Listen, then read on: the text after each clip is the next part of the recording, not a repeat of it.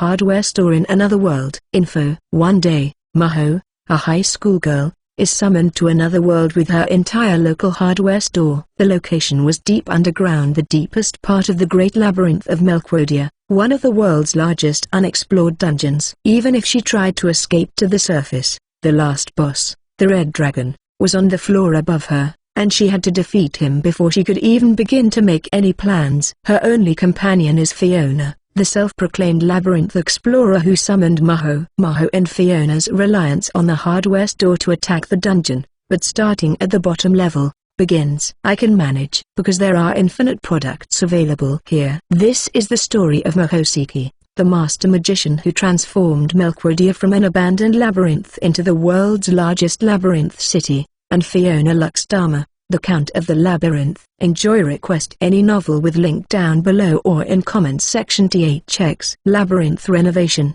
1-33. Episode 01. The entire hardware store is transferred to another world. Why is no one here? Did they say that it will be closed today? That day, I was visiting my local hardware store, Dharma, for the first time in a week. The hardware store is my sanctuary, my toy box of endless possibilities. My weekend mornings begin at the hardware store. Might be an exaggeration, but it's something I can't do without. Well, there's a theory that if you live in the countryside, there's just not much to do, so much so that a hardware store becomes a playground. The door opened. So is it open? Maybe it's just before the opening time. I came here first thing in the morning, a little too early. Usually, there are always old men with light trucks waiting for the store to open, but today, strangely enough, there was not a single customer. When I walked in, there were no clerks. Inventory day off, perhaps? Then isn't it strange that the shutters are open? I remember seeing it in some anime before. The world inside the mirror is the same as the one outside, but there are no people in there. Just kidding. Oh, you geese are all here. This hardware store has a pet section that sells small animals, many of which are not small. Whether it is a hobby of the person in charge or not, I don't know. Anyway, there are no people, but there are pets. Seriously, what is this? Did they accidentally forget to close the shutters even though it's regular day off? No, the lights are on. It can't be. Suddenly, my vision blurred. The next moment I heard a loud thump from far away. I felt as if my weight had doubled, and I slumped to the ground. I am a reasonably good athlete, but I still can't stand up. What? An earthquake?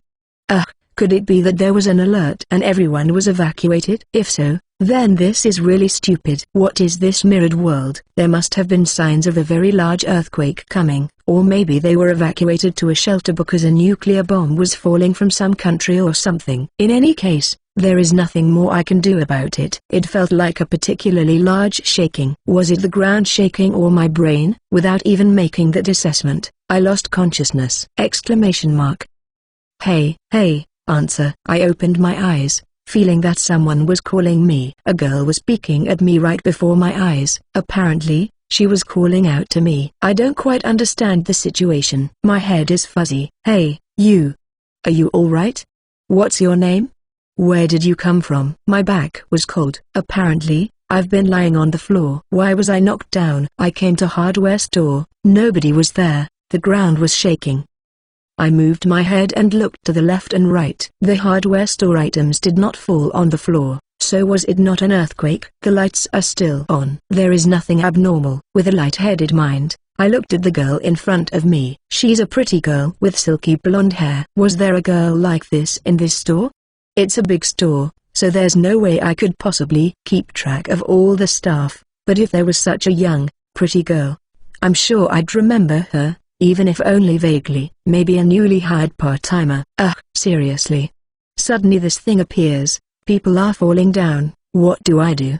The girl squatted and held her head in her hands. She seems to be in some kind of trouble. Yeah, that's because I'm lying here. I'm sorry. I'm okay. I'm alright. https://wwp.content/uploads/2024/07/9784815618117_2_2.jpg. I replied and stood up. I must leave before an ambulance is called. As I stood up, I was still a little dizzy, but I hadn't injured myself anywhere and everything seemed to be fine. I brushed my hair with the hand comb and dusted the dirt from my clothes. Other than the girl, there is no one in the hardware store. The lights are on and...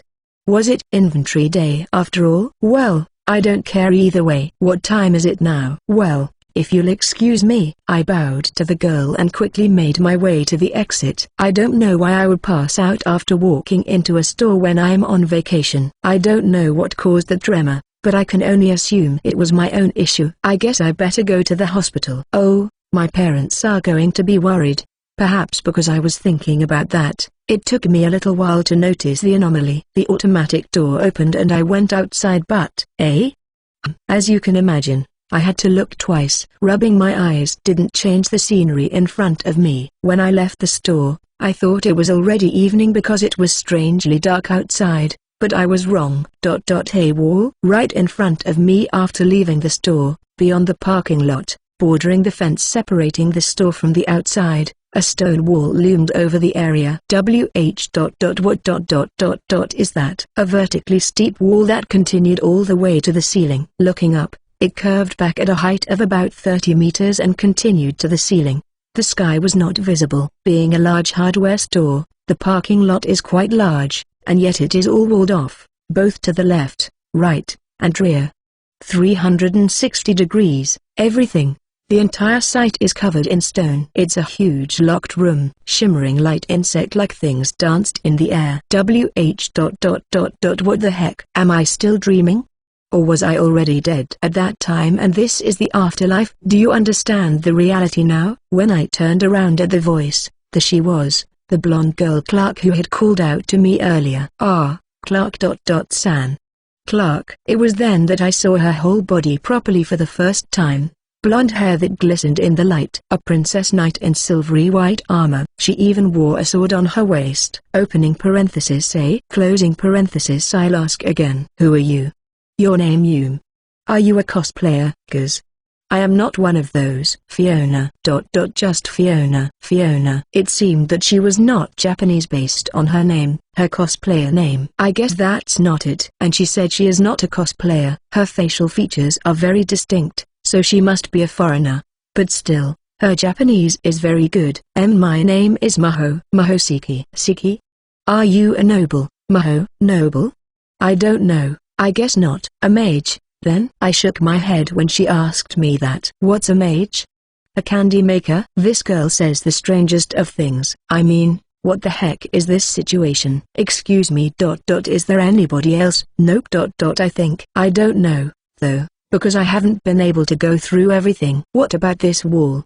There was nothing like this, right? The wall was from the beginning. You and that thing showed up later. To be precise, this room was much smaller, but that's what happened when that thing showed up. That thing is probably the hardware store. Showed up.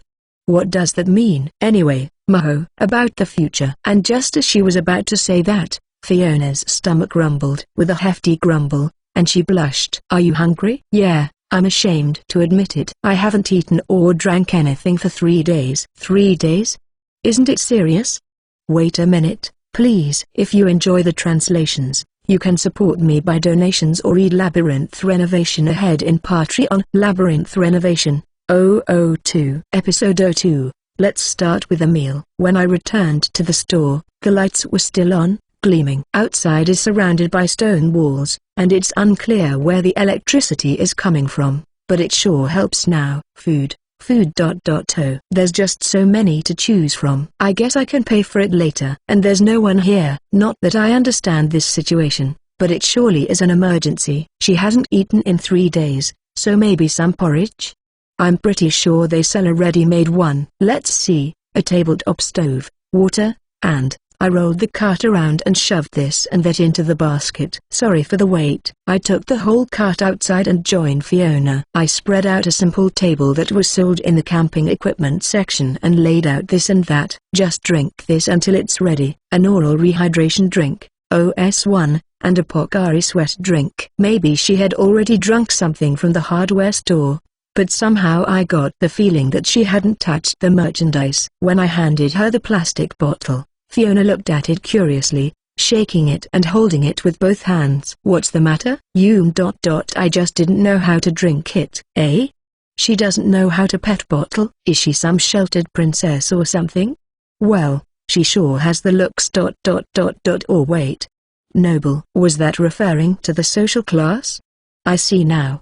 Never mind, I still don't know what any of this means." When I opened the bottle for her, Fiona was a little childishly surprised, saying, "Oh, up close, she is a stunning beauty, but her face looks quite young." "She may be younger than I thought." As Fiona opened one plastic bottle after the other, I set about preparing the meal. Lighting a fire on the tabletop stove, boiling water in a pot, and pouring the instant porridge into the pot. Having a meal in a mysterious stone chamber while in a parking lot with everything from tableware to everything else being brand new, you truly never know what life has in store for you, huh? Alright, it's done. Enjoy it. It's hot, so be careful. Tea, thank you. Porridge, canned food, and sweets. For the side dish of rice porridge, I decided to use salmon flakes, as I thought dried plums would be too strong for a foreigner. "What's this? The porridge? Oh, you mean like you've never had it before? It's not a weird thing, so don't worry about it. It is a softened rice. Because if you haven't eaten in 3 days, this kind of thing is better." I still wonder if she is a foreigner. Porridge may indeed be limited to certain occasions when it is eaten. Even Japanese people don't eat it that often. Delicious. After blowing on it, Fiona fearfully brought it to her mouth, yet she still couldn't overcome her hunger, and after taking a bite, she immediately began to eat as if she were gulping it down. In the end, she had not eaten for 3 days. Of course, she would. If it were me, I would have died of despair around the 2nd day. "Oh, don't rush, it's all right. There's plenty for sale." I heated up some additional porridge, decided that my stomach was apparently in good shape, and heated up the other ready-to-eat meals. The hardware store has a pharmacy section and a selection of ready-made and packed nursing food. It's nutritious and, above all, easy to prepare. Beef and potatoes, stewed hamburger steak, mapo tofu, beef noodles. Seeing Fiona eat so much made me kind of hungry, too. Thinking about it, it has been quite a while since I had breakfast. Nevertheless, what if I eat it without permission, as well? Let's just keep it to juice. It was delicious. Truly. You saved me. You. After finishing her meal, Fiona began to tremble and shed tears. Seriously. I thought I was done for. That I was going to die like this. That's why. Perhaps the fullness of her stomach made her feel at ease and relaxed. I don't know all the details yet, but considering that she hadn't eaten for 3 days and that this was a locked room, it must have been a pretty brutal situation. I hugged Fiona's shoulder and stayed that way until she stopped crying. She fell asleep. Her stomach was swollen, she was bawling, and Fiona just fell asleep while leaning on me. She was sleeping so soundly that even a slight shaking did not wake her up.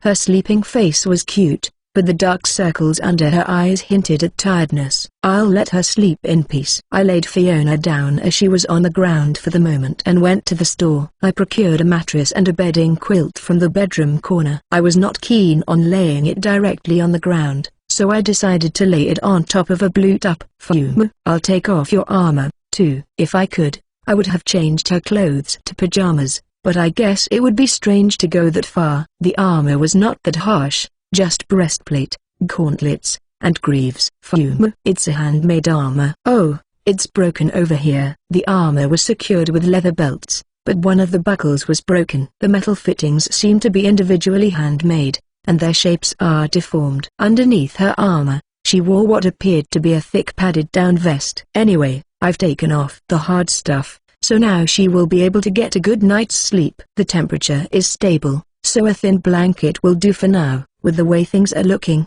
it is unlikely that she will wake up for a while. Now, what should I do? If you enjoy the translations, you can support me by donations or read Labyrinth Renovation ahead in Patreon. Labyrinth Renovation, 003. Episode 03, It's a Dragon. And for that matter, why is there electricity still coming? I circled around the hardware store Dharma, but the power cables were ripped out in the middle, so there is no doubt that this place is isolated from the outside world. If that's the case, why is there electricity?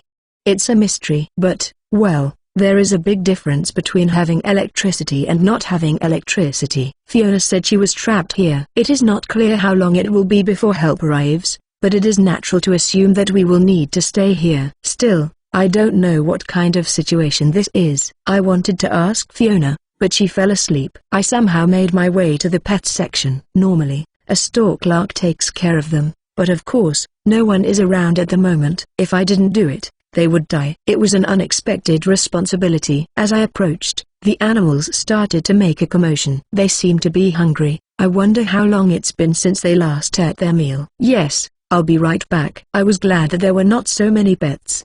Probably because it was a small pet section in a hardware store, but I wondered if it was a hobby of the person in charge or something like that, that there was a dog, a cat, fishes, lizards, hamsters, and so on, without any particular arrangement. Moreover, the dog is an Akita dog, the cat is a Bengal, the fishes are Arowana, and the lizards are bearded dragons. The hamsters are, as usual, Jungarian. Well, dogs and cats are easy to feed, so that's a blessing in disguise, right? I fed each of them and cleaned up their poop and urine. If at last we can't get out, I can let them loose, but only the fish will die soon if I don't take good care of it. On the other hand, hamsters would increase, so it would be better to keep them under individual control. As for feeding the lizards, I have some knowledge of them because my parents raised a variety of animals. Well, you give them whole crickets. Crickets are limited in number, and if I am going to spend a lot of time here waiting for help, I will need to consider breeding them. Again,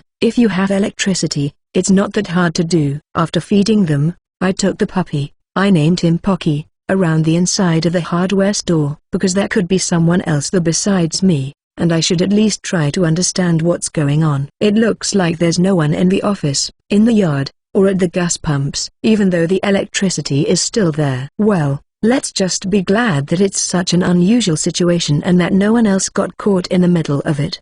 The entire parking lot is enclosed, so the space is quite vast. I put Pocky back in his cage and decided to circle around the outer wall. I tried tapping the wall, but it was made of stone and seemed to be very hard and heavy. It seems impossible to destroy, and there's that thing that looks like an exit. There is only one large, lumbering, magnificent door on the wall. Perhaps Fiona is in despair because she can't open the door with her arm strength, but this is a hardware store. After all, it doesn't matter. I'll make sure Fiona has a way out while she's sleeping. It is a huge door, about 3 meters high. It is rusty metal colored with iron rings. It is unlikely to open if I pull it normally, but it should open if I pull it with a truck. The hardware store has several trucks on site for deliveries. I don't have a license, but I can somehow manage to drive an automatic transmission. There's also a huge space to practice in. Let's give it a shot. There is also a possibility that the door will open more easily than expected. Let's see. It made a G sound and opened normally. Oh, it opens. The door was not to the outside but to a long ascending staircase. The very top is not visible. You mean it's underground? I wonder if this place is safe, like acid, gas, or something else. With this concern in mind, I walked up the stairs. I could feel the airflow, so I didn't think I'd run out of oxygen, but I was a little worried about things like gas and whatnot. Any invisible poison gas would kill me instantly. I don't remember if they sold gas detectors or anything like that at the hardware store. If only they had a little birdie, I could have used it like they did with canaries in mines. But anyway, what's that sound? A booming, earth-shaking sound could be heard. The staircase seemed to be more than 100 meters long, but the sound appeared to be coming from beyond. Whoa! After climbing the stairs, I found myself not outside, but in another huge enclosed room. It was a huge space, not so different from the lower floor, with high ceilings, but the ceiling was supported by a number of pillars, which may have been the difference between this floor and the lower floor. There was a foo-oo sound, like that of a creature sleeping. Technically, it was a snoring sound. Glistening crimson scales, sharply protruding horns, thick, sharp claws, giant wings. https://wwp.content/uploads/wp-content/07/9784815618117_3_2.jpg. No way. Is it real? It was there, with an overwhelming presence, a distinctive anomaly, a life form that could not exist on Earth. It was a legendary dragon from fairy tales. Dragon. I was amazed. The dragon seemed to be sleeping, but its enormity, its grace, its strength, its nobility, all of it, was simply beautiful and different from any other creature I had ever seen. Labyrinth Renovation, 004. Episode 04, What Are You Doing? Fiona's Puff. Huh? What happened? When Fiona woke up, it took her a while to understand the situation. Rubbing her sleepy eyes, she looked around. There was a sense of having had enough rest. Under her body was a soft bedding. It should not have been there before she went to sleep. If so, it must have been prepared by that girl Maho. In recalling the memory, Fiona blushed as she remembered how she cried and cried while Maho hugged her shoulder. She was supposed to have challenged the labyrinth with a resolve to stay strong, but her nature still remained that of a weak and fragile girl. That was quickly exposed. Where's Maho? There was not a soul around. That hardware store or whatever it was called was still there, shining brightly, but Maho was nowhere to be seen. Maho? Where are you? Feeling the anxiety return, Fiona ran through the hardware store. But she was not at the end of any of the corridors. Neither was she on the second floor. She was nowhere to be found. Or maybe she's back in her own world. N number. Please no. She found herself running around calling out her name. Fiona might be useless at times, but she was an explorer with a good deal of experience. She has hunted a good number of monsters, and her physical abilities are unmatched by humans who are not acclimatized to the labyrinth. She was a talented woman who had the blessings of a warrior and even made a magical contract with a god. It did not take much time to look all around, even in the large hardware store. But Maho was nowhere to be seen.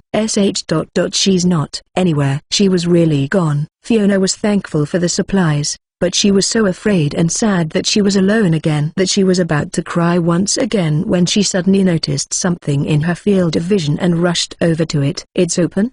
Why?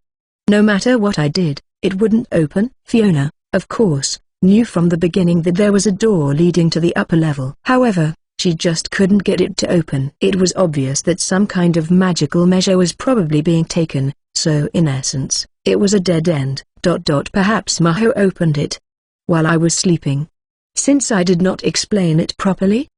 But I can't believe you went up there on your own. Above this, it's likely that, after running through the staircase, Fiona emerged on one level above. No way. There was a crimson dragon, which you could hear about in legends. This was the first time Fiona had seen it in person, too. For that matter, Fiona had never even seen a drake or a wyvern. These huge monsters didn't appear on the 6th or 7th level, where she was mainly active. A red dragon. What's more, a Dragon King variant? With spirit-colored scales, a dragon with the same presence as a monarch, a special existence among dragons.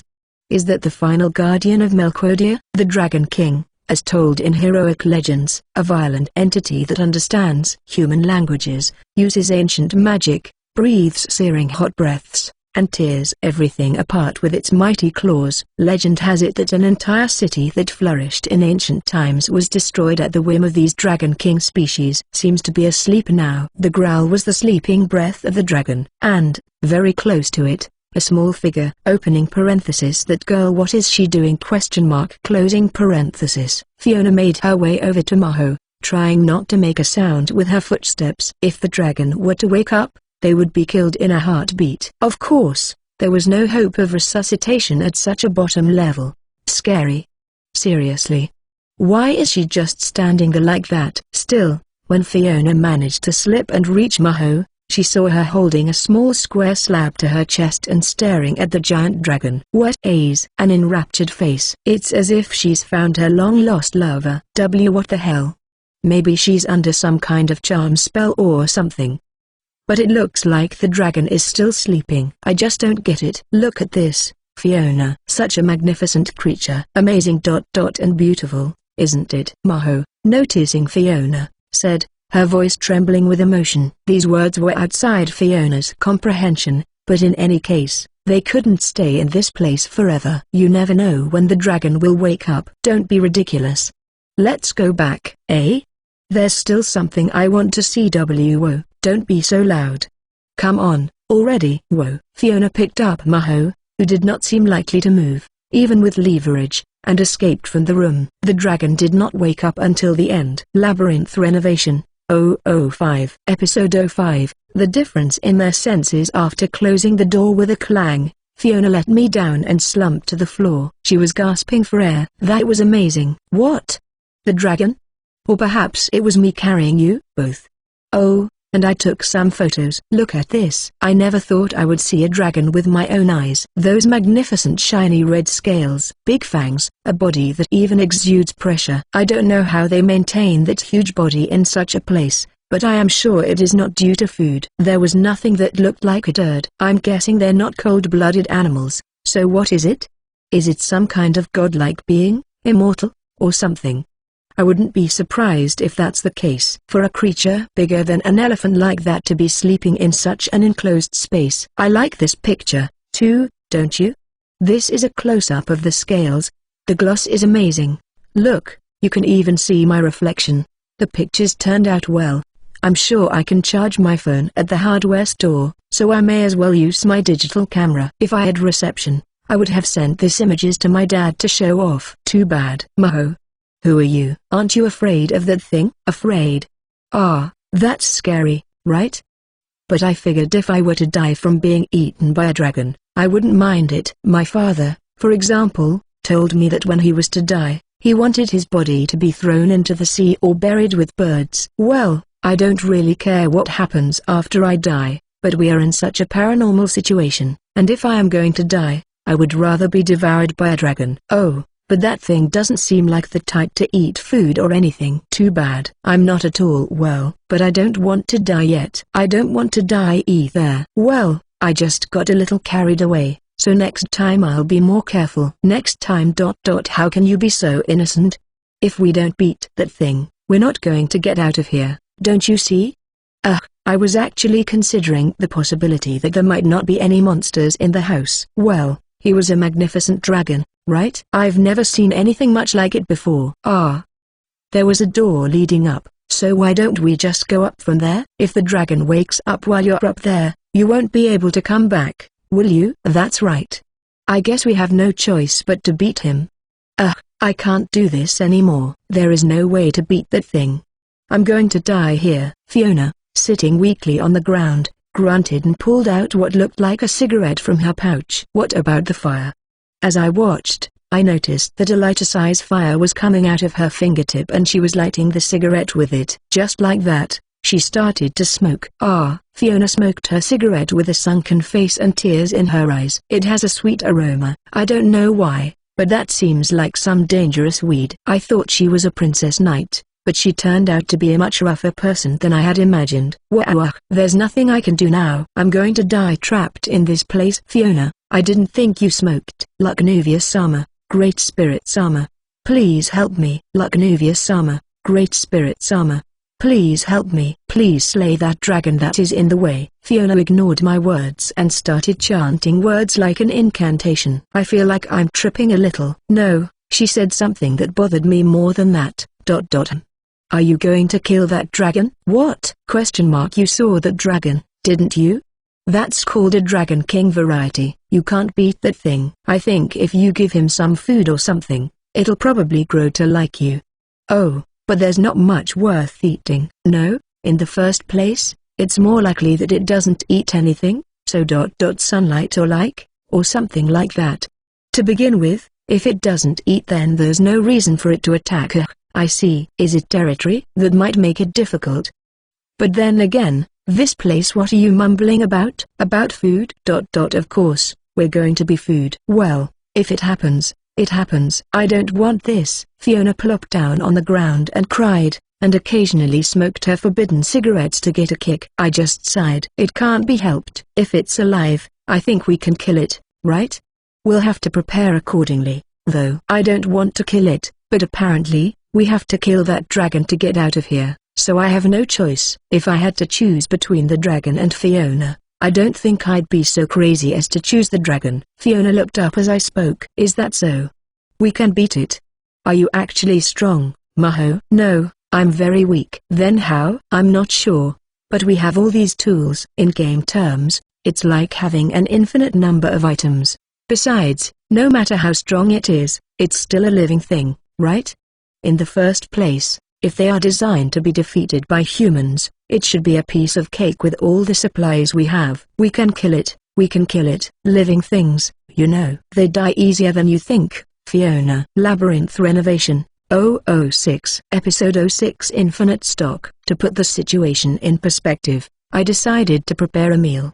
After all, I had not eaten anything for quite a while. As expected, I was hungry. You can't have a good idea if you are hungry. Fiona said that I had been watching the dragon for quite some time. Certainly, the time on my smartphone has advanced considerably. For the record, I've got no signal. I don't know where we are, but it will be difficult to call for help. I tried the phone in the hardware store, but it too was disconnected. The PC in the office was able to boot up, but the internet was not working. I'll ask Fiona about the details later. But right now I'm hungry. That said, granola or something similar would be sufficient. It would be better to consume milk and yogurt, which don't last long, as soon as possible. As expected, this is not the time to be talking about money at this point in time. As I was going to the hardware store, Fiona grabbed my hand. Where are you going? Where? I'm just going over there to get some food. I'm coming with you. Having said that, hand in hand, we headed for the hardware store. Somehow, all of a sudden, she became attached to me. Because I fed her? Is this an effect of that? Granola, granola, granola. Where was it again? What's a granola? What is it? Dehydrated seeds and cereals? Oh, you mean like muesli? I don't know what that muesli is. Well, she could eat porridge, and granola is more of a Western-style food, so Fiona should be able to eat it normally. What about milk?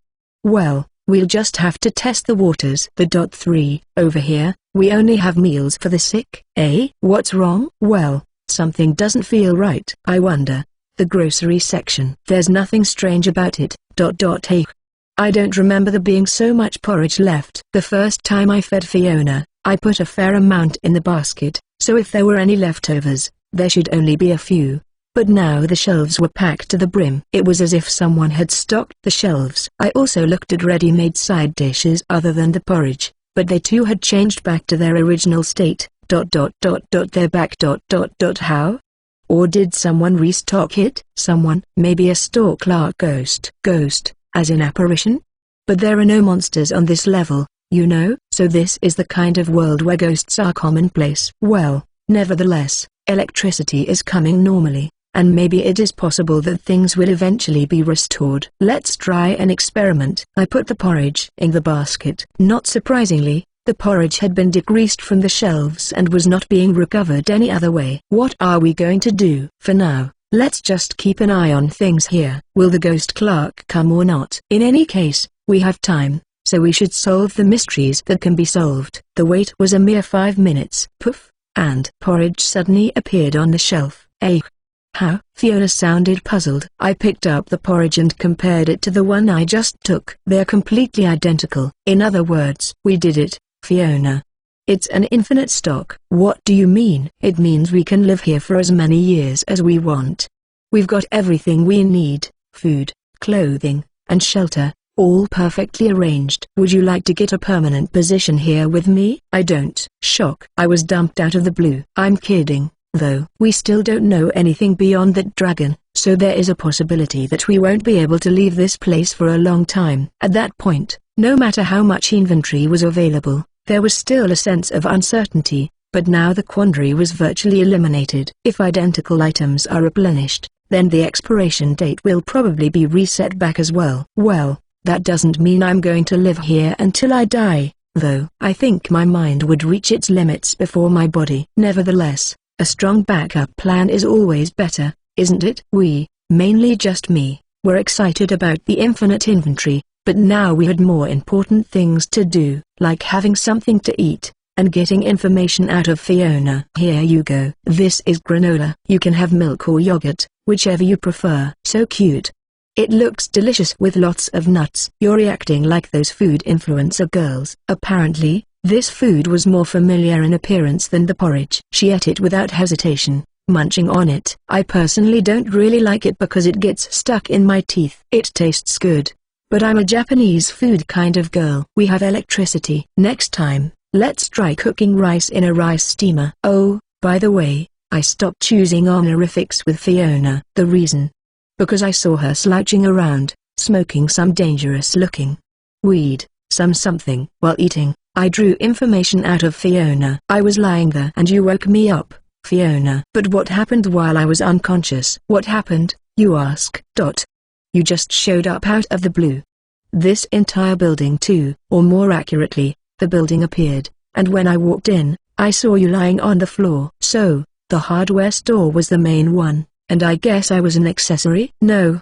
Or perhaps vice versa. In fact, the whole situation was strange in itself, as there was no one else there besides me. By the way, I was caught in a displacement trap and sent here. The treasure chests here sometimes have traps like that. It has kept me here for 3 extra days. A treasure chest? Trap? Those are words you don't use in your everyday life. Is it like a game? Fiona is dressed like a princess knight.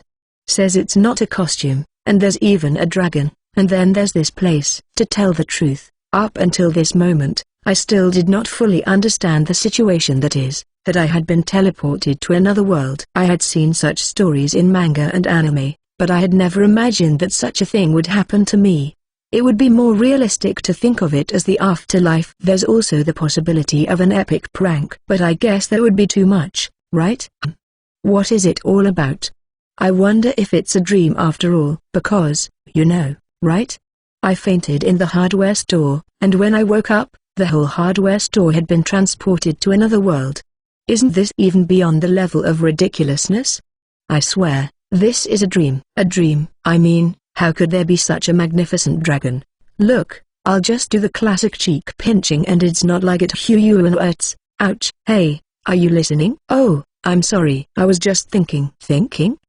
While pinching your own cheek. It is a traditional method of judgment in my country, I answered while rubbing my aching cheek. I mean, it was just plain painful. So, where did you come from? From Japan? Japan? And why are you asking me? It makes you sound skeptical. I sort of expected you to not know anything about Japan. And what's with that building? A store? But isn't it too big for it to be one? That's called a hardware store.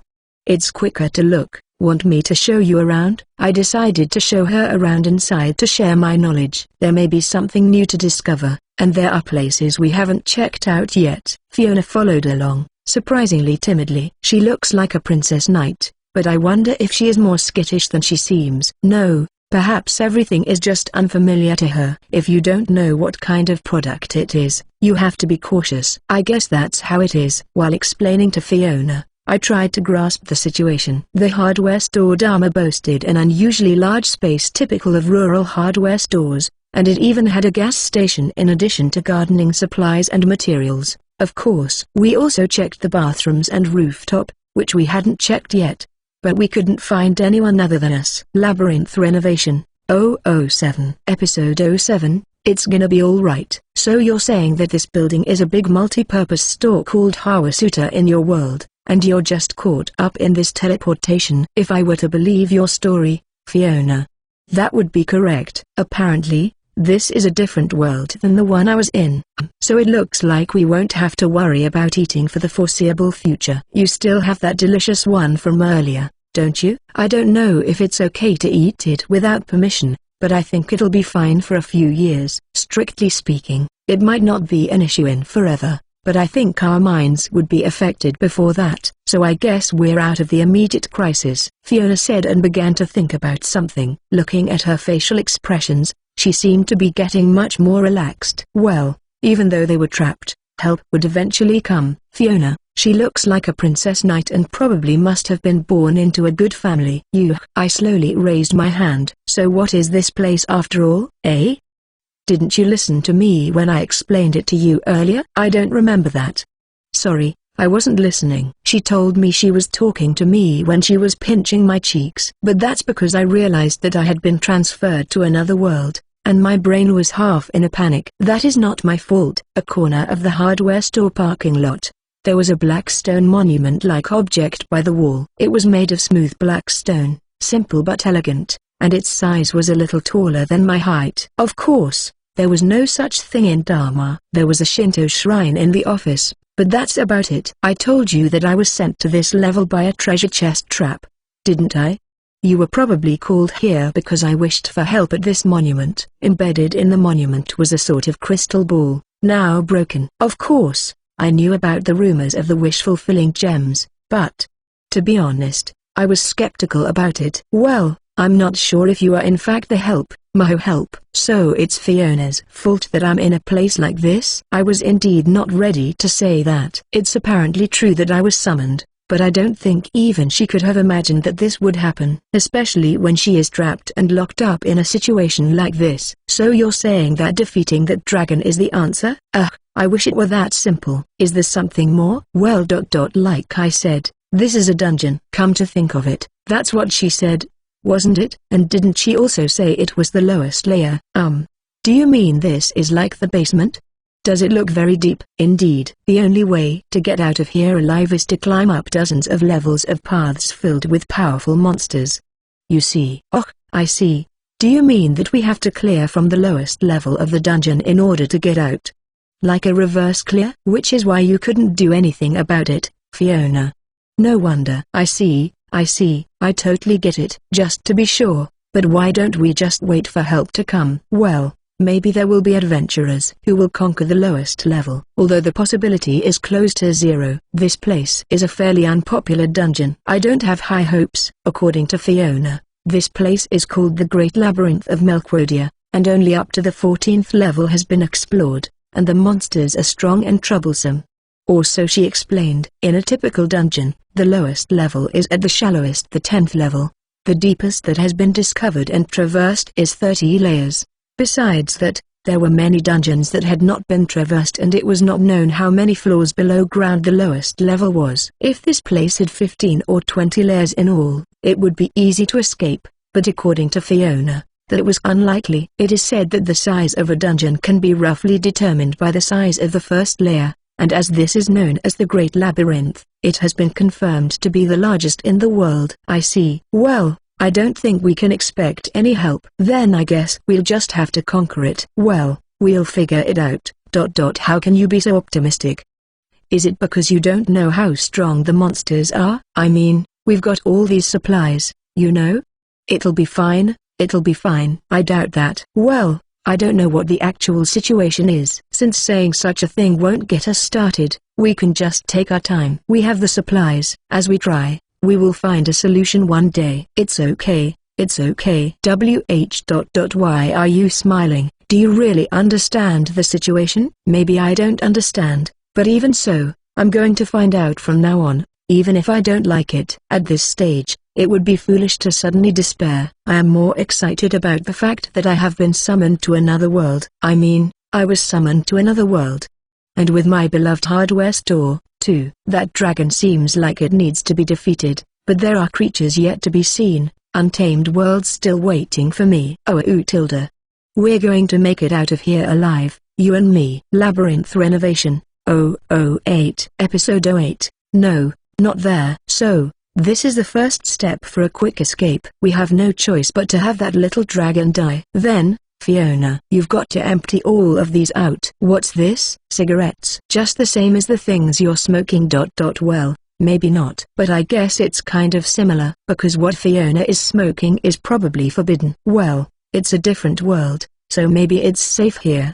May I try one? Sure. Oh, and I've got a lighter. Wow. That's great. A magic tool. It is not a magic tool. I mean, magic items exist after all. If she says it's amazing, then it must be quite valuable. We can make a fortune just by selling out lighters. Oh, not bad, not bad. Fiona blew out a cloud of smoke and gave her impressions. Apparently, it doesn't have to be something that's forbidden. I started disassembling the cigarettes and transferred only the leaves to a commercial-sized pot. Then I added water to that pot and brought it to a simmer on a tabletop stove. So, what are you doing? Extracting a poison called nicotine. I don't know if it works on that dragon, but I guess the important thing is that we have time. He is the boss of the lowest level and the strongest, right? If that's the case, then if we can beat that thing, it's as if we've cleared the game, isn't it? If he's a living being, the poison should work, but it's a different world, and he's a monster. The hardware store also has a large number of other pesticides, insecticides, rodenticides, and other bad chemicals. Unfortunately, I have very little knowledge of chemistry myself, so I can't even imagine what would work. But I'm sure that if you gave it a chunk of the deadly poison, it would probably have some effect. Maybe. Oh, that's right, Fiona, take off your clothes. Wait, what? My clothes? Why? Although the food seemed to have been fine from my world, I would have to check with you to see if there might be any differences in your body. Why are you suddenly so respectful? This is a different world. At a glance, she appears to be the same kind of people, but strictly speaking, she is of a different race. You should investigate in advance what you can investigate. Is that what it takes to defeat the dragon? Of course. Since we are trying to kill an otherworldly creature with poison, it is only natural to examine the nearest sample. I'll get to see an otherworldly beautiful girl naked, but I don't have any desire to do it for this reason. It just happened like this. So it's needed. I got it. Don't be so shy. There are only the two of us, you and I. Fiona. Do you want me to take mine off too? No, thank you. The equipment is already prepared. A stethoscope, a blood pressure cuff, an oximeter, an EKG, and a scale. Fiona undressed with her face down in embarrassment. The fact that she's not casual about undressing herself is what makes her sexy. Her white skin shines against the rocky surface of the labyrinth. If I were a photographer, I'd be taking a lot of fierce pictures. I took it off. Well, if you'll excuse me. For starters, appearance. For the moment, she is no different from the people of Earth. I place my stethoscope on her and listen to the sound. The comparison and control is me. Does this sound like the same? At least the heart is in the same position and beating the same way. Does the fact that even the internal organs are the same mean that we are completely the same human beings even though we are in different worlds? That thing that makes fire come out of the fingertips, could that mean it's an external factor? Or is it brain-derived? Is it possible that there is a separate special organ? Well, I don't know. I feel that your normal temperature is a little higher than mine. Shall I take your temperature with a thermometer? Her body temperature was 37.5 degrees Celsius, over 6 degrees. If it were me, I would have a fever that would make me feel dull, but for Fiona, it seems to be a normal fever. This may be the part where they differ from Earthlings. The bones are the same, the shape is the same. Ears, nose, and mouth. Toe, and the same number of teeth. The reproductive organs are, no, not there. Whoa, sorry. It's a delicate area. It's a very important part of the medical process. But it can't be helped. Well, I guess that's about it. At any rate, it looks like our bodies are almost the same. Your body temperature is just a little bit higher than mine, Fiona. After that, I measured her weight, heart rate, blood pressure, and so on, but there was no particular difference. In other words, Fiona is almost identical to Earthlings. What did you learn from this? It confirmed to me that Fiona is a creature just like me. Then the dragon should be the same creature, albeit with some differences. But it's a monster, you know? Monsters are not like humans. I mean, he's in a place like this without food, so he must have another source of energy, but it gives me a hint. I was almost certain that Fiona was a human being not too different from me when she was eating her food. But maybe she was a machine inside and only human on the outside. The possibility of that wasn't zero. If Fiona's body were mechanical, the dragon would also be mechanical on the inside, and the difficulty of the challenge would increase dramatically. If the body is raw protein, poison would work, and burns or even temperature changes would kill it. Also, someone built this dungeon, right? So, that dragon is placed there to be slain, right? And if you think retroactively from the wish fulfillment altar, there's no point in putting an entity that can't be defeated, a being that creates dungeons? There shouldn't be any such thing, but maybe a party of high-level adventurers could take the dragon down. Then, I'm sure I can beat him. For now, let's try the poison first. I wonder if poison will work. Fiona was skeptical, but poison is not to be sneezed at. Above all, if it doesn't work, then there is always the next one. Or rather, there are so many possible moves that it is more a question of which to try first. It is also the case that it is important to defeat the dragon while he is sleeping. Well, we've got time, anyway. A pot of boiling tobacco broth was brewing in the pot, its color becoming toxic. Yup. The gas coming out of here is enough to kill a person. Labyrinth Renovation, 009. Episode 09. Let's go the safe route. It's done. I don't know how much to boil it down, so it's a bit of a guess. But I'm sure it'll be fine. A pot full of nicotine extract is ready to use. How dangerous is this poison? I don't know, but if it were me or you, Fiona, a spoonful would surely kill us. Scary. I think I saw something on the news once about how even a few drops can kill you. I think even that dragon would die if given a full dose of this. It would be better if it could be injected intravenously. But would a sharpened pipe be a good substitute for an injection? No, if he wakes up, it would be too late. Behold.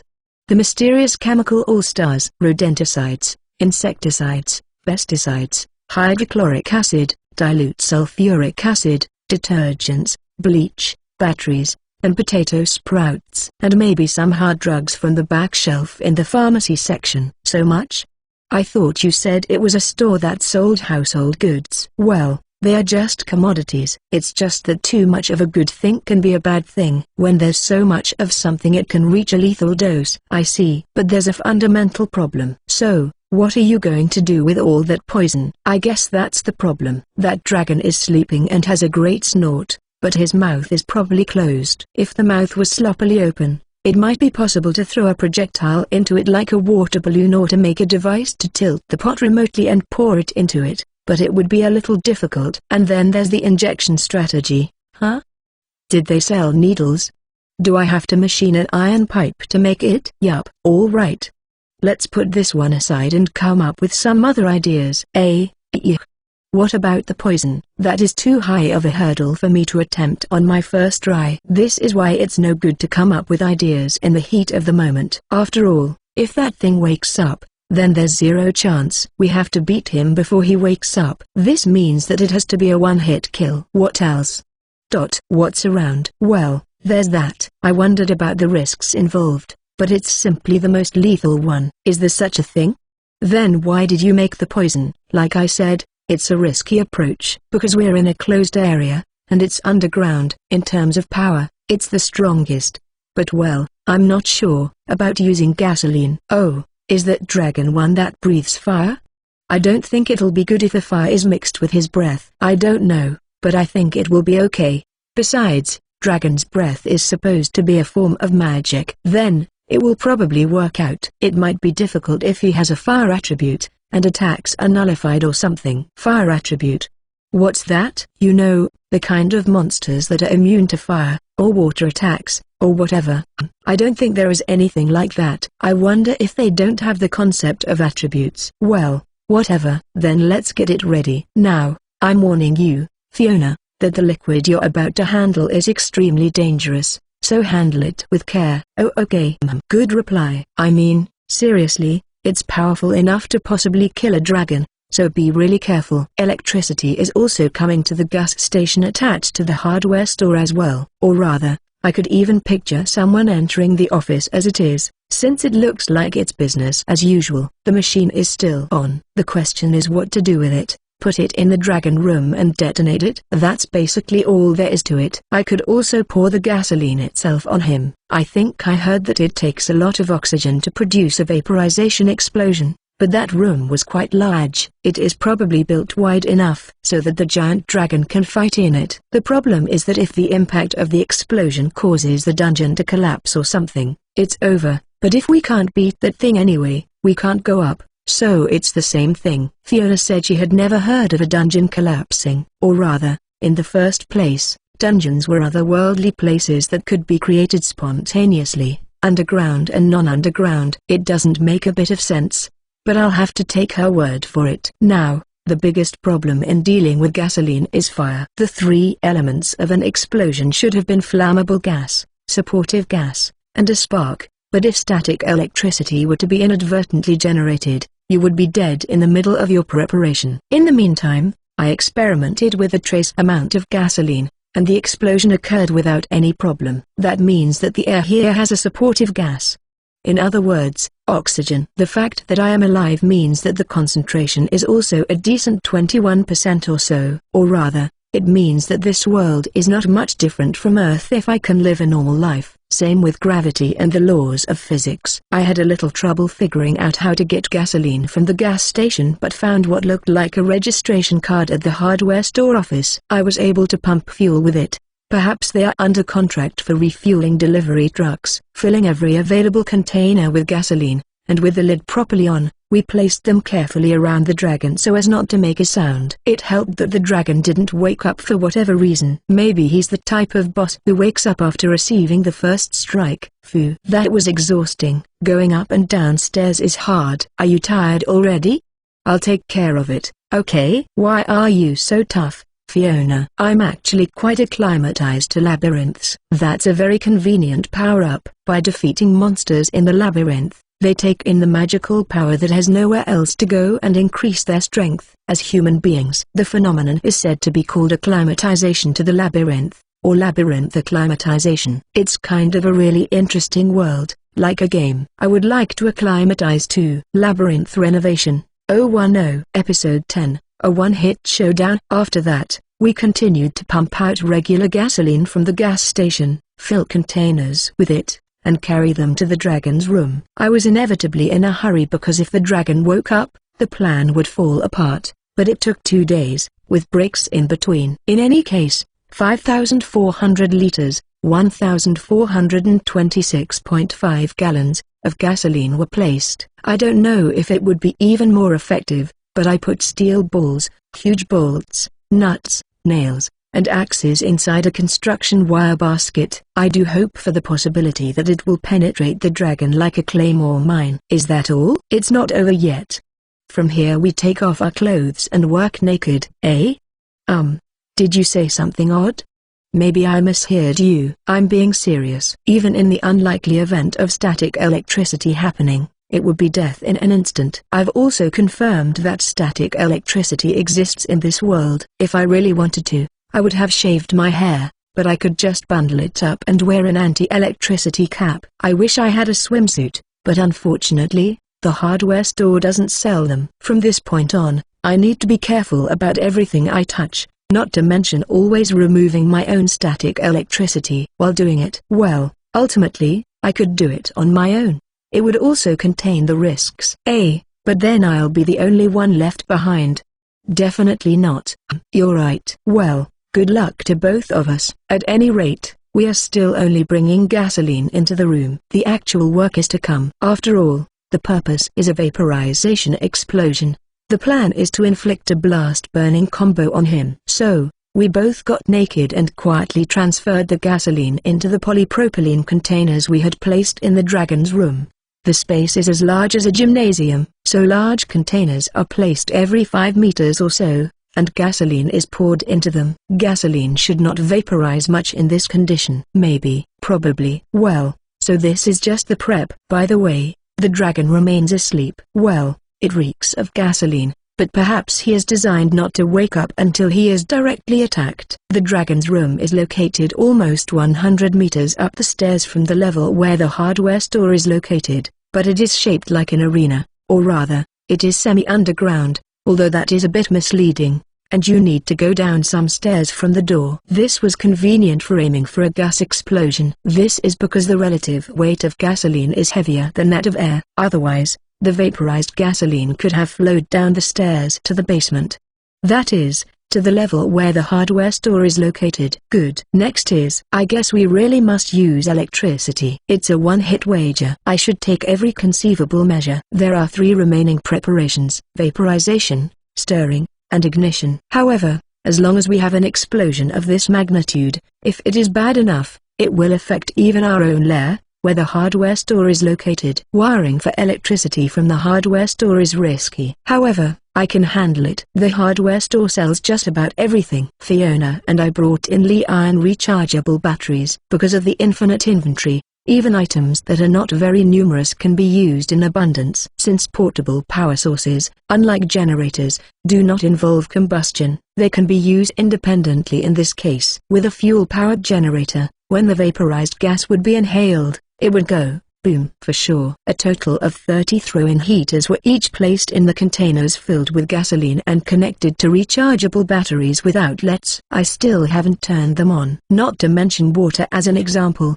Liquids are more easily evaporated at higher temperatures. We installed 3 construction fans on a high platform in front of the door, which will also be connected to an electrical outlet. Since the power consumption is likely to be high, a battery was prepared for each of them. Finally, the ignition system. Well, even without an ignition device, the gasoline may eventually exceed the ignition point and explode, but it would be better to have one. I disassembled a gas stove and knocked off the ignition plug. Using a cable, I connected it to a dial timer. It was set to turn on after 11 hours. Now all we have to do is pour some gasoline around and turn it on. Are you ready? Why yeah. Is this going to work? I just don't understand what's going on. I'm not sure if it will. But if this creature doesn't die, then maybe it's impossible for humans to kill it. Only God knows what will happen. I had Fiona wait downstairs while I spread the gasoline in the containers placed in various locations, tipping them over and spilling them. There are several other containers of gasoline, and I don't know if this work is necessary. But it is just in case. The problem is if it doesn't explode properly, but I don't want to think about that case. I spread gasoline equivalent to dozens of portable cans and turned on all the power. The heaters began to heat the gasoline and the large fans began to mix the air with the vaporized gasoline. Ignition will occur in 11 hours. I snapped the door shut and went back downstairs. Somehow we managed to finish it. Now we just have to see what happens in the next 11 hours. I wonder if we can beat him. If this doesn't work, do you have anything else? Fiona's face expressed anxiety. Her trembling fingers reached for the pouch at her waist. Yes, this is not forbidden. Have some. I handed her a Marlboro pack that I had in my pocket and continued. Besides, even if this doesn't work, I'll still have that other option. I see. You're awesome, Maho. It's not so much that I'm awesome, it's the hardware store that's awesome. Or, to put it more strictly, mankind is awesome. Even so, I wasn't able to do anything. You did a great job carrying gasoline, didn't you? I don't have that kind of power. Well, whatever. If it doesn't work, it doesn't work, and we can think about it again. That is if this attack doesn't wake the dragon up and he rushes downstairs. Well, let's not mention that. Labyrinth Renovation, 011. Episode 11, Countdown. Boom. Since it was unclear how destructive the explosion would be, we piled sandbags in the area that resembled a staircase landing. By the way, the sandbags were filled with soil from the gardening section. I don't know how effective it would be, but it might be worth doing. If the explosion flames go through the door and cause a fire in the hardware store, it would be a real disaster. The door is made of metal, and it looks pretty sturdy, so I'm sure it'll be fine. I checked the clock on my phone. 6 hours have passed since all preparations were completed. Still no sound of an explosion. An unintended explosion caused by static electricity or spontaneous combustion of the gasoline does not appear to have occurred yet. Or rather, since I don't know what's going on the other side, I will be quite stuck if it doesn't work out. A room filled only with flammable gases that have not exploded is too dangerous. But, well, the die has been cast. It is more than 100 meters by stairs from this floor to the dragon room, and the stairs are diagonally up, so it is not directly below. If there was a strong impact from an explosion, it would probably be fine. I think it will all be okay. Well, if it doesn't work, then so be it. How much longer? Are you sure it's okay? It's the Dragon King variant, you know? It's a red dragon, you know? I don't see how a liquid like that could be enough to take him down. Don't worry, if we could at least weaken him, we could use your sword to finish him off. I'm starting to feel a bit uneasy too. In fact, can that thing defeat a dragon, one of the most powerful species among the inhabitants of a fantasy world? Although you won't know unless you try. If only the hardware store sold large, heavy machinery. An excavator, with some kind of bile bunker attached to it, would have been a fairly effective weapon. Well, an excavator can't go up the stairs in any case due to the limited space. Then we waited for the explosion, even praying. Or rather, actually praying at that shrine from earlier. Beep, beep, beep. The timer in my phone went off. This signaled that only 5 minutes remained. It's about time. If this is a dud, I'm going to cry. Lucknuvia Sama, Great Spirit Sama, I beg you. May it succeed. May it succeed. Fiona has long given in to the pressure and has already taken to the forbidden thing. Shall we count down, then? 1 minute left. 30 seconds. 10, 9, 8, 7, 6, 5, 4, 3, 2, 1, 0. I counted together with Fiona loudly, as if to make the anxiety disappear. Then, a little after 0, Zeus on a distant, heavy sound. Was his a success? Yeah, maybe. There were several sporadic occurrences of the same sound after that, but then it stopped. What arrived was a distant, muffled sound, but the fact that the sound was generated suggests that some phenomenon must have occurred in no small degree. Considering that this is a dungeon and the area is underground, the explosion should have been of a fair size, I think. Is the door okay? Does it seem like there's no danger of the ceiling collapsing either? More importantly, did we beat him? What was it? How did you call it? Labyrinth acclimatization? When you defeat something, don't you get something like experience points and a level up, right? Something like that. You won't really notice it right away, you know? You can tell when you wake up after a night's sleep, though. But if you beat a dragon, you might notice it immediately. But there's nothing. So if we haven't noticed anything, does it mean we didn't beat him? No, maybe it's just because we were not eligible for the experience gained from defeating him with such a remote and lame attack in the first place. Let's keep a positive attitude. Shall I go take a look? No, not yet. On the other side, it will probably still be hell for a while. Don't ever open the door, okay?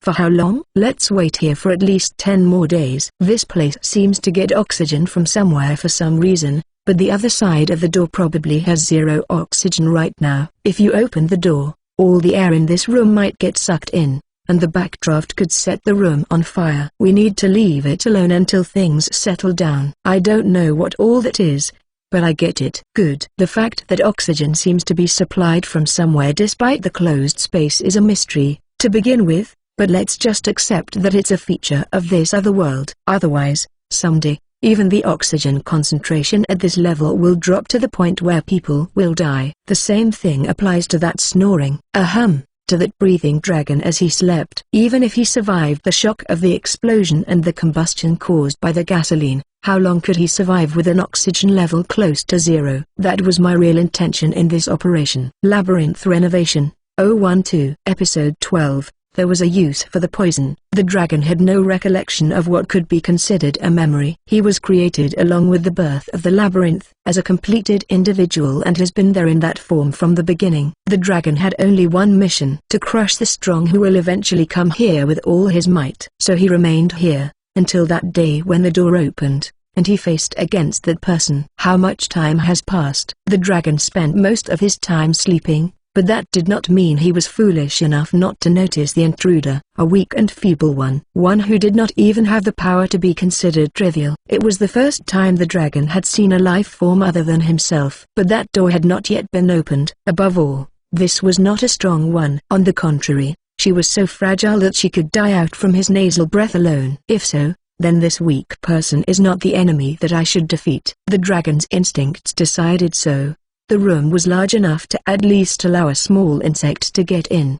The two weak and feeble ones wandered around but never touched the dragon. If they should touch me, it would be fine to crush them. The dragon thought this way, but it seemed that they were not trying to harm him, just that they were going to put something around him. The dragon had never left this place, but that didn't mean he was ignorant. There is a custom for the weak to give offerings to the strong. He had that kind of knowledge. Then, was this a gift from the weak? There is a sound of pouring some kind of liquid. Although he has never drunk it, it may be the kind of alcohol he has knowledge of. The dragon pretended to be asleep and waited, so as not to alarm the weak. The room was empty, with only the sound of something moving faintly echoing around. The dragon waited for a short time and then woke up to see what was going on. What is this? The ground was wet, and the liquid that looked like alcohol was giving off a bad smell. Was this what alcohol was like? He didn't know. He didn't have that much knowledge. Should I call the weak and have them explain? No, the Dragon King, should not be asking for guidance. The instinct of the dragon only strive to defeat the strong with all his might. Nothing more. He didn't have a way of life. He didn't exactly live a life as the king of dragons. He was just a mere set piece and had no way of understanding the situation correctly. The bad air gradually increased in density, but there was nothing the dragon could do about it. The meaning of this was unclear. He was not being attacked with a sword. Neither was he being attacked by magic. To begin with, there were no enemies anywhere. When the dragon raised himself, there was a click somewhere, and the next moment, the room was filled with a flash of crimson light. It's been 10 days since Fiona and I started our unbridled debauchery. I think that's enough for now. Fiona, I'm going to open the door soon. I'm just going to laze about some more Tilda. This girl has really gotten a taste for it now. I didn't know if the dragon was defeated, and I felt really anxious. So I got carried away and set up some futons in a corner of the hardware store and had a movie night, and as a result, she became a complete slacker. What's more, she smokes in bed, so her futon gets burnt, and even though she looks really cute, she's actually quite a hopeless case. For some reason Fiona could understand the words in the movie. I'm not sure whether Fiona is special or the movie is special, or rather, I myself was able to communicate with Fiona without any problems, so I wasn't really aware of it, but it's a mystery why we were able to convey ourselves in Japanese. I wonder if this is also an example of the otherworld effect. As for me, I had a fair amount to do. I was busy looking after the animals and caring for the plants. I was quietly busy. Fiona also helped me, though. The dog, Pocky, the cat, and the lizard are fine, but the problem is the fish. What the hell are they doing selling arowana in this store? There's no manual, and if it wasn't for me, it would have died immediately. Also, I gave them names because they are all in the same boat as Pocky. The Akita dog is Pocky. The Bengal cat is Tama. The bearded dragon is Kaiser. The arowana is Arrow. The hamsters don't have particular names. To begin with, it's not possible to identify each individual, and I'm not the type of person who has a lot of love for mice. I can feed them to snakes without hesitation. Pocky and Tama were kept in a cage, but I felt sorry for them, so I let them run free. They were both clever, and they quickly learned how to use the potty, and they played together. I also started growing vegetables in planters. I don't know if they grew up in places like this. I think I can grow things like potatoes, spinach, and onions. Personally, I'll be happy when tomatoes, daikon radishes, and eggplants grow. I want some color on the dinner table. Leaving that aside, it's the door. It's a mystery what's on the other side, and it's quite scary. What's more, that door opens to this side. If there was pressure on it, there's a possibility that the door would burst open as soon as we pushed it open. Scary. Well, shall I open it? Maybe it's better if we stay apart. Why yeah. Stumbling to say yeah, Fiona clung onto me. How could this scaredy cat be an adventurer? The door seems to have some mysterious power working on it, because even if I pull on it with a rope, it won't open, and I have to open it myself. It's pretty scary, but there's nothing I can do about it. Incidentally, this door won't open for some reason even if Fiona tries to open it, so it would probably be better to put a stopper on it so that it doesn't close if we manage to defeat the dragon. I carefully opened it a few centimeters. No airflow was observed. If the other side of the door was in a state of oxygen depletion, the air would be sucked in all at once, or the door would be too heavy to open in the first place. But there was no such response. Looks like everything is fine. The gas detector looks fine too. Let's go. We climbed the stairs, dodged the sandbags, and finally reached the door in front of the dragon room. Apparently, the door was intact even though there was a gas explosion. Touching the door with my hand, it didn't feel particularly hot. If the door was made of iron, it should have been affected to some extent by the temperature on the other side. It doesn't seem likely that it's still burning. Well, I don't know if this door is made of iron, but since it's metal, it should have some heat conductivity. Can you hear anything? I can't hear a thing. Nothing at all. Even if we put our ears up to the door, we couldn't hear anything. No dragon breathing sounds either. Slowly, I opened the door a few centimeters. There is no inflow of air. When I looked inside using a mirror, I couldn't find the rechargeable battery that should have been placed in front of the door, nor could I find any containers. I opened the door further and checked the room. Fiona, look. I wonder if that's dead. The dragon was crouching by the wall. It didn't move at all, and it looked like a corpse, but it was emitting a slight glow. What is that? He's alive. We haven't beaten him yet. What? He's still alive? Even like that? because dead monsters turn to stone. What's up with that? Do you turn to stone when you die? So, the whole labyrinth is full of stone statues? Oh, do they carry them out and sell them to collectors? It looks like a lot of work to carry. However, the dragon should be on the verge of death. The gasoline containers we had placed there were all crushed and the fragments were scattered everywhere. The storage batteries were also scattered about, and it seems that a fairly large explosion occurred. Because it was a sealed space, it's not clear whether it was an explosion or whether the pressure and temperature just rose intensely, but surely it must have been a hellish situation.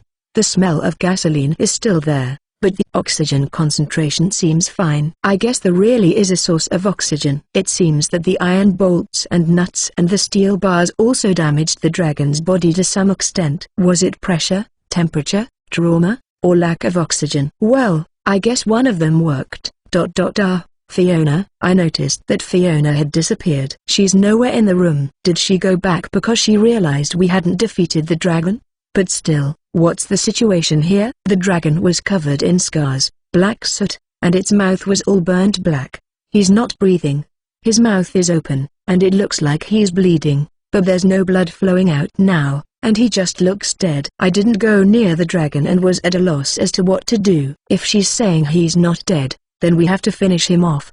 As I was thinking about this, I heard footsteps coming up the stairs. Maho! Move aside. Fiona! You are... Fiona screamed, throwing a bucket of liquid into the dragon's mouth. Is that the poison, nicotine extract, I made before? Maho, help me. Let's make him drink it all. No, it looks like that dragon isn't even breathing, so I don't know if he'll drink it or not. Well, there's nothing else we can do.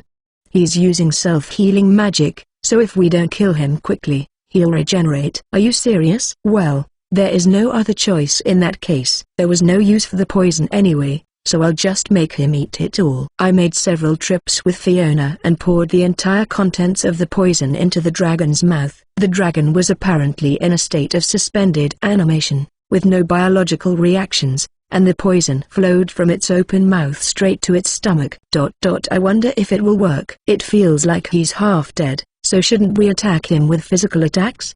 Why don't you try cutting his head off with a saw? Maho, you said it was a strong poison. If it works properly, then poison magic will deal a small amount of damage over time. Oh, that's just like a game, too. After watching for a while, the dragon's light subsided and gradually changed to a toxic color. Is this a type of reptile, or does he have the ability to change the color of his body like a chameleon? Or is it the effect of the poison? Maybe it's just so that the poison status is easier to understand, like in a game. A few minutes passed after the dragon stopped glowing. Bang! With a sound, the dragon exploded. Whoa! What the? We did it! Maho! We did it! We've beaten him! We actually defeated a dragon. Did he die? I thought he was going to turn to stone. He did, like I said, he turned into stones. And such large magic stones at that. Fiona ran off, shouting. She was so excited to pick up all the colorful stones. Although it didn't turn into a stone statue, the part about the stones selling for a high price to collectors may have been correct. Labyrinth Renovation, 013. Episode 13, Hydra Grass. With this much, I can do this and that. This and that? Do you think it will sell for a good price? Oh, of course, I'll only take a small portion. I didn't do anything. Really? Maybe a tenth. A fourth. Half. Fiona's voice gradually got quieter. Did you have more money problems than I thought? Well, isn't the only reason for adventurers to do this to make money? I'm sure it's a job where you have to keep fighting monsters. Alright, I don't really understand the value of it. Let's think about it after we've escaped for now. Yes, I doubt we'll ever get our hands on that magic stone from that dragon again. If I wanted to turn something into money, I could clearly get by with the infinite stock of the hardware store. I feel like it'd be a shame to cash the magic stones in. Or does it mean that it has value other than money? Well, now that the dragon's gone, let's go to the next floor. We opened the door and went up the stairs. Another long flight of stairs. It must be about 100 meters long. Come to think of it, there was no level up by gaining experience points. Did you get it, Fiona? Are you talking about labyrinth acclimatization? Come to think of it, it's definitely not there. I guess it's because we didn't do anything directly. Such a waste. I understand the feeling. I feel like I missed out on getting the experience points for the final boss. Is it a specification that you can't gain experience points from a secondary attack? No, poison attacks are supposed to be rather direct attacks. It's at least more physical than magic. If so, is it a specification that prevents you from gaining experience points in boss battles? After all, he's the final boss, so there's no need to level up as long as you've cleared the rest, right? Seems so. To begin with, the whole idea of labyrinth acclimatization is a mystery. Whatever. Unfortunately, there's nothing we can do about this. I guess I'll just have to stick with being level 1 for a while. After climbing the stairs, there was another door. Speaking of which, are there no save spots in dungeons? Right, like a place where you can take a break. I don't know what a save spot is, but I think the places where monsters don't appear are around the transfer monument. If they were on this floor I could go home. Transfer monument? What's that? If you use it, you can teleport to the transfer monument on another floor. Wow. That's really convenient. I thought it would be really tough to go down and up through the dungeon floor after floor, but it turns out there's an elevator. So, that means we just have to keep going up until we find it, right? What a relief. Why yeah, I thought I had to clear all the levels to get out. Well, let's hope it's there as we open the door. At least anything will be easier than a dragon. I guess so. I'm a little worried about Fiona's vague way of answering, but anyway, on to the next level. In reality, there are more things to try on a level with a boss like a dragon, and for us, a horde of zombies appearing in a maze-like area would be more of a threat. If we get unlucky and get that, we'll have a lot of trouble. Wow. What the heck is this? This is amazing. What lay beyond the door was a field of flowers. The room was a little brighter than the dragon floor. It's not as bright as the outside, but seriously, how? Is this like a safe floor? Maybe a floor where you can rest in a flower garden and regain your strength before the dragon battle? Wait. Maho, don't go in. What's the matter? You're looking so pale. It's all Hydra grass, a poisonous plant that does not wither or die, and which will paralyze the whole body and render the victim unable to move with just a slight touch. Can plants even live here? Anything goes in the dungeon, I guess. Hydra grass, according to Fiona, the flower is said to have great vitality and does not easily wither, and even if you cut it, it will quickly regenerate. It is also said to be a terrible flower that will paralyze your entire body if you touch it even slightly. Why does this dungeon have to harass me like this? You can't just cut Hydra grass, you have to burn it with fire magic or it'll regenerate quickly, you know? I think this is a level designed to wear down the magician. By the way, I can't use proper offensive magic. Fiona was in despair, with her head in her hands. It was hard for her to imagine that a colony of paralyzing flowers could be found at the bottom of such a labyrinth, so it must be quite rare. That said, it seems that Fiona still doesn't know what a hardware store is. Well, since I killed the dragon with gasoline, there is no choice. This is my strongest area, you know. Fiona-kun. Normally, adventurers equipped only with the bare essentials for adventure would enter this level armed with weapons and armor. In that case, there's no other way to burn it than with magic, right? Usually.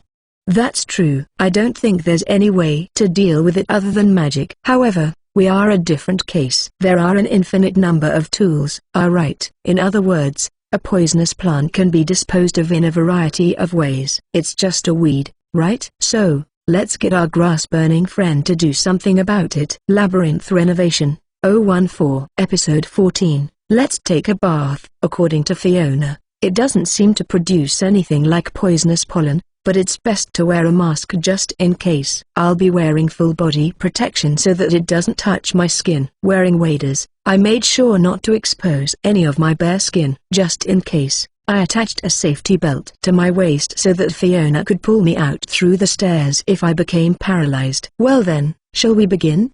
Let this filth be cleansed.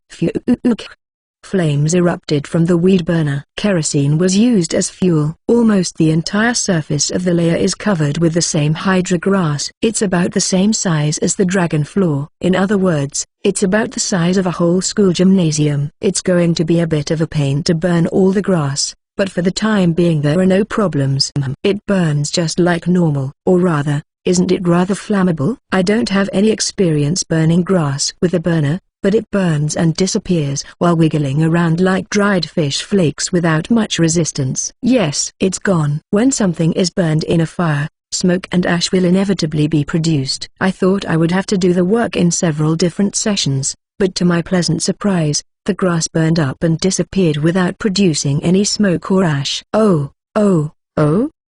It felt itchy, so I went back to Fiona. My body feels hot. It might be poison. No way. But you can move around just fine. If you touch the Hydra plant, you'll be paralyzed immediately. It doesn't feel that bad, but it's from the labyrinth, and it might be different from the grass, you know, Fiona. This is bad. Was it something that affected the respiratory system? Should I have been carrying an oxygen mask? I was careless. Say, isn't that just labyrinth acclimatization? Hydra grass is like a monster. A monster? Come to think of it, looking closely, there are little stones scattered around where the grass has disappeared. So, does that mean I've gained experience points and leveled up? Speaking of which, the grass burner feels lighter than before. What should we do? Fiona, do you want to give it a try? It's easy experience, after all. That's fine. It would be better if you could progress with your acclimatization, even if it's just a little. Maho, you're too weak. I guess you're right. I'm not strong enough to carry 2 10-liter gasoline cans. Fiona can carry them with ease. Well then, I'll take your experience points. The burner is on a roll. I'll turn you all into soot. Incidentally, the reason I didn't use an herbicide was because I was thinking of reusing this area as a crop field. Once I've used the herbicide, I don't know if it can recover. I want to reuse the soil. I used a lot of kerosene, but I burned most of the Hydra grass. Of course, I didn't wipe them all out and remembered to leave a few around a corner. In the future, there might be a monster that needs to be paralyzed. It's said that this is a grass with strong vitality, and if you leave it alone, it will never die and will remain forever. Maybe. Alright. Let's move on to the next level. So easily. Maho, you're really reliable. I'm telling you again, it's not me who's amazing, it's the hardware store. Incidentally, Fiona was quick to pick up all the magic stones. Before we go to the next level, why don't we take a bath? I've also been sweating, and I don't want any strange pollen on me. A bath? Is there a bath here? Yes, there is. There is no problem with heating it up. There are also throw-in heaters. The only problem is that the drainage is a bit of a problem. You're kidding. I'm in. I want in too. Actually, I was sweating a lot and felt quite disgusting. Although things have calmed down somewhat now, it was a matter of life or death in the lowest level of the dungeon, so it certainly wasn't a situation where I could just relax and take a bath. Humans are strange creatures. If you can't take a bath, you just get used to it, and I was fine with it, but when I thought I could manage somehow, I suddenly started to miss the bath because of the drainage problem. It's not possible to do it inside the hardware store. It's really spacious, but let's prepare the bath in the parking lot. It's kind of embarrassing, but okay. Looking forward to it. Fiona's a girl too. I wasn't very considerate either. We have water and electricity, so I should have prepared it earlier. The bathtub is a normal bathtub. I connected a hose and drew water from the tap, filling the bathtub in the middle of the parking lot to the brim. The throw-in heater was the thing that heated the gasoline when we defeated the dragon. I don't know what it was originally used for, but it's useful in situations like this. I can use a gas water heater, but I'm afraid to use gas for anything other than what's already attached. If it can be done with electricity, I'd like to do it with electricity as much as possible. Foo, Fiona. Let me wash your hair for you. My hair. Isn't that more than just adding perfume? No way. I mean, even though you hardly ever look after your hair, Fiona, I still can't understand how your hair is still so silky, but then again, you're from another world, so what do I know? I take good care of it. Here, look, a comb. That's about the level of it. On the contrary, I'm starting to think that shampooing might kill the cuticle's ethereal qualities, which are maintained even without doing anything. As the saying goes, too much of a good thing is bad. I have a special detergent for washing your head. You don't have to use it if you don't want to, Fiona. It might be poison, so, I'd like to use it since the opportunity arose. Really? You might regret it. It might undo the magic of your naturally curly hair. Why are you scaring me like that? I mean, Fiona has a high chance of having something that modern people have lost. Well, there's enough shampoo and conditioner to last a lifetime, so that's fine. Above all, it feels good to wash things properly. So the water heated up, and we got naked and enjoyed a bath for the first time in a while. Why does it sound like we're entering together?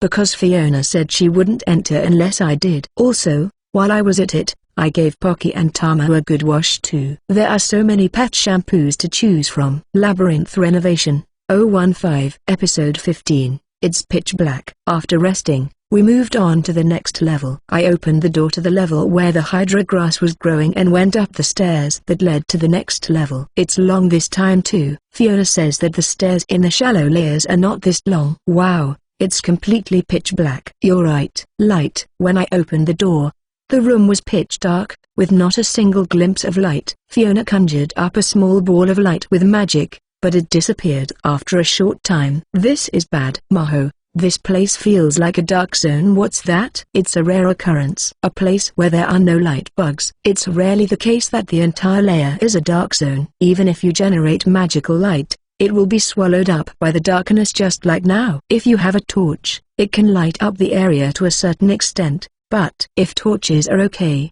then we should be able to manage, huh? But if you carry a torch, you can't fight, can you? Besides, torches don't illuminate much, so there's a high possibility of being caught by surprise. Oi, don't you understand the awesomeness of the hardware store yet? Fiona-chan, all we need is light, right? And we have it. There's more than enough to sell. I went back to the hardware store with Fiona. It's a bit of a struggle to get up and down, but even my beloved hardware store can't help with this. It would be nice if we could lay down an agricultural monorail, but of course, something that's specialized to that extent is not sold even at a hardware store. Maybe if it's handmade, we could manage to build it, but it is beyond my knowledge and skill. Well, it seems that I've leveled up a little after defeating the Hydra grass, so I'm a little more nimble, so it's not so much of a struggle. There's plenty of time, so I might as well think of it as training my body. I just need my protein shake. We could use fire for light, but we'll go with electricity. What are we going to do? I am installing this. What is that? From Fiona's point of view, it's a mysterious object. It's a balloon-shaped LED light. This has a fairly high illuminance, and it's for outdoor construction, so lighting up a closed space is definitely no problem. What's more, because there is an infinite stock, we can install as many as we like. Now then, what kind of layer is this? I started the generator and turned on the balloon-type lights. The light that Fiona conjured up was quickly swallowed up by the darkness, but the light from the balloon seemed to hold its own against the darkness, and it lit up the area around it. However, for some reason, the area that was brightened was smaller than I had anticipated. It looks like we'll need to install a lot of them. As far as I can tell from listening to the sounds, there is no sign of any monsters at the moment. That said, there are all sorts of possibilities, like monsters suddenly falling from above, or ninjas coming at you at incredible speed to slash at your neck. We gradually expanded the range of light, starting from the front door. Because there was a limit to the amount of cargo that could be carried, it was necessary to go back and forth between the top and bottom many times, which was quite tiring. It looks like my thighs will get thicker. This place. There's a crack in the floor, or rather, in the ground. That's scary. I can't see the bottom. It's a pit. It's rare to see one this big. I wouldn't say it's big, but doesn't it go all the way to the other side? Like a chasm. True. I wonder why it's like this. To drop adventurers without light? Well, of course, if it's a trap, then the gap is large, and it is impossible to jump to the other side. I think we may have to go the long way round. We can bring supplies from the hardware store and build a bridge, but I'd like to avoid that as a last resort. Bridges built by amateurs are too scary. The thing is, I'm not good with heights. For now, we'll set up the lighting while bypassing the rift. The layer is wide, but there are no walls to be seen at the moment. It's probably just the outer perimeter, like the floor below. I threw some powerful flashlights, but so far they haven't hit the wall. Incidentally, there are no monsters around at the moment. It would be easier if this floor was simply an environmental trap, like the floor below. Maho, it looks like you can get from this side to the other side. The rift suddenly stops. What is this? Is it like a maze? Maybe so. Fiona gazed into the pit without seeming to be bothered. I was so scared that I backed away. You're too close to the hole. It's dangerous. I mean, aren't you scared, Fiona? I instinctively fear infinite pitfalls like this. Of course, I'm scared too, but... So even Maho has things that scare her. Of course, I'm just a normal girl who's scared of dark places and deep pits. It's impossible for you to be normal, Maho. Back on Earth, I was still in the slightly eccentric category, so I should be safe. Before installing the equipment, we threw outdoor lanterns around to secure lighting and then installed construction lighting every few meters. At least, we're prepared to run away quickly if a monster appears. But even if it's not a dragon-class monster, if a strong monster appears, both Fiona and I will be dead in an instant. Even though we are proceeding while checking for safety, I wonder if it will be okay. But still, how far does this hole go?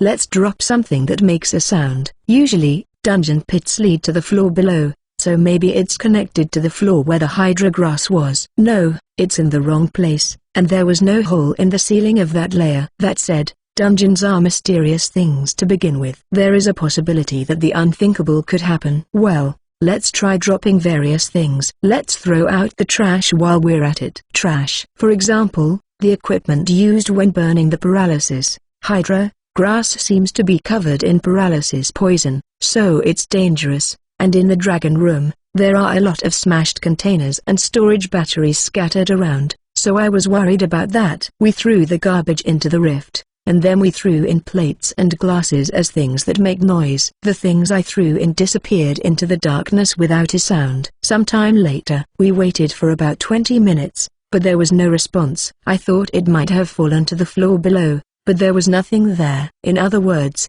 they disappeared into the depths of darkness. Or maybe the sound is too deep to come back, or maybe there's no air and the sound just doesn't come back. In any case, certainly, you will not be able to survive if you fall. Alright, we could use a drone to investigate, but this sure is a deep hole. It would be better to build a fence or something. What's wrong, Maho? Rubbing your eyes. Over there. Isn't there something there? Labyrinth Renovation. 016. Episode 16. A giant gecko. The crack was over 5 meters wide. In some places it was as much as 10 meters wide, and it was a pretty scary hole. But there was a part of it that was unnaturally bulging out. It blended in so well with the rock face that you could easily miss it, but if you looked closely, you could see that it had limbs and seemed to be clinging to the wall. Where? There's nothing there. You're not going to say anything scary, are you? No, there is. There's some sort of figure sticking to the wall. After explaining it thoroughly, Fiona finally found it. On top of being in a camouflaged color, it was also dark. Most adventurers who come to this level would probably never find it. It looks pretty big, doesn't it? I wonder. It's like a wall-crawling gecko. It was quite large. Although smaller than a dragon, it was still the size of a car. If it were me or Fiona, we would have been swallowed whole with ease. Its claws were small, like those of a lizard, or so it seemed, but its fangs were quite large and sharp. There's no way we can win. Oh, so that's the monster of this level. Probably. I guess there's only one. Fiona and I used a powerful flashlight to thoroughly examine the rift. We haven't found the door that leads to the stairs yet, and we don't have a full picture of the levels, but it looks like there's no one else here except for that one. The ceiling and walls seem to be okay. If it had been stuck to the top, it would have been difficult to get at, but since it's in the rift, there's probably a way around. What should we do? We can't attack it from where we are. I guess so. It will be troublesome if it moves. So, there's no choice but to do it before that. Geckos move very fast. Although it is quite large, when it gets the urge, it will close the distance in an instant and swallow us whole. Still, I'm sure that guy is the type that sneaks up from below and swallows people whole who are walking along the cliff. It's a gecko, after all. It could also jump from wall to wall. Let's just assume that it doesn't. It would be bad if that happened, but we'll cross that bridge when we come to it. Let's be prepared to escape at any time. That aside, it's still a wonderful gecko. It would be a shame to kill it. The least I could do was to take a photo of it, but this was also for the sake of survival. Dungeons are truly evil. We're moving forward with Operation Fwish. What's that? I've thought about it a lot, but for now, It's the quickest way. Geckos stick to walls using van der Waals force generated by the fine hairs on their fingertips. It's a mystery whether that gecko is attached using the same principle, but in any case, it's certainly attached using some kind of force. If it's not attached by the power of magic, it will fall into the infinite darkness if you spray oil on it, and it can't stick anymore. After all, it's got a huge body. Once the falling acceleration has started, it's all over. Fiona and I decided to go back to the hardware store to get some things ready. The wall with the giant gecko stuck to it is on the other side. If you were attacking the dungeon using the proper procedure, you would be walking along in the dark on that side, distracted by the cliff, and then you would be sneakily attacked and killed. Something along those lines. Conversely, it is completely visible from our side. I guess oil is the answer. Wax might also do. Well, I suppose wax is also a kind of oil, per se. Can you really defeat it with that? Can't you use the one you used to kill the Hydra grass, a weed burner? I don't really want to try direct methods.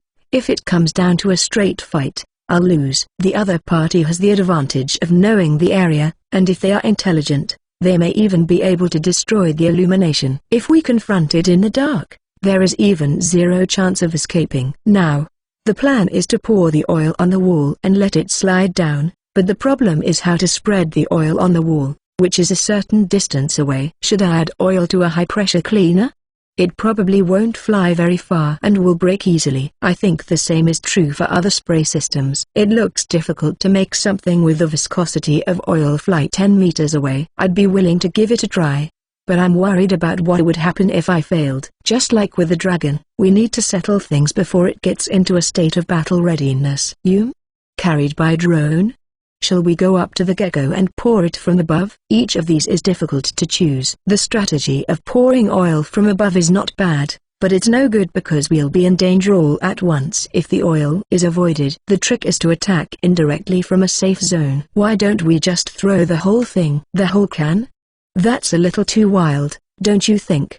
But we have to get it there somehow. Well, I'll go back and think about it. Labyrinth Renovation, 017. Episode 17. Farewell, Gecko. Yawahahaha. We did it. It worked. I might be a genius. Poor Gecko. The way it fell headlong while making a gahoo sound at the end was almost sad, but this was also necessary for us to escape alive. Sorry. Let's go back a little in time. The problem was how to make it slippery without it being dangerous, but after walking around the hardware store and thinking about it, I came up with an idea that seemed like it might work. I'll use this. Nope. I don't understand. You're amazing, Maho. Even though there are so many things here, it's like you know all about what's kept here. Phew, ha ha. Even I don't know everything, you know. I'd say about 90% at the most. That's amazing enough. Now that she mentions it, that might be true.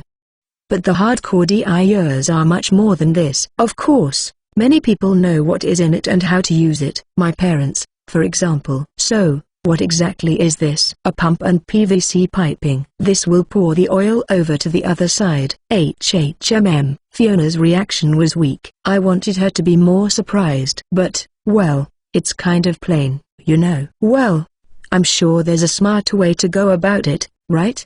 But it's difficult to get the oil to stick to the cliff on the opposite bank, which is a good distance away. I have some ideas, you know, like setting up a huge scaffold and then using it to hook stuff up. Then using the biggest pump to run the motor until it burns out by spraying out oil, or like filling water balloons with oil and throwing them out.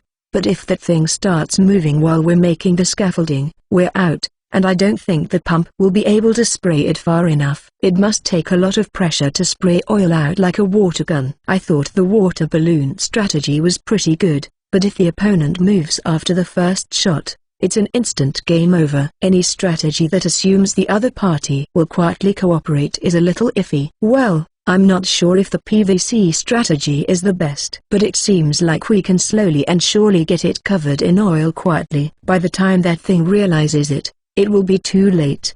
That's the key point. Also, I made some water balloons filled with oil, since I had the chance. When it starts to move but doesn't fall properly, we throw this. The oil-filled balloons were made using injectors. Simply put, an injector is a large syringe. Just add oil and push it into the water balloon. For a moment, I thought I had to use a pump. I threw it against the wall on the floor of the hardware store to check how it would do, and it broke without a problem, and the oil adhered nicely, so it wasn't bad. If we also pour gasoline on it and throw a torch at it, it might serve as a final blow.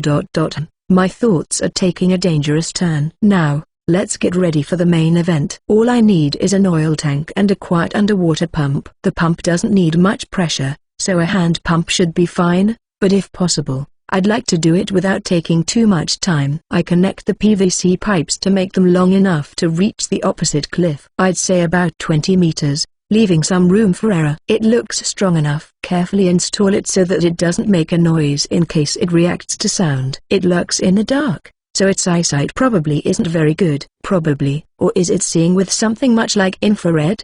No, looking at its relative position, it seems natural to think that it is the type that attacks after hearing footsteps. I could wrap a thick sponge around the PVC piping. I mean, if it started moving immediately at the sound, it wouldn't have been strange if it had attacked while the balloon-shaped lighting was being installed, so it probably doesn't react to small sounds. Probably, I'm sure. Maybe. The oil is put into this drum, and then it is pumped through the PVC piping to the other side. There are so many. So how many do you need? Let's try about 5 of them. What does that mean? We've got to get those oil cans out of here. Pumping out a large amount of oil means you need a lot of oil. I hope that this is the last layer where I have to carry heavy objects over and over again. While I grumbled, we went back and forth many times and piled up the oil cans in front of the door. Since it seemed to be the type that reacted to sound, we had to work quietly. It's safe as long as we stay inside the door.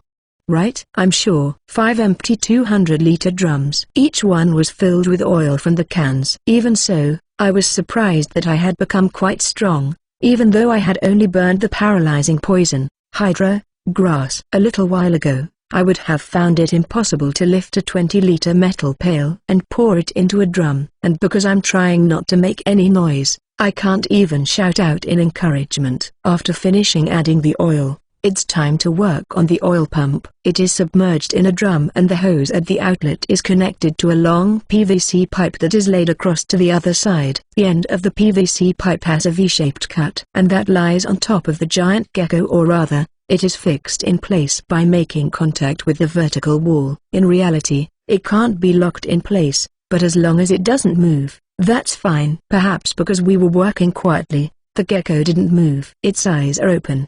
But geckos don't have eyelids to begin with. It's unclear whether it's awake or asleep.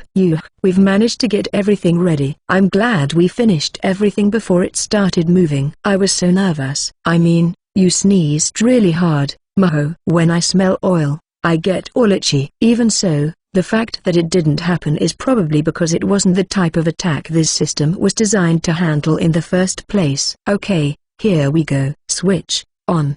The 5 pumps started up simultaneously, and the oil, which had passed through the PVC piping, coated the wall without making a sound. The oil pump has a low discharge pressure, so the PVC piping will not move due to the momentum of the oil. This has been tested, of course. Oil flowed down the wall. It'll soon reach the gecko. It's not moving. Phew. I thought it would try to move at high speed because it didn't like the oil, and it would fall. Is it their nature to remain motionless even if something unusual happens until their prey arrives? Is it because oil cannot be considered a direct attack? Let's just wait and see. I wonder if it'll fall if I poke it. Isn't that what you do to tree snakes? This is a gecko, though. The oil was flowing smoothly, but because the gecko wasn't moving much, I changed the position of the PVC piping, and eventually, the entire wall around the gecko was covered in oil. The gecko is also covered in oil, but it doesn't seem to be phased at all. Is it dead? While we were doing this, the oil in the drums ran out. Now what? Maho. Alright. There's no other choice but to do it. It would have been nice if it had just fallen off with the oil, but it seems that things don't always work out as we'd like. Well, I prepared all this stuff for a reason, so there's no problem. Keep on throwing them, if possible, to the hands and feet. Go. Drop. Drop. Drop. Fiona and I threw the oil-filled water balloons we had prepared. We had about 100 ready. Some might say we went overboard, but you can never be too prepared. With our attack, the giant gecko finally showed signs of moving. Raising its right arm, it tried to stick it to the wall, but it didn't succeed, so it tried again and again. It works like a charm. Keep throwing them. Die, die, die. Many water balloons hit the wall and pop, spilling the oil. The giant gecko was almost entirely covered in oil.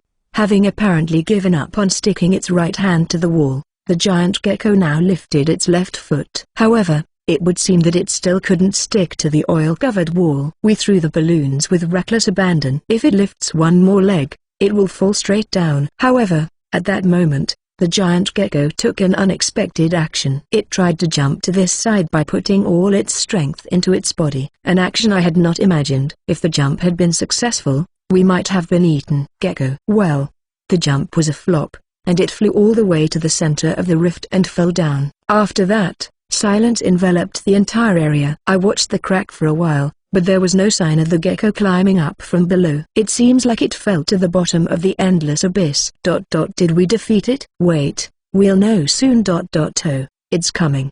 My body feels like it's on fire. Oh, I see. Since it's such a powerful monster, acclimatization will occur if it's defeated, right? Whoa, it came to me too. I don't know how it works, but in the dungeon, it seems that the power of the monsters you defeat is transferred to the humans who defeat them. And this makes up for the only flaw of the falling to death strategy, the fact that you couldn't check the bodies. Of course, I also considered the possibility that we wouldn't gain experience points from a falling death, but I also figured that on a stage full of pits like this, the dungeon wouldn't be so mean. That would make attacks that blow things up pointless.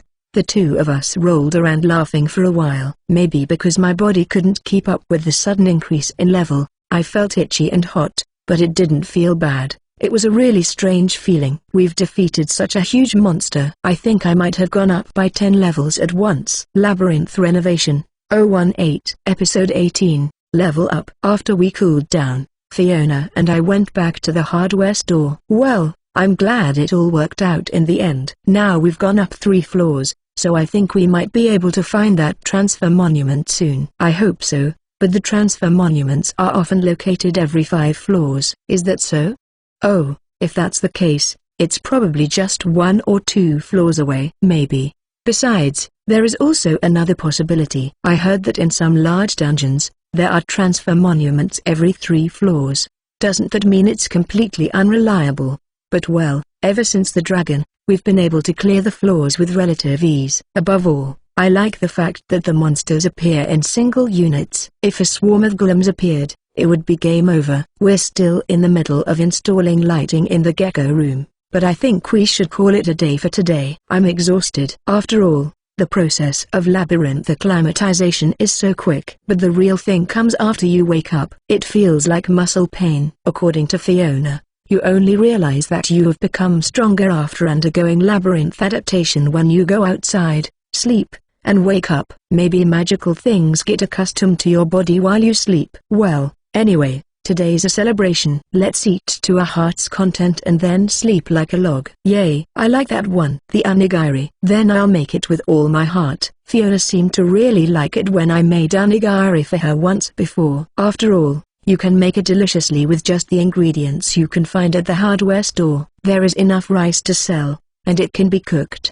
There's also dried seaweed, and the ingredients include salmon flakes in a jar, pickled vegetables, pickled plums, and tuna in a can. I started by washing the rice and putting it in the rice cooker. Since we've got electricity, it's so easy. It's just like being at home. Well, my parents took me camping many times, so I can light a fire and cook rice in a pot. That said, I don't feel like doing it when I'm feeling tired. I decided to prepare the side dishes while the rice was cooking. I don't have a problem with just onigiri, but I also want miso soup. Once the rice was cooked, I quickly formed it into onigiri. Maybe because I've gotten acclimatized to the labyrinth, I don't feel the heat so much. I don't feel like my strength has increased much yet, but I wonder if I'll suddenly become like Superman when I wake up. Would you like to try it, Fiona? Eh?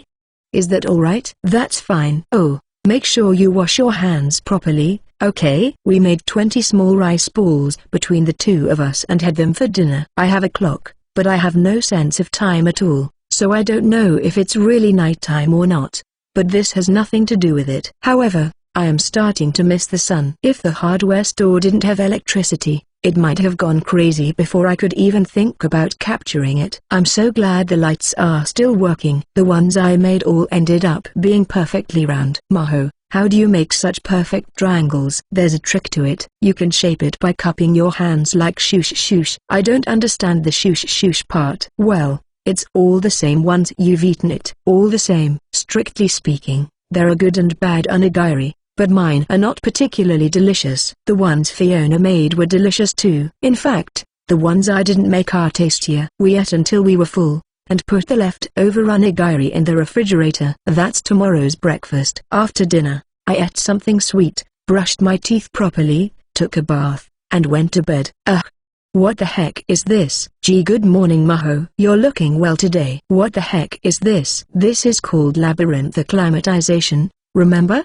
I told you yesterday. I feel full of energy. It feels like I can do anything. I think I could probably lift a car now. After a night's sleep, I woke up and felt like Superman, as if the power-up from the previous day had been nothing but a lie. I can lift up an 18-liter oil can with such ease. I think I probably increased my level all at once to the same level as Fiona. If we can get out of the dungeon, you can see how much acclimatization has progressed at the temple, you know? Seriously?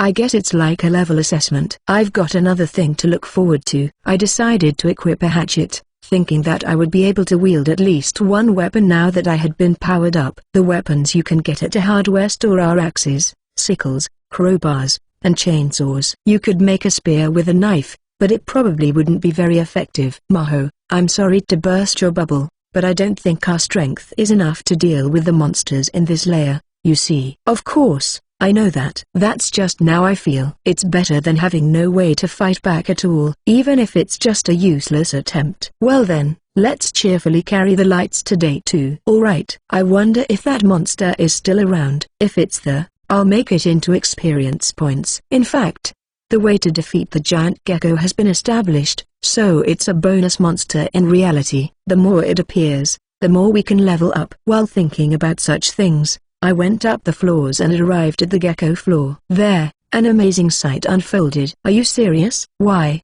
I've never heard of anything like this. Maybe it's because we beat the boss. The gecko room, which had been pitch black, had become brighter. The crack in the ground is still there, but unless you're a complete idiot, you shouldn't fall in. There are glowing insects. Technically, they're not insects, but some kind of spirit, flying around. I guess there's no need for lighting here. Let's go to the next floor. I first checked that there were no other geckos in the crack, and then moved to the door, up the stairs to the next level. Well then, let's see what's next. I definitely don't want there to be any more direct, violent monsters. If it was an ordinary lair, monsters would keep popping up. Is that so? That's really scary. If the dragon were to come back to life at this moment, it would be game over. No, it's the same whether it's the poisonous weeds or the gecko. I'm suddenly starting to feel uneasy. Will it be okay? Ahaha. It's okay, Maho, because the special monsters in the labyrinth will never be revived again. Is that so? Instead, they are very strong and seem to have names. I heard about it from an adventurer who was active in other dungeons. I heard that if you beat them, they won't come out anymore. Ugh. Well, come to think of it, it's a bit of a problem if they keep coming back again and again. You're supposed to explore the dungeon by going in and out repeatedly. After all the trouble you went to on the way there, the thing you defeated was back on its feet on the way home. That's just not fair. I don't even want the weak monsters to come back. Or maybe it's no good because you can't gain experience if the weak enemies don't come back to life. That's a tricky point. While thinking of this, we arrived at the door. I opened it a little and checked inside, and it was a lake. What the heck is this? Dungeons are a treasure trove of surprises. There are water sources in dungeons, but this is a surprise. It's pretty clean. This is the scenario where a huge monster is lurking in the water, right? Technically, it's not a lake, but it's completely covered in water except for a sort of pathway. If you shine a light on it, you might be able to see what's going on down there, but I don't feel like getting too close. Something will definitely come up. I'm familiar with the setting. What should we do? Do you have a boat? There are some, but they'll be sunk immediately. So what are we going to do? It's obvious, isn't it? Bababam. We're going to drain all the water out of the dungeon. How cleverly they have arranged it so that the place to throw away the water is also on the lower floor. I've had enough of these water levels. Big puddles are scary, aren't they? I even feel an instinctive fear in places where there is a lot of water like this. It's already dim enough, and you never know what's lurking in the water. Fortunately, the hardware store has enough underwater pumps and hoses to sell. I'll drain the whole thing, and if there are any fish, I'll make them into dinner. Labyrinth Renovation 019 Episode 19. Then, it's a promise. As usual, we didn't go inside the door, but turned around and went back to the lowest level. There was a high possibility of being cornered if we were to go head to head with a monster, so we had to be careful. Hey, Fiona. At first glance, did you see the shape of a monster on the surface? I don't think there was anything there. Then, it's definitely underwater. What if a big, macho merfolk with a three-pronged spear appears? I can't see a picture of how to defeat them. That said, the only thing we can do for the time being is to drain the water. Of course, if water is flowing in from somewhere, the amount of water being pumped out may continue to flow in and never drain away. But, well, we'll just have to see what happens then. The generator can be used as it is, so we'll just have to transport it. We'll also need a pump, a hose, and some rope. It would take about 5 days to drain that much water if there were no problems. Well, there's plenty of time, so that's fine. Anyway, there are drainage pumps for sale at the hardware store. A drainage pump is a device that you submerge in water and turn on, which then sucks in the water and pumps it away. To get rid of the water at the pit in the gecko room, which is 1 floor below, we could use the siphon principle without a pump, but this time we'll use a regular pump. The problem is whether the suction is strong enough. The pumps sold at hardware stores don't really produce much discharge pressure. It can only lift water to a height of about 10 meters. It takes more effort than you might think to push water up. However, once it goes up, the water should flow down using the siphon principle. Probably. In other words, you can start using it in shallow water and then move it to deeper water once the water has started to flow. The gecko room is over 100 meters lower, so the water will flow well enough. Should I just extend the length of the hose to the point where it begins to break? The problem is the part where the pump is submerged in water. Should I just throw it? Fiona, can we talk for a second? What's wrong? Try throwing this as hard as you can. How far can you make it fly? You mean throw it here?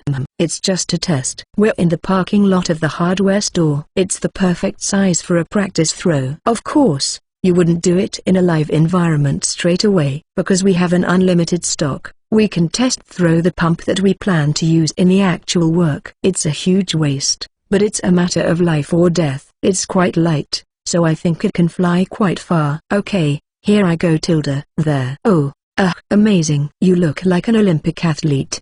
I'm sure her level has improved since the last time with the gecko, but she managed to fling it about 20 meters. According to the manual, this pump weighs 5 kilograms. I think she could fight pretty well with something like throwing axes. Anyway, if it can fly 20 meters, that will be enough for the time being. When the water in front of us recedes, we can move on to the next location. If it's possible, it would be better if it was deep and suddenly reached its maximum depth from the start, but it might or might not be like that. Alright, it's pretty haphazard, but there's nothing we can do about it. Either way, if a merfolk appears, it won't matter whether there's water or not. What is a merfolk? It's a fish-human monster. If you think about it, isn't it just that merfolk are strong because they have both gill and lung-based respiration? If the water runs out, there is even a possibility that they will not be able to come up onto land. Alright, I'll gamble on that. I tied a rope to the submersible pump and tightened the hose for draining with a strap so that it wouldn't come loose.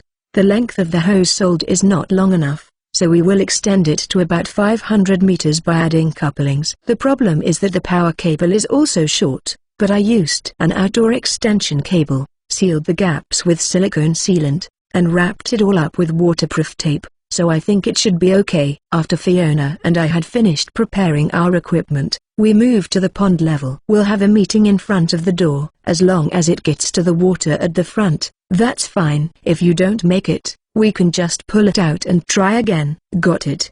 I hope it works out. It'll be fine, It'll be fine. Trust the hardware store. Fiona opened the door slightly and threw the pump. The pump drew a beautiful parabola and splashed into the water with a loud splash. I immediately turned on the power. Oh, here it comes.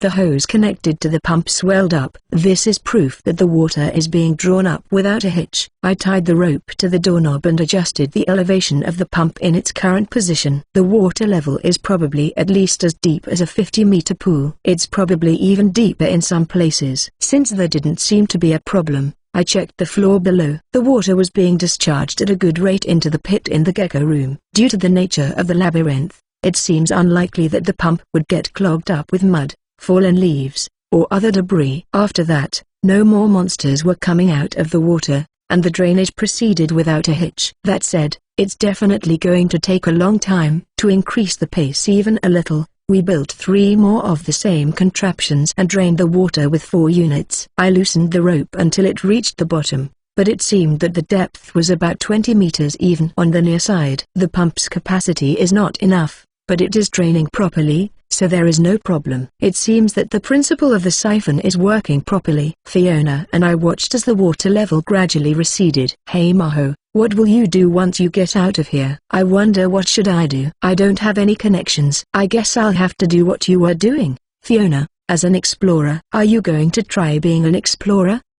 But Maho, you've never fought a monster before, right? Well, if there was some kind of work that I could do even without citizenship, that would be nice. I am a summoned existence, a perfect and flawless foreigner. Even if I can use the stuff from the hardware store, the amount I can take out of this labyrinth is limited. Once I get out, I'll have to live on my own, without using anything from the hardware store. Of course, I'm thinking about taking something that might sell for a high price and converting it into cash. But what would sell for a high price in a different world? Or so I'm thinking. Binoculars, futons, mirrors, glass? When I think about portability, I think that binoculars are the best choice. Oh, maybe rare plants would sell too? And also, maybe hamsters? A non-native species a bad thing? Besides, people from outside are scary, right? I don't know what kind of world this is, but I think there's a high possibility that it'll turn into something like a witch hunt. Even more so if I bring in something from the hardware store. But even if that's not the case, I'm not very familiar with common sense, so I'm going to end up in trouble sooner or later. I'm starting to lose confidence in living outside. Ultimately, I think I will stay here. Why? Why do you say that? Because I'm not a human from this world. I don't think I'd be welcomed. Of course, I miss the sun, and I think I'll go outside, but I think it would be a bit dangerous to live in a town away from here. So, don't you want to start a family or something? Family? Do you mean marriage? Yeah. Why is she worried about something like that? I guess she's at that age. In the world I came from, very few people think about getting married at this age. Physically, they may be adults, but mentally they're still children. When I think about it, Fiona, who is almost the same age as me and works as an adventurer, is a very independent adult. Apart from the fact that she often tends to smoke to keep her mind at ease, I don't mind. I've already graduated from dating boys. Oh, you've dated boys before? Of course, haven't you? Like 1 or 2 boys. Sorry, I lied. I was just trying to show off. What? Then you're no different from me, Maho. You haven't yet either, Fiona. Even though you're so cute. If I were a guy, I wouldn't leave you alone. I'm sorry to say this, but I thought Fiona was already experienced. I guess that if she had to grow up fast, that aspect would also come to her faster. But well, I'm going to try living outside for a while anyway. I was still a student, and I'm not sure if I'd be able to properly work, but I guess I'll manage somehow. If that doesn't work, I can just live here. A student? Maho, did you go to school? So, it turns out you were a noble after all. You don't look like one at all, though. I don't look like a noble. I mean, I wasn't a noble. In the country I was from, everyone went to school. Everyone. Didn't you go to school, Fiona? There were some circumstances. So the school itself exists. She's talking about nobles, so is it like a school for nobles? But well, she said that the dragon's magic stone would sell for a lot of money, so she should be able to go, right? If we can go outside, you should go to school. But I'm already 15. you know. Why is that a problem? It was common knowledge in the world I was from that you could learn at any age, you know. Then, if we can really get out of here safely, will you come with me, Maho? Me too? Sure. School, huh? Going to school. To be honest, I don't really feel like going. Or rather, I don't have any kind of citizenship to begin with. I don't think I could go to school. As I watched the water level gradually recede, I glanced to my side and saw Fiona looking at me as if she was spying on me, with both hands clasped in her lap, her eyes pleading. Well, sure, why not? If we can get out, let's go to school together. There's nothing I have to do in this world anyway. School might be fun if I went with Fiona. I have no idea what I'm supposed to be learning. Really? Then, it's a promise. Yeah, I promise, absolutely.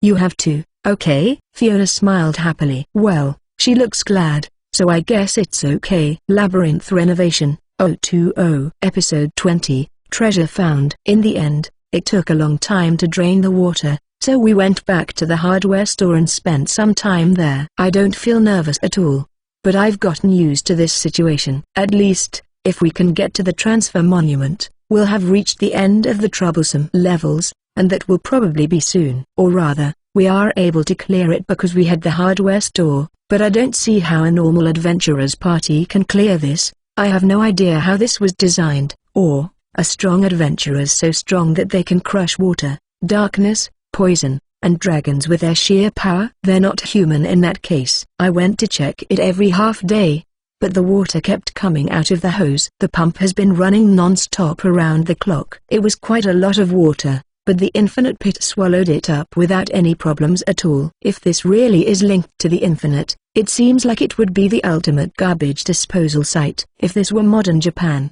I'm sure I'd be able to make a lot of money. Compared to a hardware store, this is a much bigger cheat. Well, it'll probably be hundreds of years before people from this other world understand the value of this. In the end, the water stopped coming out of the hose. In other words, the drainage was completed in the afternoon. 5 days after the start of the operation, we've thrown away a huge amount of water. Wow, this is amazing. That's really deep, Fiona. It was deep after all. What do you mean all that water is completely gone? That's right. It took a whole 5 days. Though the pond, which had completely drained, now had a completely different appearance. Like the other rooms, it was built with stone layers, and the place where there used to be water was essentially a deep hole. It was about 20 meters deep. There were holes here and there, with water trickling out of them. Apparently, it is designed to be resupplied with water. It's not clear where that water is coming from, but I wonder if it's groundwater or something. Did the hardware store sell something much like a water quality test kit? Ah, there's something over there.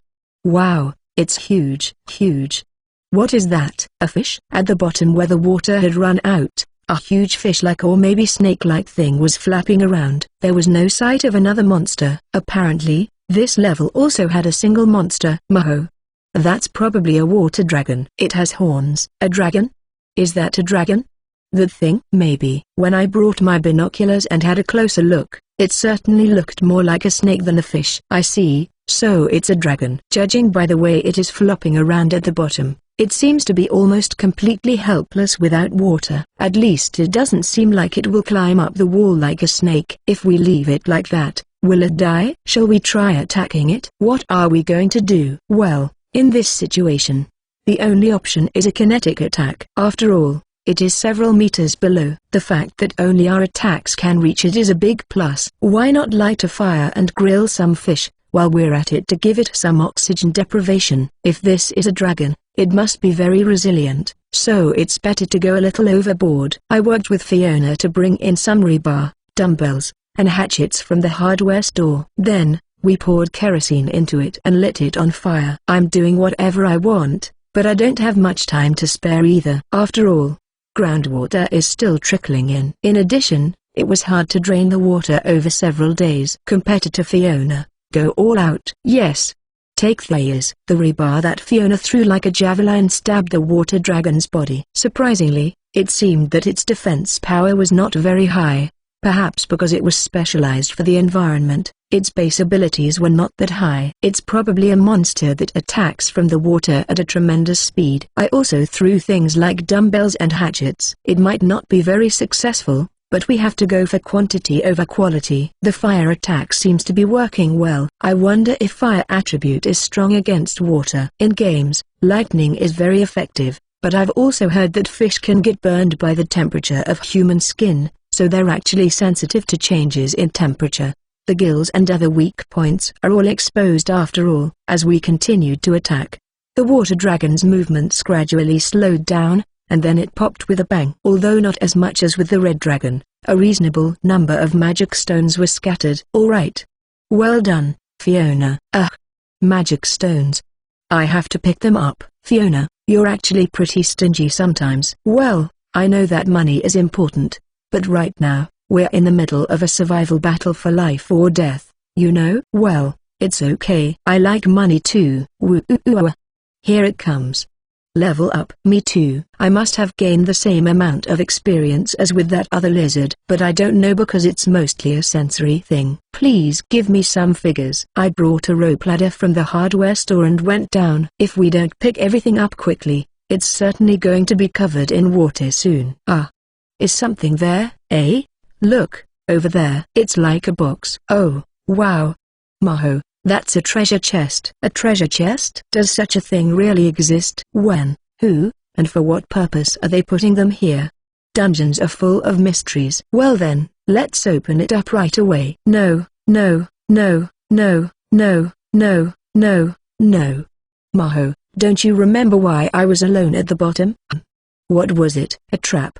Didn't I tell you I'd fallen into a teleporting trap? Oh, then, that too? Maybe. Sometimes there aren't any traps, but it's in a place like this. That's a problem. I don't have a way to disarm traps. Even when I looked at Fiona, she just shook her head. Apparently, disarming traps is the job of someone with specialized skills. So, are we just going to give up, eh? No way. It's a treasure chest on the very lowest floors. It might even contain magical items. And maybe even magical weapons. Is that a thing? What kind of traps are there?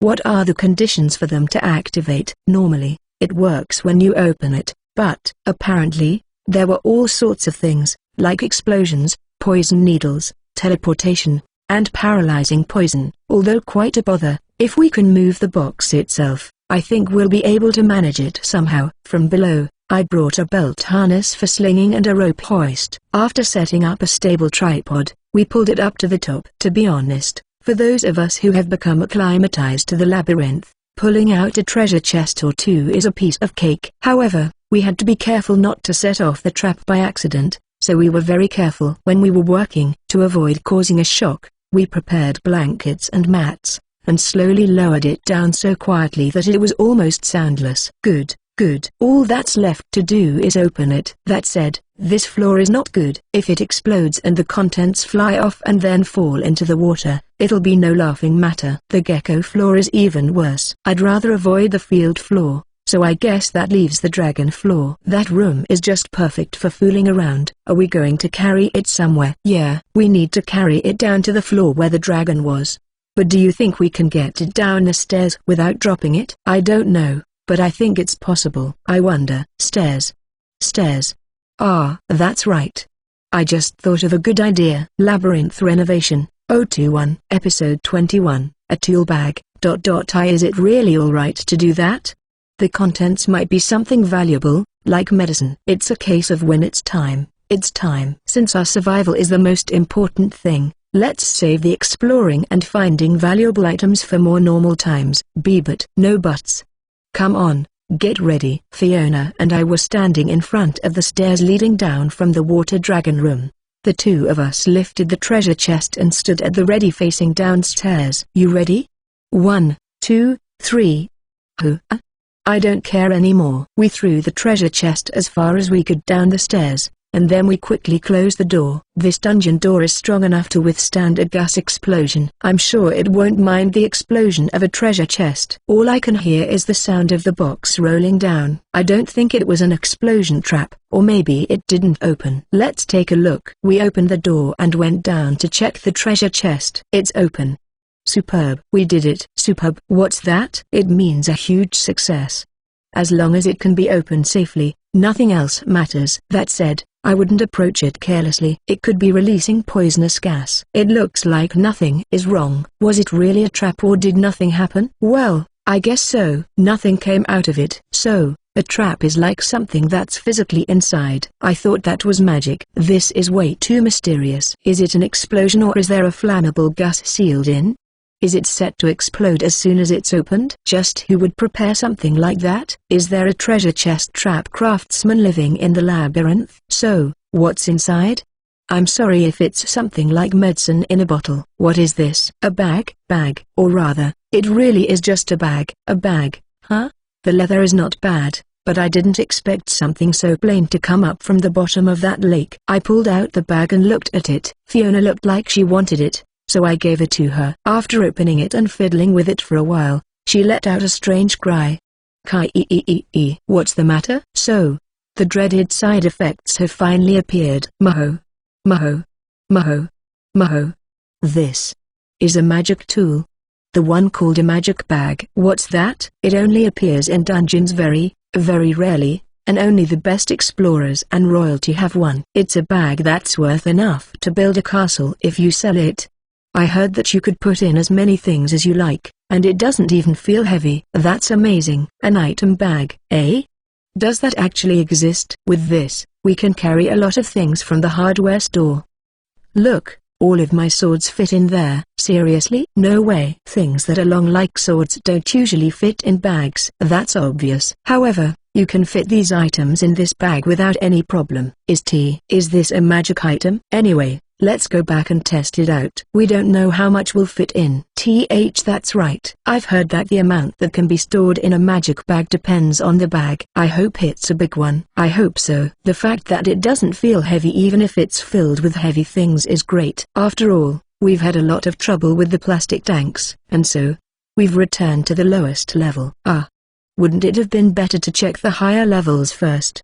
Well, it doesn't matter, Fiona excitedly explained to me as we walked back, but it seemed that this magic bag was a truly precious treasure. To begin with, treasure chests only appear rarely in the labyrinth, and it seems that there are no good ones in the upper levels, but if you go to the lower levels, you can find some good, practical things. Swords that are covered in flames, shields that are light and unbreakable, and medicine that heals any wound in an instant. Even in such a situation, it is said that the magic bag is a particularly valuable and practically perfect treasure. If it had a large capacity, it would be perfect. It came out near the bottom, so it must be big, I think. I hope it's big. Well, let's give it a try. For now, I'll try filling it with bottled water. 1, 2, 3. There's plenty of room even after putting in one case. When you want to take it out, you can somehow tell what it's there. Like magic.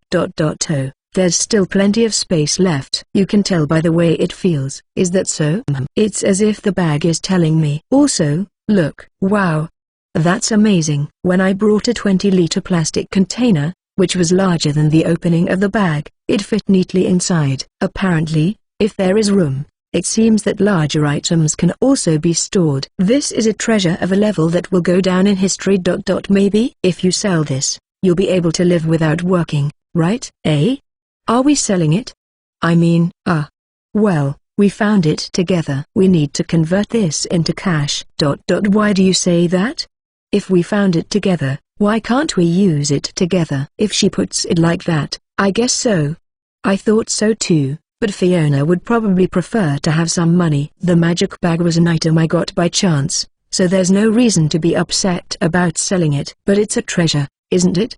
Someone might kill you and take your stuff or steal it. Wouldn't it be better to sell it? No. Why? Because it's completely different whether you have this or not when you're carrying things from this hardware store. That's why. No, I know that already. In any case, things from the hardware store are not that useful in the outside world. Of course, it's better to have it. Fiona, You're taking really good care of the magic stones because you can exchange them for money. Isn't it contradictory that you don't want to sell the magic bag? The stuff from the hardware store. You could probably sell it if you wanted to. But people would be suspicious about where it came from, and it would be difficult to make any money from it, right? It is not about the money. Fiona, who had shouted so loudly, had tears welling up in her eyes. Of course, I know that this is a very convenient and valuable item, but I never thought Fiona would be so against it. I'm sorry. Either way, we found this together, and if you don't want to sell it, we won't. Whether or not to sell it was, well, how should I put it?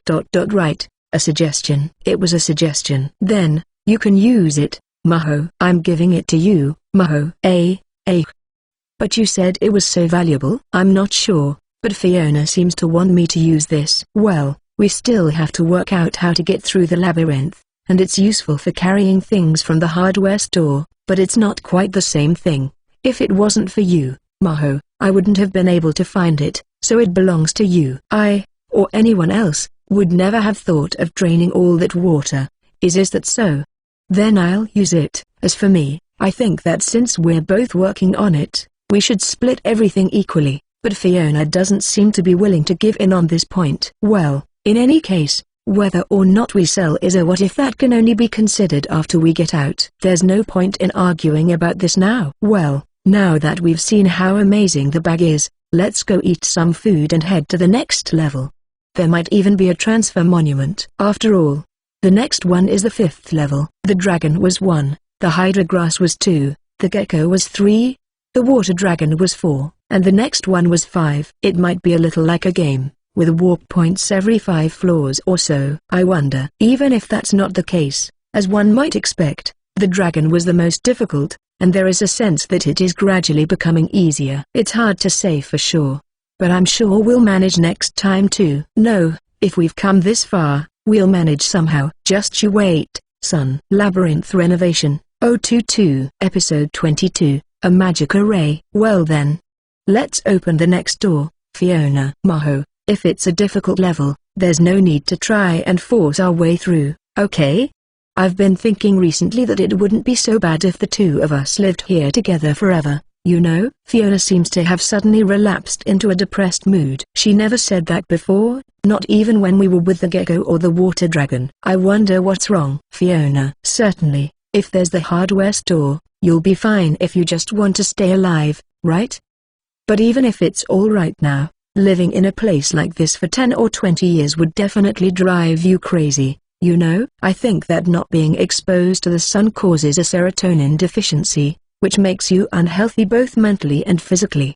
There's even a possibility that one of us could get sick. I may have said that we could live here forever, but that was just a way of encouraging her. There is no way we can live in this closed environment for many years. Now that we have the leisure of mind, we should take advantage of it and conquer it quickly. There may even be levels that take a year to conquer. But it'll be fine. Up until now, there have been no monsters that attack us as soon as we open the door. In theory, the monsters should get weaker as you move up a level, right? If we follow the pattern so far, there should be a transfer monument in this layer, or if not, there should just be a single boss. If you break down the layers so far, you get earth, poison, darkness, and water. Next up, wind or fire? No, maybe the red dragon was supposed to be in that role. There is also the possibility of light. Foo-foo. This way of thinking might be a symptom of playing too much video games. When I opened the door gently, I found a large, empty room inside. It has a different feel to it. Even though I called it large, it is not really that big. There is a magic array in the center. There's nothing here. There's a magic array, so is this a resting stage? Where is the transfer monument? Is it that? Is that magic array a transfer monument? Or perhaps it's a save spot. Or rather, why would there even be a save spot? That's not a transfer monument. I wonder what that magic array is. I've never seen it before, and it might be dangerous. Maho, I think we should go back. No, we'll end up having to find out anyway. Don't worry. I've packed a lot of things in the bag. I took Fiona's hand and walked into the room. After walking a little further, the magic array in the center suddenly started to glow. The room is bright enough to begin with, but this light is so strong that it brightens up the whole room. What is it? Hey, Maho. I have a bad feeling about this. The light continued for a while and then stopped. At the same time, there was a loud bang as the door behind us slammed shut. Hey, Maho, you're here, right? Who is over there? I see. Of course. I completely understand. Two figures appeared above the magic array. Compared to the real thing, the color was a little dimmer, but it was not hard to tell the difference. That's me and Fiona. That's me and Maho. It seems so. Wow, how fantasy-like. It's a classic that appears in labyrinths. A double of the two of us. In other words, a doppelganger. The door we came in through has closed, and it doesn't look like it's going to open. This means that you can't get out of the room unless you defeat it. Fiona, this level is a piece of cake. Why? We're trapped in here, aren't we? Well, the me over there doesn't have a magic bag, you know. They have the same equipment, but for some reason, they don't have a magic bag. Perhaps the nature of doppelgangers is such that they cannot copy tools. There is no doubt that it is a very troublesome monster for adventurers who enter from the normal route to fight. If they also copy the tools, they will be able to use recovery potions and the like, and it will become a complete war of attrition. Even if you clear this stage, you still have to fight through the water, darkness, poison, and red dragon stages, so it's really tough. This is a place that was designed without having items in mind. Or rather, the person who made this dungeon must have never dreamed that the one to conquer it would be someone solely relying on items. I'm glad I put so many things in my magic bag. We're suddenly saved. What are we going to do? Of course, will kill us. The doppelganger drew its weapon and came towards us. There is no time to hesitate. Fiona, please take care of the fake Fiona. I understand. But what are you going to do? I'll stop her movement, so kill her immediately. You can't hesitate just because they look like you, okay? It's a monster. Well, without any items, we're nothing more than weaklings. I might have improved a little, but I don't have any armor or weapons, just a hatchet. Weisho. TLN. Like carrying something up. I took the fire extinguisher out of my bag. I had a hunch that the next layer would be wind or fire, but it ended up being used for something completely unrelated. Hey! Eat this. After removing the safety pin, I squeezed the lever and sprayed the fire extinguisher at the doppelgangers. View. White powder scattered around, and my vision went completely white. Both doppelgangers covered their eyes and stopped moving. They don't even make a sound. After all, they're poor imitations. Fiona. Finish her off. Yes. A lightning-fast blow. Fiona's sword erupted in flames, and the head of the fake Fiona was cut off and turned into a magic stone. No matter how high your level, there's only so much a human can endure. In other words, the first person to land a valid hit wins. I took the dumbbells out of my bag and threw them at the fake Maho. The 5 kilograms iron dumbbell hit her head directly, and the fake Maho also popped with a bang, scattering the magic stone. I thought I'd have to pound an axe or sledgehammer into it if it didn't work, but it was quite fragile. A complete victory with plenty of leeway. Hey! Good work. Fiona, you were amazing. You were amazing too, Maho. What is that red thing? You mean the fire extinguisher? This is something that puts out fires. There was no fire, you know? Question mark. It's hard to explain, but it's a smoke screen and a blinding device. Well, the force of the spray is also strong enough to scare the opponent. Now, that's beside the point. Let's pick up the magic stones and see what's on the next floor. When I said that, Fiona, who had been picking up the magic stones, looked at me. She had an indescribable expression on her face. She looked troubled and sad. What is it? Don't you want to go outside? Fiona tilde. I'm going to leave tilde. Wait a minute. I'm coming too. Hurry up. Something is up. Judging by Fiona's state, there is no doubt about it. With each level cleared, she started to act more and more strangely. We opened the door and went up the stairs. And beyond that, oh, there's no door. You're right. I wonder why. The end of the stairs. We've reached the next level, but this is the first time we've come across a doorless room. There is also the possibility that it is a normal layer where monsters run rampant. A small level. I wonder? It feels the same as the floor below, but there's something over there. There, at the lowest point, a black stone monument-like object like the one on the floor of the hardware store. It was similar to the stone monument that granted Fiona's wish. Labyrinth Renovation, 023, Episode 23, Farewell, for now. Look, that thing. Fiona. What's wrong, Fiona? Is it something dangerous? No. I'm sorry. That's a transfer monument. We did it. I knew it would be like that, see? What is the matter, Fiona? You should be happier. At one point I thought we might not make it. But we were able to make it safely to the level where the transfer monument is located. Fiona's attitude is worrying, but escape, we can escape. I really miss the sun. It looks like there are no monsters here, so I wonder if it's okay to go inside. Wait, I'll go check. Really?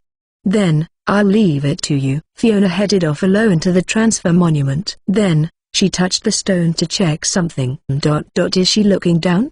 Maybe bad news. Fiona returned slowly. What happened? Couldn't you use it? I thought that might happen because this wasn't the proper procedure, but seriously. I can use it. That's a good thing.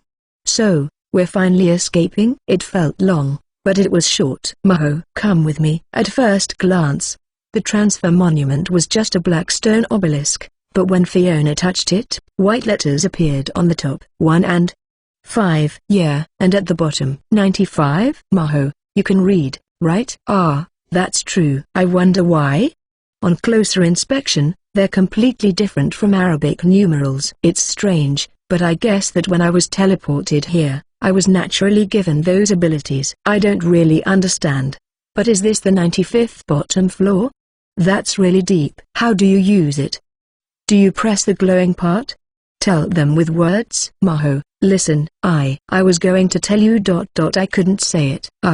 What's wrong? What's wrong? The thing is, you can't use it, Maho. I noticed this a while ago. But I couldn't tell you that it couldn't be used by you. I didn't think I'd be able to make it this far, but you were amazing, Maho. And I didn't think I'd be able to actually make it all the way to the transfer monument. I'm sorry, Maho. Fiona's eyes filled with tears, and she apologized like a dam bursting. I imagine she was conflicted for a long time. Is this the reason why she seemed strange from around the water level? Why can't I use it? About the transfer monuments. If you find one, you have to touch it and make it memorize your magical power. I've reached the 6th layer, so I can skip to the 1st and 5th floors. But you... Oh, I see. That's what you meant. Why didn't you tell me earlier? Was something I couldn't say. I didn't feel like blaming Fiona. Even though this was the only hope that pushed me to come here, I can't get myself to say it. Oh, is that why you gave me a magic bag? I'll need that to clear the remaining levels. By the time I clear all 95 floors, I'll be a total gorilla. I'll be right back. I'll sell the magic stones and hire a famous explorer to reach for the depths. Besides, as soon as I buy weapons and armor, I'll be back. Then, if we work on it together again. If we then in no time. You are Tilda. I hugged Fiona, who had burst into tears. I'm not saying it's Fiona's fault, and one could argue that it is good if Fiona was saved. Plus, there are 95 floors remaining. The higher up you go, the easier it gets, and we've managed to get this far. I'm sure we can manage. After all, I'm staying. I can't leave you alone, Maho. After crying for a moment, Fiona remarked, she's a sweet girl. Or maybe it's that she's easily swayed by emotions. You wanted to be saved, and you wished for it at the lowest level, so you should be saved as you wished. I'm kind of a bonus in the first place. What are you talking about, dummy? Here, the magic stones. The magic stones were divided in half, and my portion was placed around the beds at the hardware store. I had no use for them, and I could have given them all to Fiona, but she adamantly refused. Fiona says that even half is a lot to exchange for cash, so I guess it's okay. Someday, for when I can get out of here. At least, if it makes Fiona feel better, so be it. Bye, Fiona. I'll definitely come back. Fiona, you don't have to worry about it. You have your own life to live, so forget about me and live yours. Fool. Idiot, idiot, idiot, idiot. Maho's an idiot. I will definitely come back. I'll be back with the most expensive weapons and armor and a pile of potions, so just be a big girl and wait for me. What are you talking about? How many years do you think it would take to get to the top if you did that?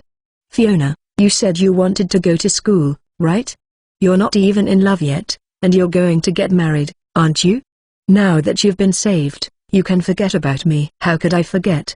How could I forget? I can't. I'm in a bind, but thanks. As for me, now that this has happened, I want Fiona to forget about me and be happy. Because if she's with me, even if she gets out without dying, it's going to take years, and it's more likely that she'll die on the way out before then. I don't want to have to deal with that. She said she could sell the magic stones for a good price, and if she could use them to fund her wedding and be happy, I would desire nothing more. Fiona is a bit thoughtless, a bit weak-minded, and a bit of a sucker for contraband, but she's kind, she's beautiful, and she's my first friend in this world. Come on, come on. If you stay here, I'll keep getting soaked by your tears. Go, go. I have Pocky, Tama, Kaiser, Arrow, and even Hammer-chan and the others, so I'm fine. Even those children are fellow companions who can't get out of the dungeon. Either way, I can't leave them behind. Ah, but this magic registration thing, I guess I should do it. Do I just touch it? Yeah, just touch this part here and you'll be fine. Magic power, huh? I wonder if I have it, too. Now, if the transfer monument itself is not available, it will be hell. I would die if I had to walk through 100 levels on foot, no matter how many item bags I had. It's not that I've given up on it, but you know. Please, Dungeon-chan. I touched the transfer monument with anticipation, but nothing happened. So that's a no? Is it because I don't have magic power? Or is there a way to get the magic power through? I see. Maho has never even used magic. It's not that hard. It's like sending power through your body. Power in the body. Like this. It was then that I put all my strength into my hands and sent power into the transfer monument. The transfer monument vibrated, and the part of the monument where the numbers of the levels of the hierarchy appear flickered repeatedly. Obviously, it behaves differently than when Fiona touched it. Is it broken? I knew it was too soon for Earthlings to deal with mysterious teleporters from other worlds. What should I do? Maybe it really is broken. But then the transfer monument went quiet. What is it? Is it okay now? Let's see. When I touched the transfer monument, all the numbers glowed. 1, 5, 10, 1590, 95 and even 101. Huh? Maho. Hey, what do you think this means? All are glowing, right? Yeah. Maybe you can transfer anywhere. Something like that. Why? Is it buggy because I'm from another world and I touched it? Try saying, to the first floor as you touch it. I'm going to try this out of the blue. I hope it's not buggy and doesn't send me to some weird place. I don't know, but now we have no choice but to try it out, right? I guess you're right. We had just done a tearful goodbye, and I didn't expect this. Well, but thanks for the bug or whatever. Here's hoping it goes without issue. To the first floor. The next moment after I uttered that, I felt as if I were floating in an elevator, the surrounding landscape melting and then reassembling again. It was kind of awesome, and apparently, it really worked. I don't know if I'm on the first floor now, but at least I'm in a different place than I was earlier. Fiona isn't here either. Is this the first floor? Somehow, the air feels so much lighter. As I was making these comments, Fiona appeared right next to me. She, too, must have been teleported by the transfer monument. In other words, this is the first floor, after all. Oh, we did it, we did it, we did it. Maho. We did it.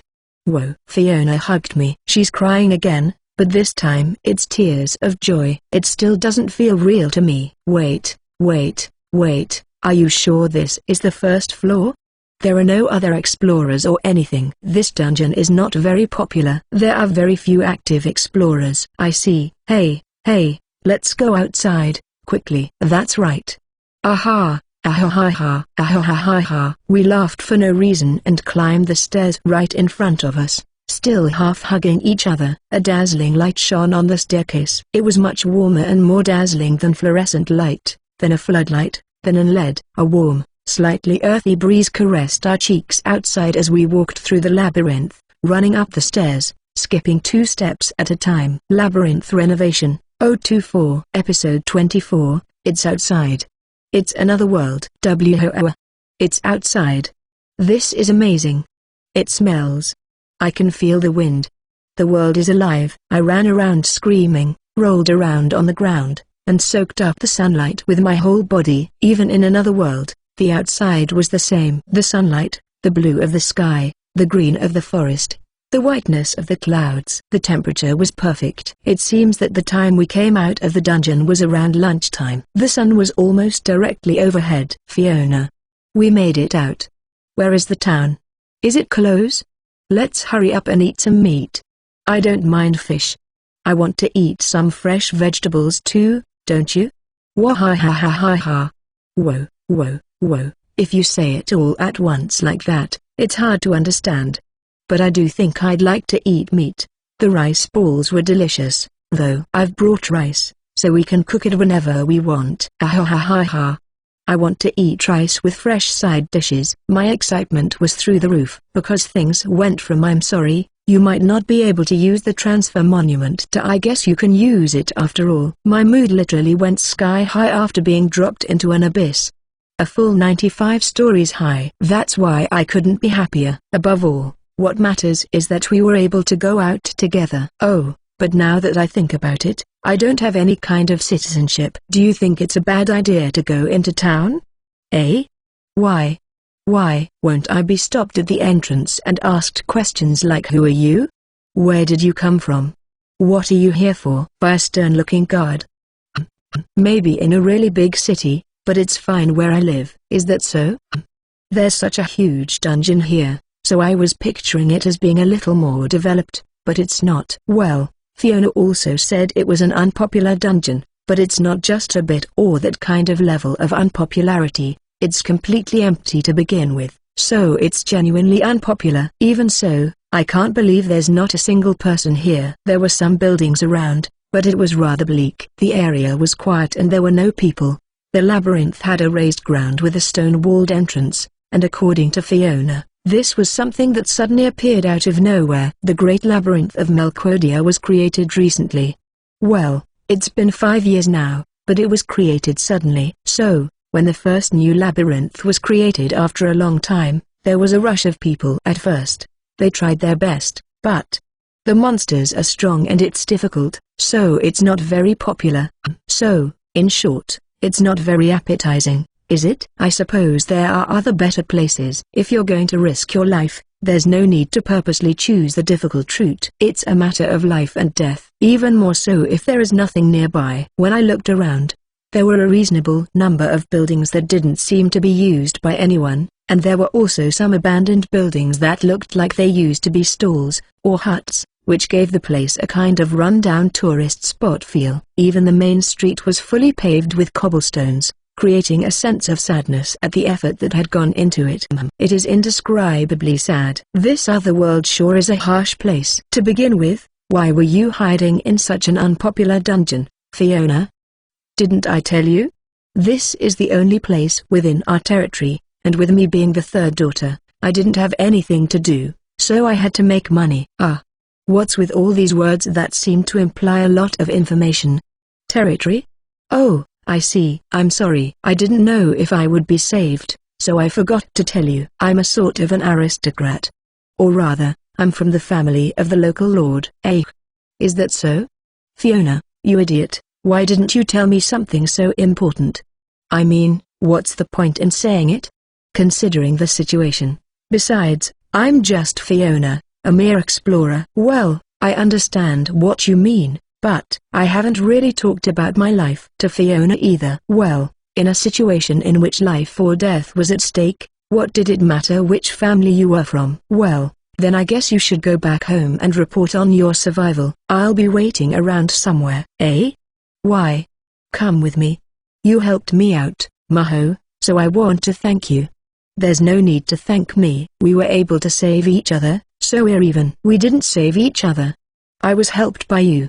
Because it was my fault for summoning you, Maho. Well, when she put it like that, it was true, but Fiona didn't specifically summon me by name, so it was more like an accident. But I guess she can't think so pragmatically as to say she doesn't need to be thanked just because the two of us helped each other. Well then, I guess I should accept the invitation. Do nobles live in castles or somewhere like that?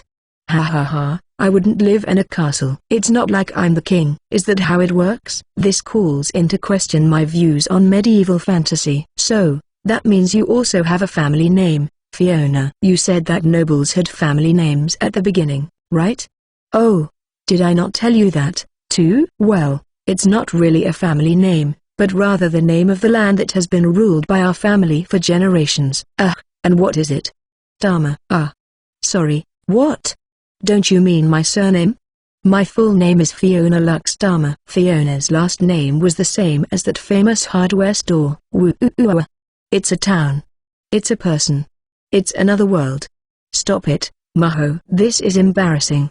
Well, I mean, how can I not get excited about this? Even if this wasn't a different world, but Earth, I think I would have been just as excited. There is human activity. I never thought this would make me so happy. I like hardware stores, and even though I wasn't that desperate at the bottom of that dungeon, it's still natural for humans to live under the sun, on the ground. Seeing this obvious fact with my own eyes, my brain, my cells are so happy. So, what are we going to do? Is your house close by, Fiona? Right there. So, this is the most prosperous town in the territory. Huh? Right. But isn't all countryside like this? Well, I guess I won't deny that. That said, I haven't seen any other worlds, so it's inevitable that I'll be talking about things from an Earth-based perspective. However, there are not many shops, but there are many private houses, and the boundary between the town and the farmland seems to be vague. It had the feel of a town that had grown up from a village that had formed around a river. But it's a clean town that isn't too littered. I like it. Don't you have to report your survival to a place like the Adventurers Guild first? Eh? Did I talk about the guild? Oh, so it does exist. You didn't, but I thought it might be something like that. We only operate the store portion of it, where you can sell things. Normally, the word guild refers to a government-run administrative office, but we don't have one yet. Well, it would take a long time to explain. Oh, I want to know. I'm a bit interested in the stories around the guild. I wonder if the guild will help me find a job. When a labyrinth is born, it's a rule that you have to report it to the king, and at that time the operating method is chosen. Either we manage it ourselves and pay the country a fixed amount of magic stones, or we entrust the management to the country. Oh, that's how it works. So, I guess you decided to try running the place yourselves, Fiona? Yeah, but it was much harder than expected. If there are no explorers, then we won't be able to obtain the magical stones that we have to hand over to the country. I see what you mean. I'm starting to understand where this is going. So, you were trying to help out by doing a little bit of exploring, Fiona? I guess that's how you could put it. In plain terms, it's not clear how much expertise Fiona's country has regarding labyrinths, but it seems that trying to manage things on your own territory alone is unexpectedly difficult. Actually, this place is practically deserted. Why won't you just outsource the operation to the government? It's not like that's impossible, but there'd be hardly any return to us. The management fee and dungeon usage fee just about break even. The government takes almost all of the profits. I see. Then, we'll just have to try our best ourselves, right? According to Fiona, when the country is commissioned, the Labyrinth Administration Bureau and the Temple of Luck Newiz will come and start operating, using their own super-powerful party of explorers to search as far as they can and figure out what kind of labyrinth it is to some extent. Furthermore, they also buy up magic stones, manage and train adventurers, and even attract explorers from outside, so it seems that it is not completely without benefits in terms of the development of the territory. However, if you do it yourself, you can get all the profits. What is the Luck Newiz Temple? A place for praying to God? There are high-ranking priests who can lift curses, cure poison and paralysis, and also, although it's very expensive, they can even bring people back from the dead. Revival. Revival? What? Like the resurrection of the dead? Yeah, right? Truly. A different world. I feel like an idiot for getting all excited thinking it's almost the same as Earth, after getting outside. Things like a dead person coming back to life. No, isn't it fine? Even if me or Fiona die by accident, we can just come back to life again, right? This is the best. Is this for real? Aren't there any disadvantages to this? It is okay? Reviving someone. If you fail, you'll just turn to ashes, and if you fail to resurrect someone and they turn into ashes, their soul will disappear. Ashes. What the heck is that? As I thought, that it was just too good to be true. Let's be careful not to die, although it goes without saying. Oh, there is a temple in this town too.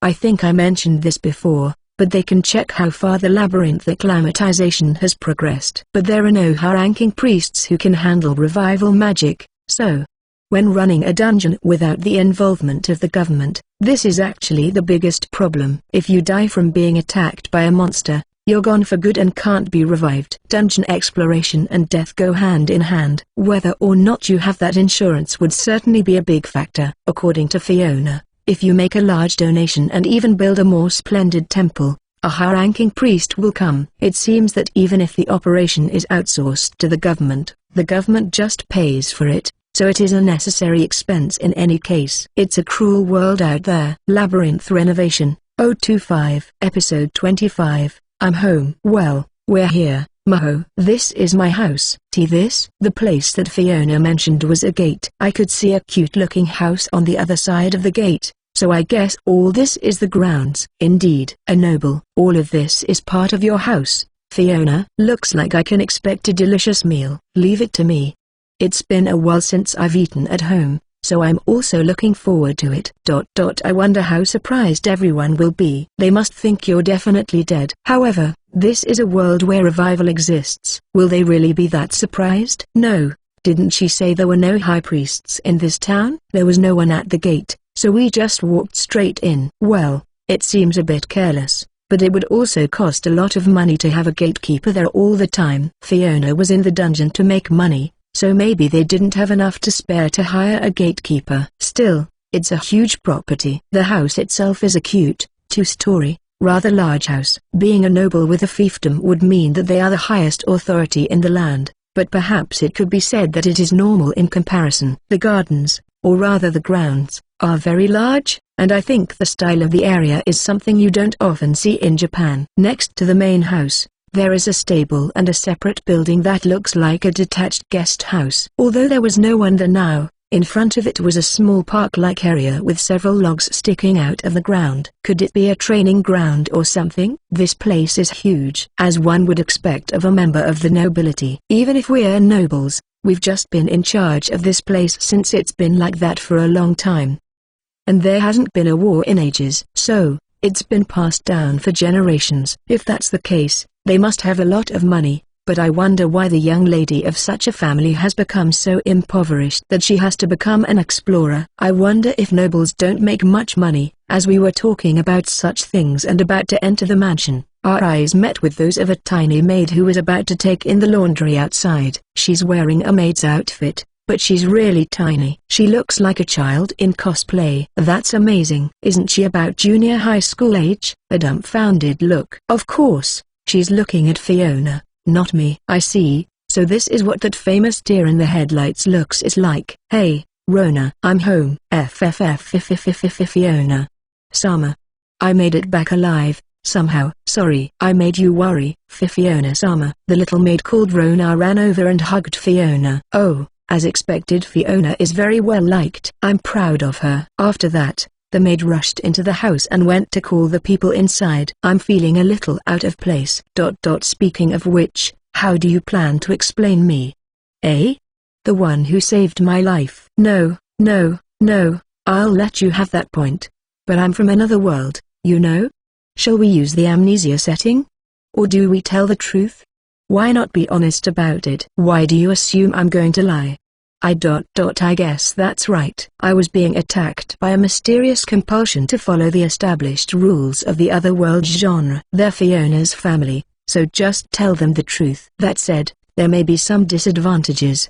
But if so, so be it. As we were talking, the front door opened with a resounding bang, and a small old man came out, followed by a beautiful woman who looked like Fiona. Fiona. It's really you, Fiona. I'm so glad you're okay. I'm home. I'm sorry for worrying you, father. That's Fiona's dad. He's small, fat, and a little bald. He seems really kind, but he's nothing like I imagined. He seems more like a warm-hearted dad than a dandy, cool-looking nobleman. Fiona is exactly like her mother. Fiona? You really came back alive? My prayers to Lucknovia-sama every day were heard. Thank you very much. Sorry, I've also caused you to worry, Mother. Her mother was also visibly relieved, with tears in her eyes. I was worried that Fiona, being the third child, might have a bad relationship with her family, but it turned out to be completely unnecessary. I've been reading too many fantasy novels. So, Fiona, what about that person? Papa-san looked at me with his big, round eyes. Nice to meet you. I'm Mahoseki. I met your daughter inside the dungeon. Maho saved my life. It would take a while to explain, though. Oh. Is that right? Thank you so much for saving my daughter's life. You have my gratitude. Oh, that's right. I imagine you're hungry. Igraine, get some food ready. You're right, dear. We've got to prepare a special feast. Rona will be preparing the guest room, and Uranmera will help me with the meal. Yes. I understand. Understood, Mom. The maids scurried away. Ugh. Did my hunger show on my face? I was wondering whether or not to grab something to eat before I came here, but I thought that hunger was the best spice, so I was only staying hydrated. It's a complete and utterly strange land, and I'd be lying if I said I wasn't worried about what kind of food would be served, but, well, when in Rome, do as the Romans do. Bring it on. Otherworldly cuisine. I even fed Fiona porridge and pickled plum. After that, until the meal was ready, we told Papa-san the full story in the drawing room. Papa-san, or Earl Fergus, seemed to take our story with surprise. Well, that's only natural. It is said that dungeons are scattered throughout this world, but the number of dungeons that have been conquered to the lowest level is small, and even then, the number of people who can touch the orb and receive its blessings is limited to one person. I was just listening to the two of them, but then I thought what would happen when a party of 6 arrives at the lowest level of the dungeon, who will have their wish granted. Apparently, there are even stories about them quarreling and killing each other. Well, it's called a wish-granting orb, so I guess something like that is bound to happen. Father, this is the magic stone of the monster from the lowest level. Isn't this enough to pay back the loan? Fiona, you really are a kind child. You don't even get to inherit the family estate. You didn't have to worry about the fiefdom, did you? The fact that you ended up in that dungeon was due to my own negligence. I like this town, the land, and the people. I had a talent for being a fighter, so this is the only thing I could do. Fiuma? She didn't go into the details, but I think the gist of it was that in order to manage the labyrinth on their own, they should offer the magic stone to the country. Wouldn't it have been better to buy the magic stone elsewhere and then pay it to the government? Nothing was said about this, so maybe they didn't have the money for it either. So, in the end, they want to properly manage the dungeon and develop their territory. Something like that. Fiona, why not sell this? Maho, please be quiet. I won't sell it. Is that so? Fiona really doesn't want to sell the item bag. Well, just because it is some use doesn't mean you shouldn't sell it. Or rather, the territory. It's an amazing magic stone. However, it is unlikely that we will be able to obtain anything like this again. Fiona, are you sure? I hate to say this, but even if you give them this, it will only be a temporary fix for the debt, not an actual repayment. I know it's a bit strange to talk about this in front of our guest, but the explorers have left, and there are also some bad rumors going around. We've already reached the point where we can't keep going. Father, but it seems like the situation is more serious than I thought. I don't know anything about the affairs of the fiefdom, but considering that Fiona, the daughter of a noble, was trapped in a dungeon, it might not be a good story to hear with a carefree attitude. I'm sorry. That wasn't something I should have said in front of the person who saved Fiona's life.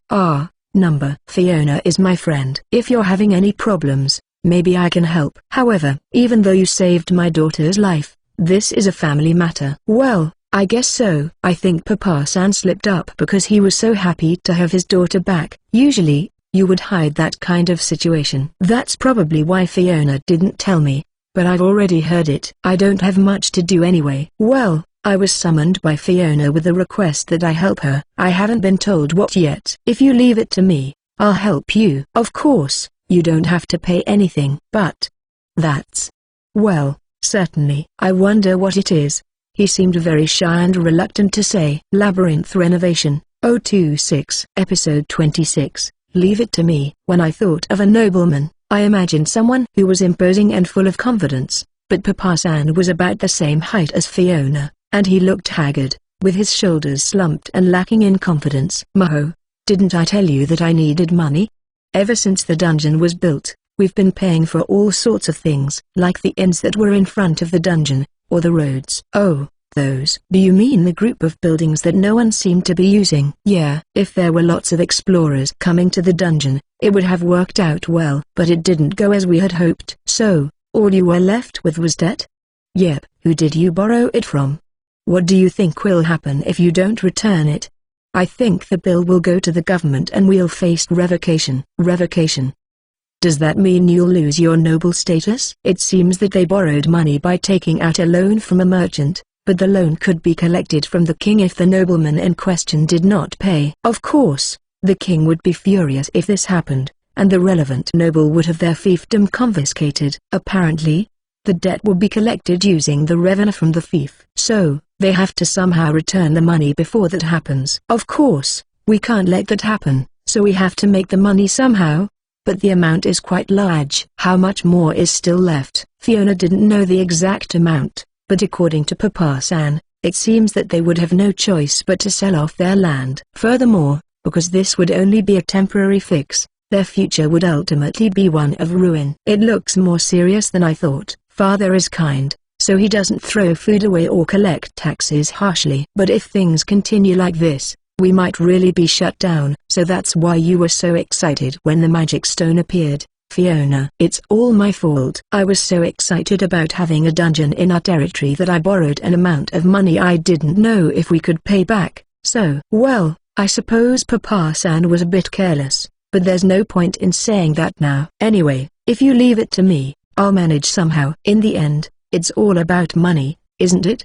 But what can you do? I hate to say it, but that labyrinth is already a lost cause. And I think the orb at the very bottom has already been used, right? It will be impossible to attract people there from now on. After all, it would be better to give up and entrust it to the government. If we entrust it to them, we might be able to gradually pay back the money with the dungeon profits. Don't worry. It's okay. It might take a little time, but you have the magic stone for now, so if you could just pay the interest, that would be fine. In short, it's all about making money by attracting people, right? Wait a second, Maho. Taking on a challenge like that and conquering the labyrinth are two different things? Didn't you see it just now? There are only a few explorers left who go into that dungeon, you know? I know. If you had to choose, it would be easier to make the city prosper using the labyrinth rather than conquering it. Why are you so confident, Maho? Because there's an endless supply at the hardware store. What's more, there is a transfer monument that allows you to jump to any floor, as well as the item bag. It's a sure win, a sure win. The only problem is that we have to make sure we don't look suspicious. This is getting fun, Fiona. Leave it to me. You're really positive and cool, Maho. I've got to learn from you. Fufu. I've also promised to go to school with you, Fiona. We've got to clear up the family problems quickly. I see. School. We did promise, didn't we? He. That's how it is. We'll develop the territory, attract customers to the dungeon, and then Fiona and I will go to school. I don't know what kind of school it is or where it is, but Fiona and I are both 15 years old, which might be a fair age to go to school. I'll have to hurry. Is that okay with you, Papa-san? Papa-san? No, if you really want to help, then, Father, please. Maho knows a lot of things we don't know, and she has a lot of tools, so I think she can really do something about it. I believe in Maho. So, I want you to believe in her, too, Father. If you're insisting on it that much, Fiona. Yeah. Could I trouble you with this, Maho-san? Leave it to me. Of course. I'll be asking you to cooperate in various ways, right? There are limits to what I can do on my own. But of course, you are welcome to ask anyone in my household for help. Normally, they wouldn't entrust a task like this to someone like me, but I guess they must be in a really tough spot, or maybe just a shot in the dark.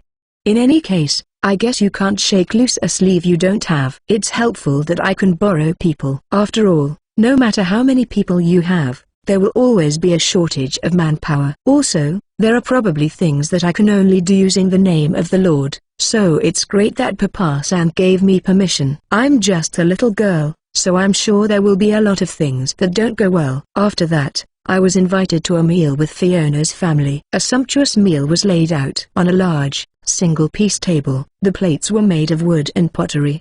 Perhaps not much porcelain is in circulation. The cups are made of ceramic, not glass. They had prepared wine for us to drink, but I remember Fiona saying before that wine was expensive and you could only drink it on special occasions. Well, it's certainly a celebration that your daughter, who you thought was dead, has returned. After hearing about the money problem, I realized that this table was put together with a lot of effort, and I felt a little apologetic. I should have brought some liquor from the hardware store. Even so, this looks delicious.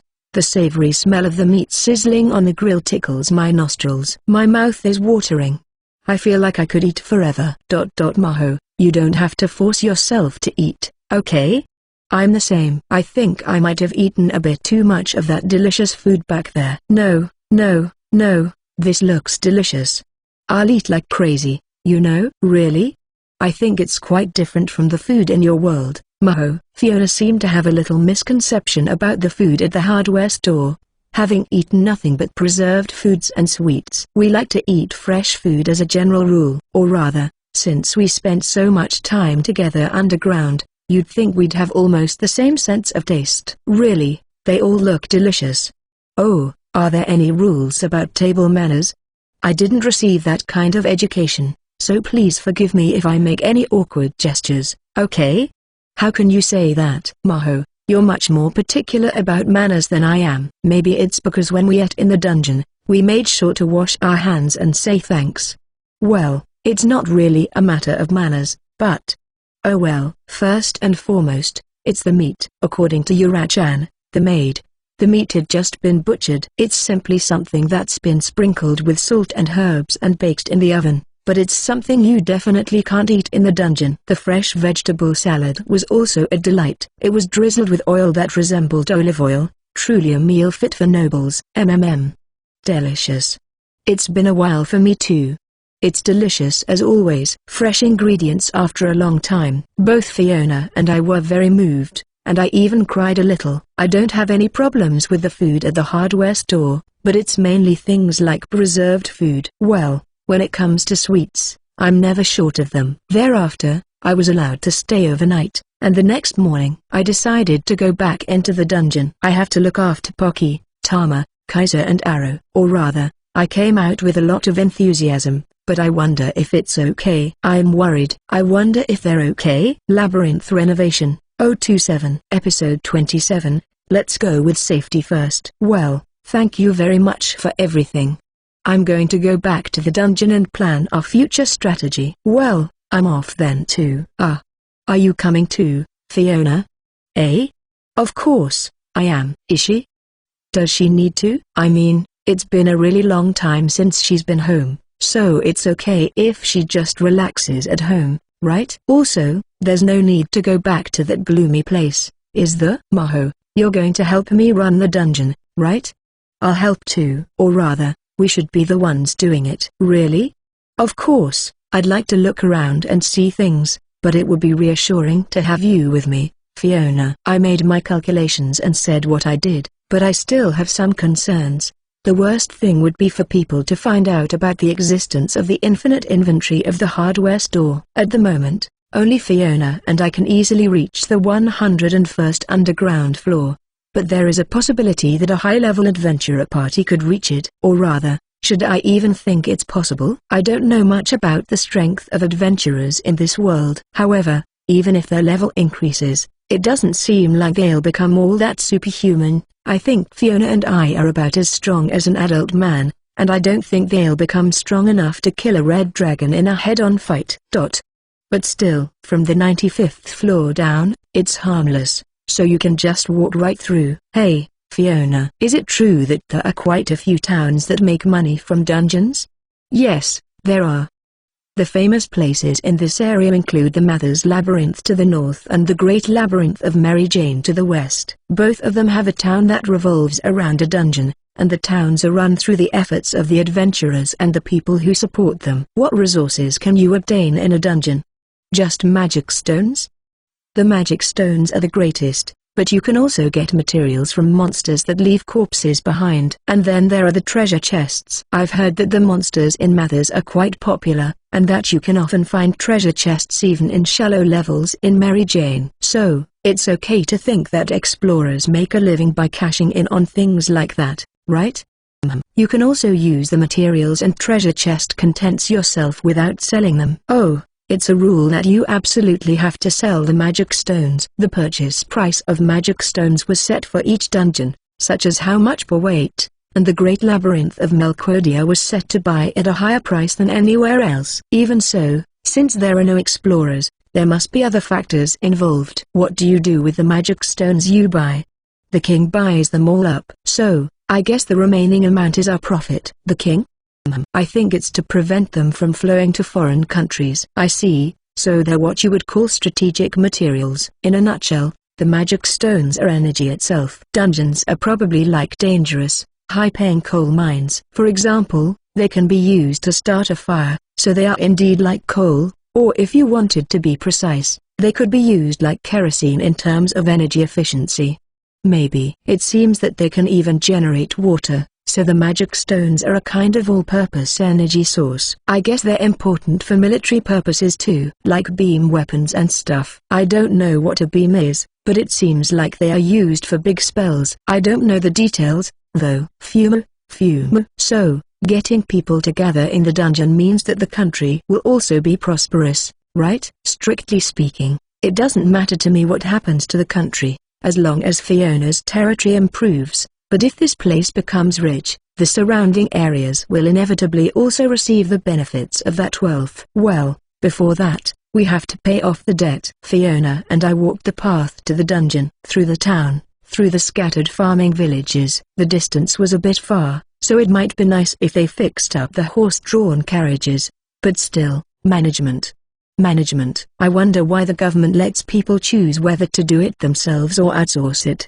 It seems like it would be better to force an administrative office to be included, saying that it's a national rule. Do you know why, Fiona? I hadn't thought about it before. But I think it's because even the king can't easily interfere in matters of fiefdoms. He doesn't have a say in that? It seems like the king doesn't have that much power, does he?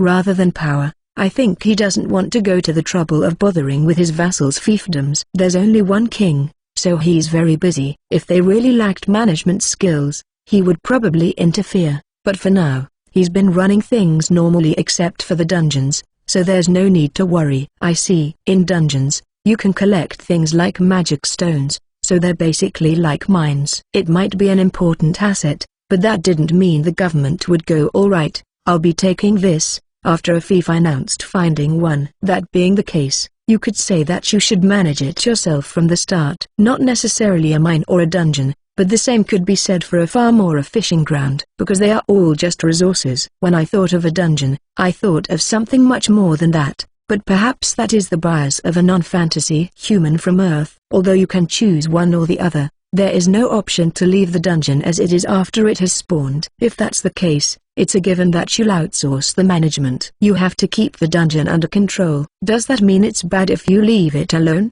Maybe bandits would use it as a hideout? No, not that. When the magical energy density becomes too high and the system overloads, the monsters spill out into the outside world. If that happened, it could be a major disaster. Well, the monsters in the lowest level of our dungeon were already defeated by Maho, so I think there's almost no need to worry about that anymore. Monsters spill outside? Speaking of which, aren't there any monsters outside? There are some, but not as many as in a dungeon. It seems that normal monsters and local people coexist, with the local people and professional warriors hunting them. The monsters that pour out of a dungeon come out in such large numbers at once that even if you take countermeasures, there is still a certain amount of damage. They're more troublesome in nature than I thought. These dungeons, if they are managed well, the profits will be huge. Ours is quite sizable, too. It really is just like a mine, isn't it? In the old days, Japan was full of coal mines, silver mines, gold mines, and so on. If that is the case, then to operate it. Fiona, I've decided on the management policy for the dungeon. Eh? Based on what we've just talked about? I don't know what kind of dungeon management the Labyrinth Administration Bureau, which is run by the government, does. But I'm confident in my own way of doing things. And if I'm going to do it, as someone from modern Japan, I have only one policy: safety first. We will use this to thoroughly collect the magic stones. Safety. While diving into the dungeon.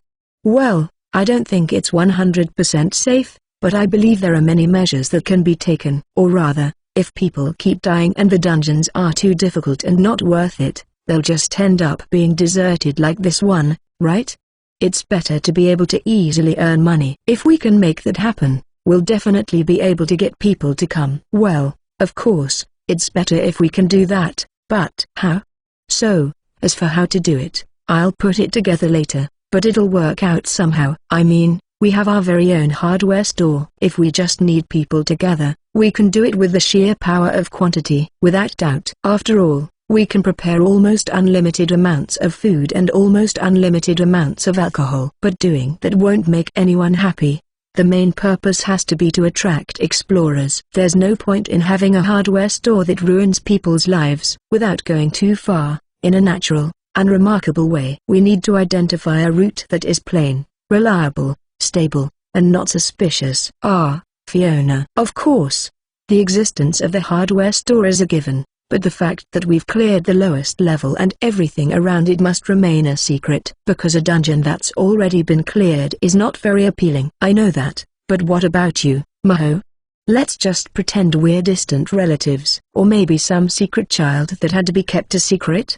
You mean pretending we're sisters? Isn't it common for a noble family to have one or two illegitimate children? Or would that be a problem?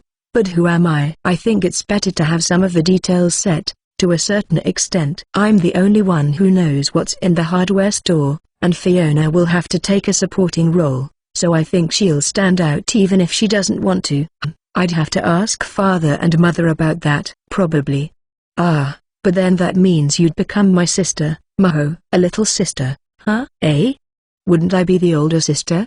No way. You're so much smaller than me, Maho. Why is size relevant? Or rather, where were you looking when you said that the average Japanese person is smaller? I'm average. Average. Labyrinth Renovation, 028. Episode 28, so huge. And they talk. While we were going about like that, we arrived at the dungeon. The entrance was quite large, and the stairs leading down to the basement somehow reminded me of a subway entrance. Well, it's bigger than that. The transfer monument on the first floor is a user-friendly feature that you can access as soon as you enter, and unlike the previous one, which was a one-time glitch, I was able to jump to any floor normally. It was possible for me to jump directly to the 101st floor, where the hardware store was located, but for some reason, Fiona was unable to jump to the 101st floor. The 101 letters are not lit up. Oh, speaking of which, I remember now. What is it? If we leave the dungeon to the administration office, the office will know how far all the registered explorers have activated the transfer monuments. Is that so? How? It seems like you could get away with it if you submitted it in writing. In every dungeon, there is an administrator at the first floor transfer monument who keeps a record of which party has moved to which floor. The staff explained that they would send out rescue teams in some cases, but I think that was just to manage the explorers. Back then I hadn't really thought about it. Fiona said that she had been an explorer in a nearby dungeon before venturing into the labyrinth here. She said that although it was close by, it was still a considerable distance because it was outside the territory. But she said that people with talent for combat were rare, and that this was an opportunity for training. Well, if the administrator has to keep an eye on this place, it's going to be a pain. I've got all the floors, you know. As you'd expect, there are hardly any explorers like that, so I'm not quite sure what the administration bureau will do either. The same thing might happen in other dungeons, too. I'd better be careful. Well, for now, I don't have any plans to go and check out other dungeons. However,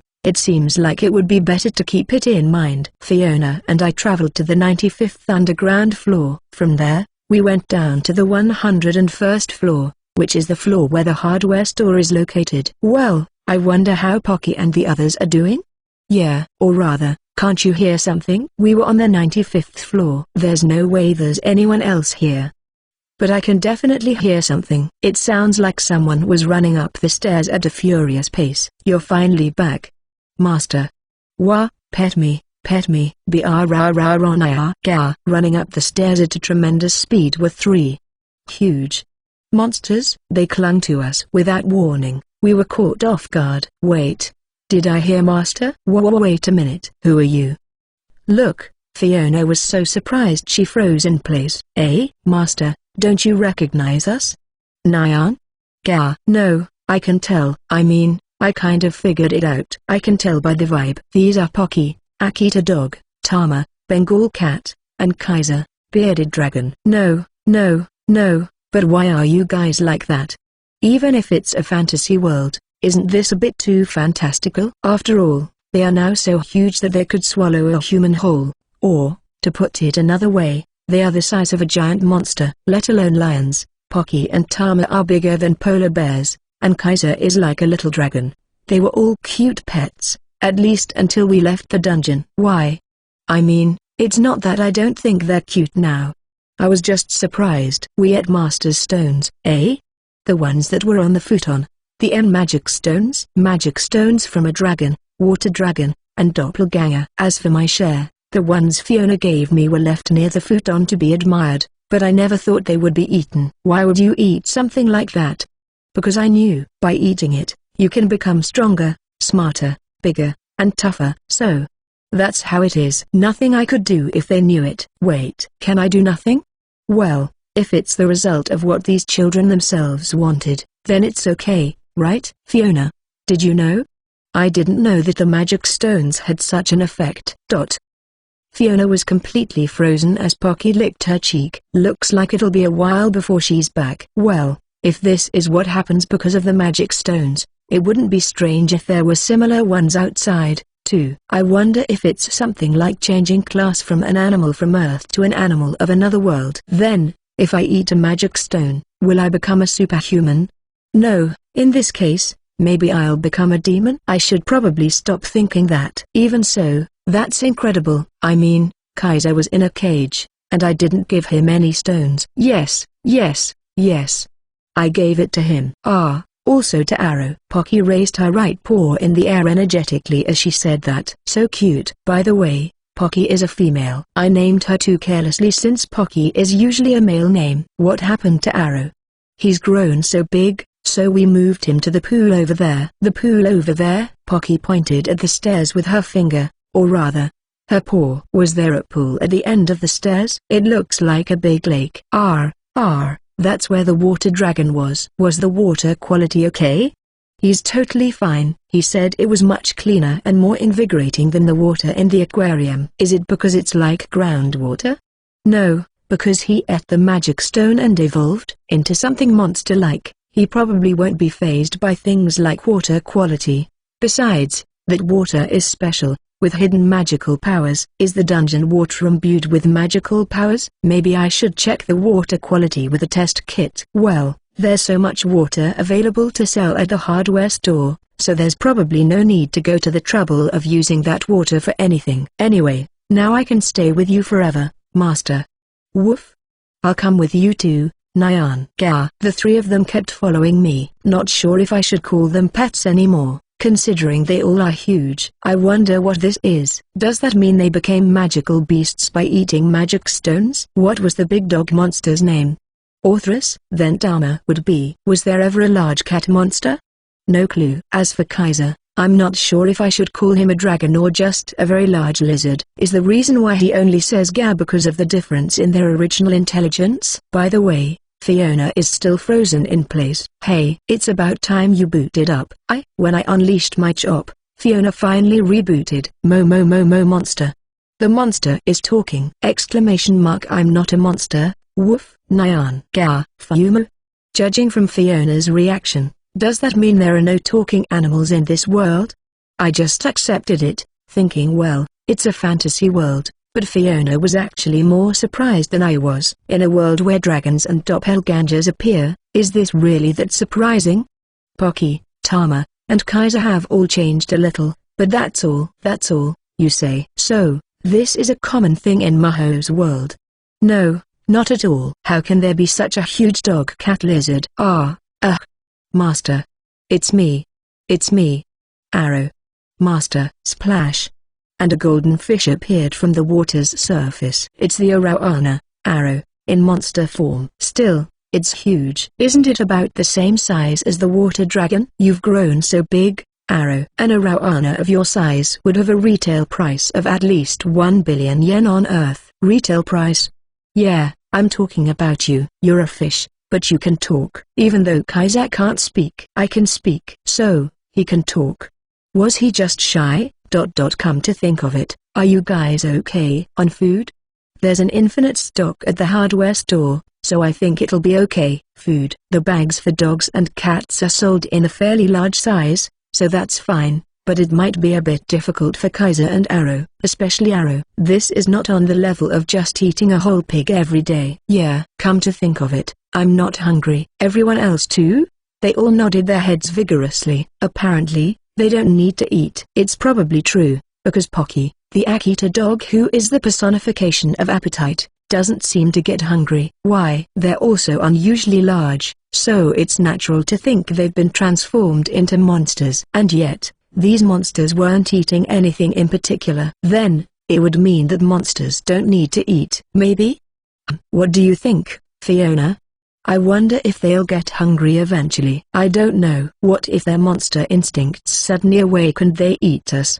That would be scary. Fiona is such a scaredy cat. When Pocky and the others were small, she treated them normally. If this kind of huge animal existed in Japan, it would be very popular and used to promote the revitalization of towns. Labyrinth Renovation, 029. Episode 29. Let's do something about it within a year. We headed straight to the bottom floor to the hardware store. I left the Arrow alone for now, figuring that if he didn't need any food, there was no need to worry. Well, let's set the warp point for the lowest level first. It seems that the stone monument was indeed a transfer monument. Actually, couldn't you have returned to the ground from the beginning? Normally, you would have to return to the ground from the lowest floor. So there is no point in making an unfriendly design that makes you return 5 floors higher. In fact, it seems that it can be used as a transfer monument now, so what's the deal? No way I could.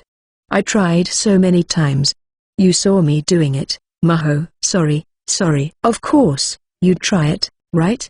Perhaps it is a system that activates all the floors as a final bonus. Maybe I caused a bug after all of them opened, so now this one is usable. Well, either way, make sure you can use it, Fiona. Why yeah. When Fiona touched the transfer monument, the numbers of the floors that she could transfer to appeared on the surface. It seemed that she was able to jump to the 101st floor without any problems. Fiona, first of all, I'd like to confirm things. This dungeon is located on Fiona's family estate, and you wanted it to be managed and operated by your family. However, things have not been going well at all, and the minimum amount of magic stones to be paid to the country has not been collected. There are also debts to be repaid, so this is a tough situation, right? Well, I guess you could sum it up like that. Can't you just hire explorers with money? I don't really know much about explorers. For the time being, one option is to use items from the hardware store to earn some money, and then hire a party of explorers to raid the area for us. Either way, we also want information about the inside of the dungeon. People who are already in a popular dungeon aren't going to come to a new one. After all, there's nothing to do here. If you pay a huge amount of money, it's different, but that would end up being a net loss. And there are no temples here, so there's no way they can be revived. I see. So it's hard to even carry out a strategy that involves spending money in a dungeon with no benefits. Once a region falls into a spiral of unpopularity, there will be no more explorers and the surrounding industries will not grow, so it will just continue to worsen and worsen. It's like the fate of a company that failed to make a good start. However, the fact that it is unknown after all is what is contributing to its unpopularity. Even if the monsters are strong, if people gather and the place becomes popular, a strategy for defeating them will eventually be found. Fiona, do you know what the biggest problem is that needs to be fixed? The biggest? It's probably because there are no explorers, right? That's the goal. If more people explore, We'll get more magic stones. The problem is why we haven't gotten there. Oh, you mean that the Great Labyrinth of Melkwodia is too difficult? Correct. That's the number one thing. It's a high-stakes job, plus it's difficult and doesn't pay well. What's more, there are no temples, so they can't be revived either. Of course, no one wants to dive into a place like that, unless this was the only labyrinth in the world, but there are plenty of other dungeons out there, and they're all looking for explorers. In other words, running a dungeon well is like running a business. Running a business? You're making it sound like the explorers are the customers. The explorers are the customers, aren't they? You have to get them hooked on dungeon crawling and get them to keep going deeper and deeper. At the moment, people are looking at the entrance and thinking, this is no good, and giving up, right? We need to start making improvements there. Well, calling them customers might be a bit of a stretch, but it's similar. If they make a lot of money and spend it, the territory will also prosper, so they are truly chickens that lay golden eggs. Perhaps the Labyrinth Administration Bureau is well aware of this. That's why they don't simply teach their know-how, but instead use the method of outsourcing, and keep the profits to themselves in a semi-monopolistic arrangement. Oh, by the way, didn't you say there were bad rumors about this place? Yeah, I heard that the explorers who were here went to other dungeons and spread the word. Even the kids I was working with before said they wanted to move to somewhere else because it was so hard here. Come to think of it, you were part of a party, right? Who are those children? Apparently they reported to the buying office that I had fallen into the transfer trap. But since then I haven't heard anything. I wonder if they're working at some other place. Were you not friends? I'm not sure. I was desperate. And I said some pretty unreasonable things. Fiona is a member of the nobility, so I guess they were probably a little cautious. Well, I guess there's no way around it. That's that. Anyway, explorers are in high demand. If the end result is the same in every dungeon, it makes sense that people would flock to the places where they can make money more easily and safely. It seems that they invested a lot of money in Melkwodia at first, and it must have been well received. But now it's completely deserted. Anyway, it's probably impossible to make it a popular dungeon right away, but we'll manage one way or another. But, Maho, I don't think we have that much time. Probably they won't wait that long for the repayment, either. I mean, 10 years might be a bit too much to ask. 10?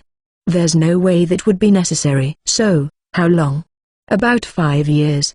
Fiona doesn't really understand the might of the hardware store. The only question is whether we can attract explorers. Moreover, it doesn't have to be an explorer. We can just raise them as explorers at home. What's more, Fiona is the daughter of a lord, so it's a given that her father, the lord, will cooperate. So I can't be so lazy. Not to mention paying off the debt, we also have to pay the tribute or tax money to the king, whatever that is. To be honest, I'm starting to feel like it's a bit of a waste to use the dragon's magic stone. I'd say a year, at the most. Oh, eh? 1 year? Yeah, let's make this the world's greatest dungeon in 1 year. Between you and me, Fiona. Fiona looked confused, with her eyes wide open, but we promised to go to school, so we can't take so many years off doing this. I'll have a clear plan in place in 1 year, then we'll enroll in school when I'm 16. Though I still don't know what kind of school it is. Well, first of all, we need to know about the dungeon, so let's explore it normally. Didn't you get to the 6th floor, Fiona? About what level is that? I don't know much about the other dungeons, but I think they're a little above mid-level. I see. In that case, I think it would be better to grasp up to about 20 floors. What do you mean by grasp? Well, we're trying to make money by attracting people to this dungeon. Then, we should know more about this place than anyone else, right? Fiona wasn't managing this place, she was just diving around as an explorer. I guess it's like a pachinko parlor employee who just keeps playing pachinko. Of course that wouldn't make any money. Speaking of which, what about maps? Maps? I think the kid in the rearguard drew it at the last party. So you were drawing one? Doesn't the guild give them out? Not that I know of. What about the first couple of floors? You have to go into the dungeon yourself and figure out its structure. After that, you just have to remember it properly. Oh, this is more than just inconsiderate. If there's no map for the lower floors, that's one thing, but to make people dive into the upper floors without even a map, Fiona, then, Let's start by making a detailed map. The rest is strategic information. The types of monsters and traps, how to defeat the monsters and important points. And then there's things like how you act at a party. Well, there are lots of things needed. Is that really necessary? Explorers are supposed to go into dungeons, defeat monsters, gain experience, and become stronger on their own, right? You can't attract people with a Spartan-style approach like that, Fiona. Everyone inherently wants to earn money easily. Of course, the same thing applies to experience points, not just money. Everyone wants to get stronger while having fun, to make more money, to make life better. Everyone is like that. Even more so if you're a person who likes to explore. But Maho, it's fine to make a map, but are we just going to explore and make a map by ourselves? It's probably quite difficult, but that is exactly the point. You've defeated the monsters in the lowest layer, so you've actually become quite strong. Wouldn't it be easy to defeat the monsters in the upper layers? I don't know. I think it should be fine up to about 5 floors, but... Alright. It seems that Fiona also thinks it will be difficult for her. It certainly seems like it would take a reasonable amount of time to make a map by going on a serious exploration. Should we hire someone? Woof, woof. We will be with you, so don't worry, woof. Whoa, it would be great if you guys were around. But there's the transfer monument issue. Can you even use this? And even if you can use it, if you can't go to the upper floors. While I was saying that, Pocky placed her paw on the transfer monument, and just like when I did, it flickered and lit up all the lights. Not only Pocky, but Tama and Kaiser also had the same result. Apparently, the transfer monument will malfunction if used by creatures from Earth. Can we go together now? Master? Let's go. Alright, let's all make a map of the first floor first. Labyrinth Renovation, 030. Episode 30. A Tale of a Novice Explorer 1. My name is Ares. Ever since a dungeon suddenly appeared near my village, I've been exploring the great labyrinth of Melquodia in the hope of becoming a full-fledged explorer, but I can't even challenge a new floor, much less earn enough to get by. So, it's like this, and I'm only able to dive during the farming off-season. At first, it was good. I was able to easily find people to explore with, and I learned a lot from explorers from other regions. But one by one, these explorers began to disappear. These days, there are hardly any of us left, and without a proper vanguard, we can't even get to the second layer. Today, we're hunting slimes on the first floor from the morning. I wish we could at least get a magic stone. The only monsters that appear on the first floor are slimes. What's the point in complaining about it? We're lucky we were able to make a magic contract, aren't we? Even pure warriors have a hard time against slimes. But still, the noisy one next to me is my childhood friend Tina. But Tina is right, you can't defeat slimes without being able to use fire magic. Apparently it's not impossible to defeat them with swords or clubs, but it's impossible for me and Tina, who don't have their warrior's blessing. To begin with, we don't have any decent weapons. Iron swords and spears are the kind of thing that you couldn't afford to buy used even if you had to spend 3 months of your living expenses on them. I should have asked my seniors when they were around and tried to get them to give me some second-hand stuff. There's no point in saying that now. There were lots of rookies like us in the old days. Tina and I started diving when we were 11. And it seems that third sons and third daughters from various villages who had no work would gather in this dungeon, dreaming of striking it rich. Since none of them had any money, their weapons were things like sticks they picked up off the ground, or at best, knives. Looking back on it now, it was a reckless thing to do, but I guess I was just dreaming about dungeons. The dungeon here doesn't have an administration office, so if you're lucky you should be able to make a fortune, my seniors said. However, the reality was different. The kind seniors were also killed by the monsters, caught in the traps, and one by one, their numbers dwindled. Some of the novices who were close to our age also died in their reckless search, or returned to the village having lost an arm or a leg. The reason that Tina and I are still able to do this is because we were lucky. Both Tina and I could use fire magic in the back row, so we were able to hunt safely in the first layer. However, it is not suitable for the second layer, so it is basically only used for the first layer. At the time, a senior who taught us many things told us that we should just keep training by hunting monsters until we got stronger, and we kept following that advice. After 3 years of training, I think both Tina and I have become more accustomed to the labyrinth and have become stronger. The number of spells I can use has increased. Or so I think. But I can't pay a donation, so I still don't really know what rank I've reached. I've had a few growing pains, so there's no doubt that I've gotten stronger. Ares. There's slime over there. Oh, got it. Oh, fire. Heed my call, and become a spear. Through these mighty words, a spear of flame shoots out and evaporates the slime. The first layer is a piece of cake. The flaming spear is a rank 2 offensive spell, and it boasts a power that is incomparable to that of the fireball. Whoa, Ares. That's amazing. I think your magic power has increased a little. It's because I've grown used to the flaming spear. Don't you think we can manage if we go to the second floor? Without a vanguard, if 3 monsters appear, it's all over, you know? Still want to go? Sorry, I guess not. In the end, 2 mages alone cannot do much. The only reason we're making any money at all is because this dungeon only has slimes on the first floor. Hey, Ares. Do you want to go to another dungeon? I don't think we're all that bad. I mean, even I can't keep hunting slimes forever. I know that, but is there really a party that would let 2 mages join? Besides, we can manage because we can commute from home. But if we go to another dungeon, we'll have to find somewhere to live and pay rent, too, right? And apparently the food is also expensive. But even if we stay here forever, thinking about the future, we have to make a decision at some point. Do we go down to the second floor or set up a proper party in the Labyrinth City? When things are busy at home, I help out in the fields, but that's not enough to earn my keep. At least if there was a vanguard. Ares, would you like to try playing vanguard now? Me? Without the warrior's blessing, it's impossible. And above all, I don't have the money to buy the equipment. I guess you're right. Ares, let's go to the Labyrinth City after all. It's impossible for the 2 of us to handle the second floor anyway, so it's the only option.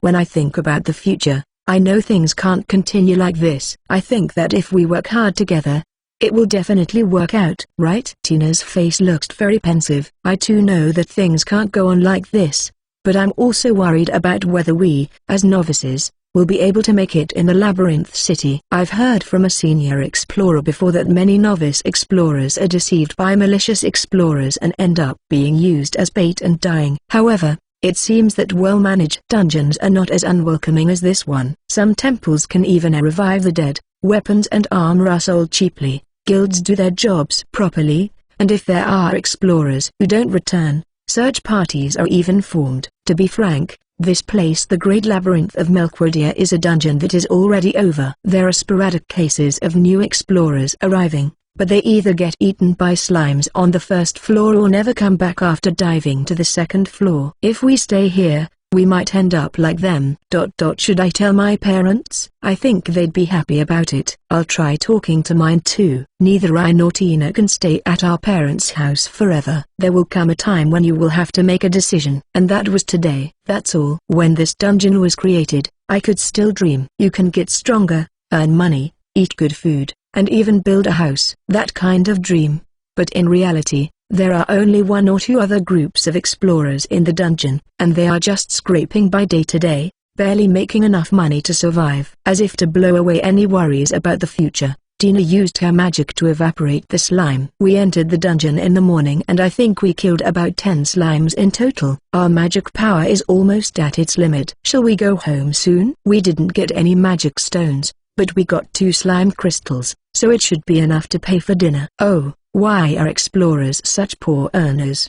It's no wonder everybody quit. Apparently you can make money if you organize a party and make it to the 6th floor. Even here. Yeah, and Fiona-san, the person who said that, is now dead. You're right. Fiona-san was a fellow explorer a year older than us who was kind to us, had a talent for being a magic warrior, and was someone we looked up to. But she was caught in a treasure chest trap a while ago and never returned. As we were the only party that was actually working properly in this dungeon, the impact was huge, and it was around that time that the innkeeper and the general store owner both said they were going to close up shop. Now, the only person left is the old, eccentric blacksmith in the store in front of the dungeon. On the first layer, slime may suddenly pop out, so you need to keep a lookout on the way back as well. I've seen explorers who were choked to death by a slime they accidentally encountered. There aren't many slimes around today. I wonder if there were any other explorers?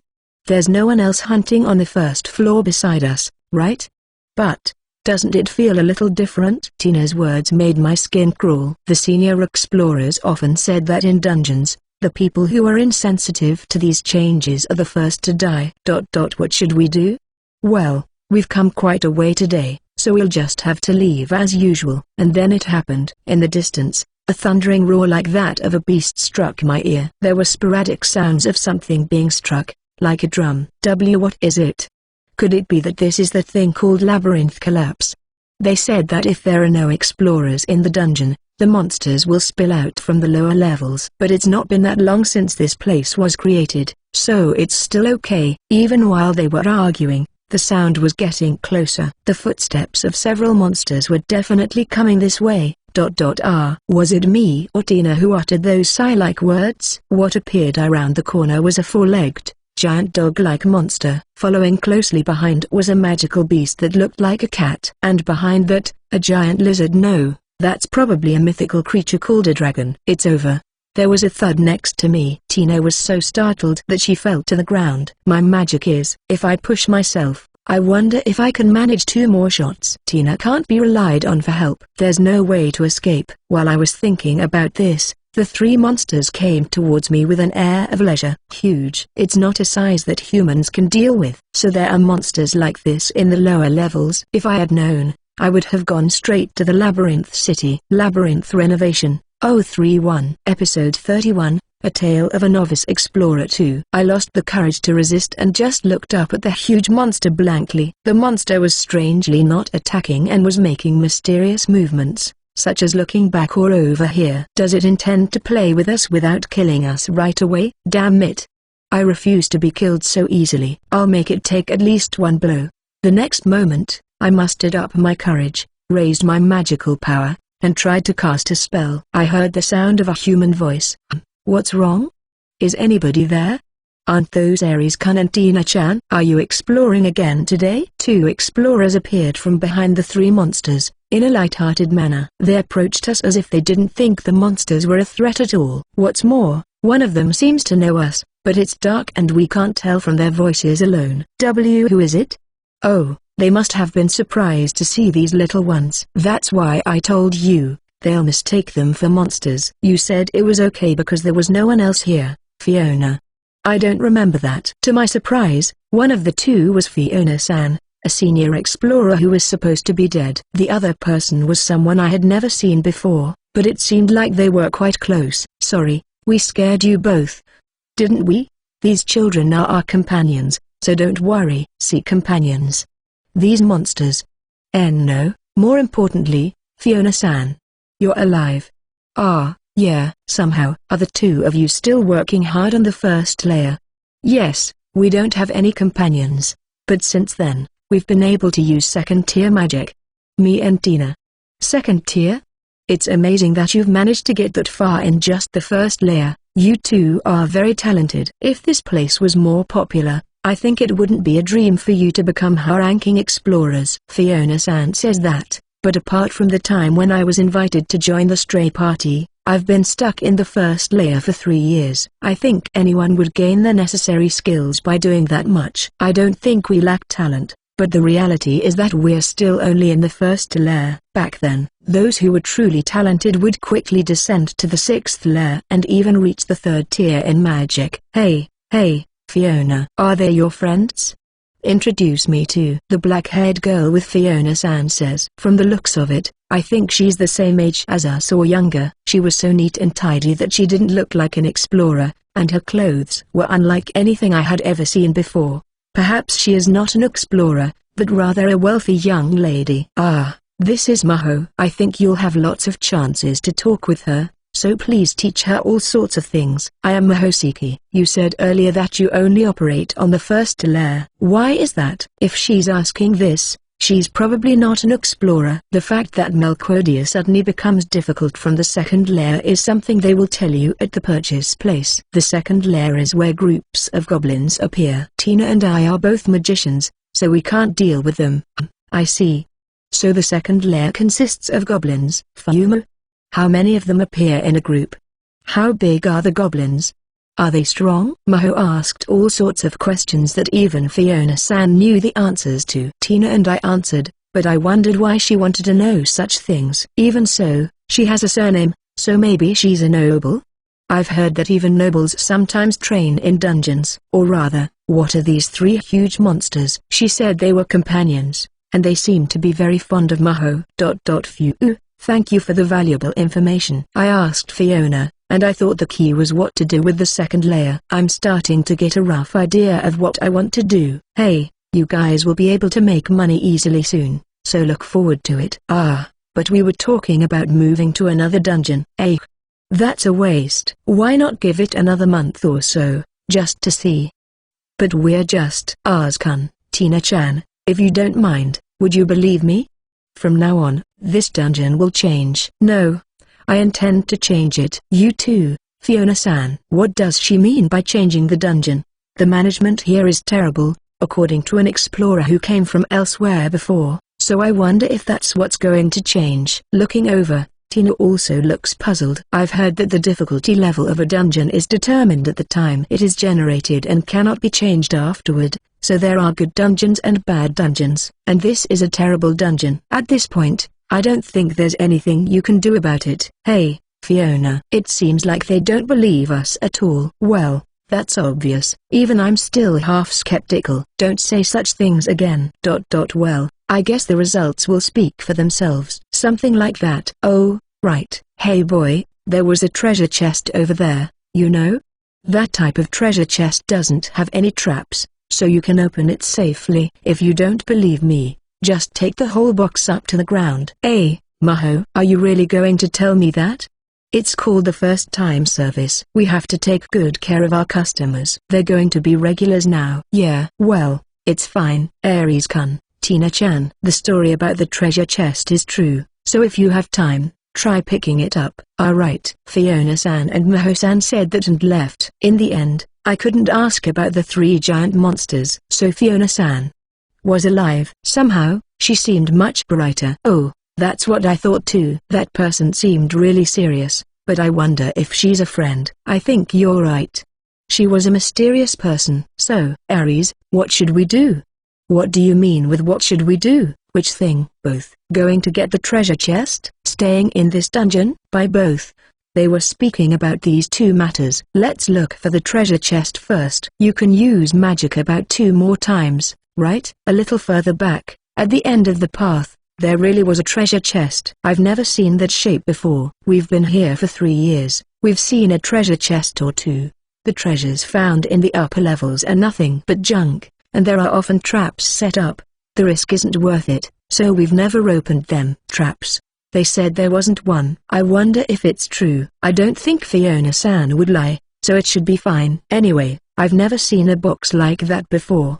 Oh, it's pretty light. Is that okay?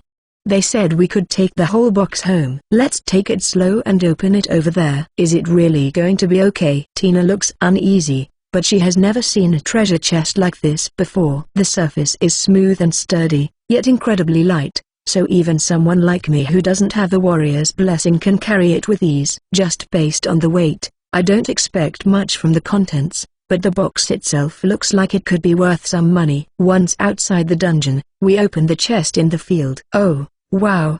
Hey, Tina, this is amazing. No way. Are they leather gloves? Don't you have to go to a lower floor to get this? I don't know why, but if we sell this, we can earn about half a month's worth of expenses. Even travel expenses to go to another dungeon. Leather gloves are quite expensive. Not only are they difficult to make, but it is also difficult to achieve both softness and strength, so even among the explorers who had come here, almost no one had them. Even people who occasionally wore gloves did not have gloves with all fingers separate. At most, they had mittens with only the thumb separate. Most people preferred to spend their money on gauntlets or mittens rather than gloves. Moreover, if it comes from a dungeon, there is a possibility that it has been enchanted with some kind of magic, and it could even sell for more than expected. Hey, What should we do? Tina asked me for the second time. What should we do? I think that just these two items, the leather gloves, and the lightweight, sturdy treasure box, are worth at least a month's income. That girl Maho said she would change this dungeon. No, maybe things really are starting to change. Because I've never seen a treasure chest like this before. I guess we'll stay a little longer. Since we had some extra income. It's only income once it sells, though, right?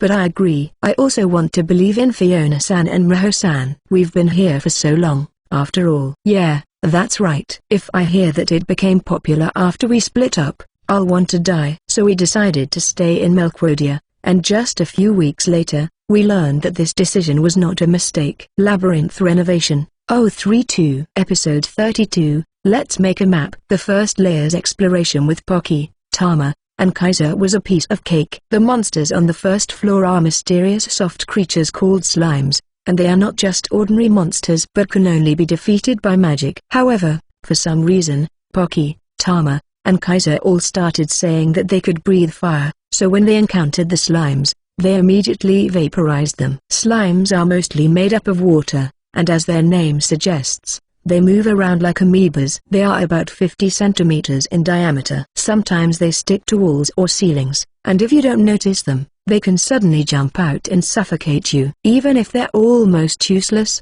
monsters are still monsters. And then, as I said at the beginning, you can't defeat them without magic. When the dungeon was first created, explorers who didn't know that this thing couldn't be defeated without magic suffered quite a few casualties. After all, it's just a slow-moving amoeba, so while they were busy beating it, thinking it would die someday, it gradually ate away at their feet. That's how it was. Can't you defeat them with a torch's flame? While drawing a map, I ask Fiona. It seems like it makes them a little uncomfortable. But I guess it isn't enough to keep them away. I see. So, they're almost completely immune to physical attacks, even though they're just early game enemies. But they're really weak against magic. I feel like they're a bit too over-specialized. But there's no point in mentioning it. If we're going to run a dungeon, we'll have to do something about these guys. Master, there's a slime over the two. Pocky quickly spots a slime far away. Everyone has keen senses, so they can quickly spot monsters at distances that are imperceptible to the naked eye. Fiona and I just followed behind,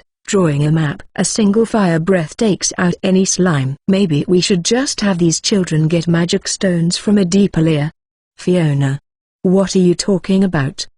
These guys may be big, but they're still just a puppy, a kitten, and a baby lizard, so there's no way they can fight. Fighting is scary. Woof. Nyan. Gah. You. Well, I can understand Fiona's point of view, but these kids haven't fundamentally changed, so it's impossible to expect them to spend their days fighting monsters in a labyrinth filled with strange creatures. Dogs and cats are highly domesticated, meaning they are pets. No matter how big they grow, they will never become wolves or lions. Kaiser, a former bearded dragon that looks like a real dragon, has a gentle personality and eats not only insects but also plants, such as leaves. They can't be the same as people who are always fighting. Sure, if it's to protect themselves or to protect us, then I'm sure they'd fight, but I can't just tell them go, and send them off on their own. It's too cruel, isn't it? What if they get killed by monsters? Ugh, that's definitely true. Sorry. They looked so strong, I couldn't help myself.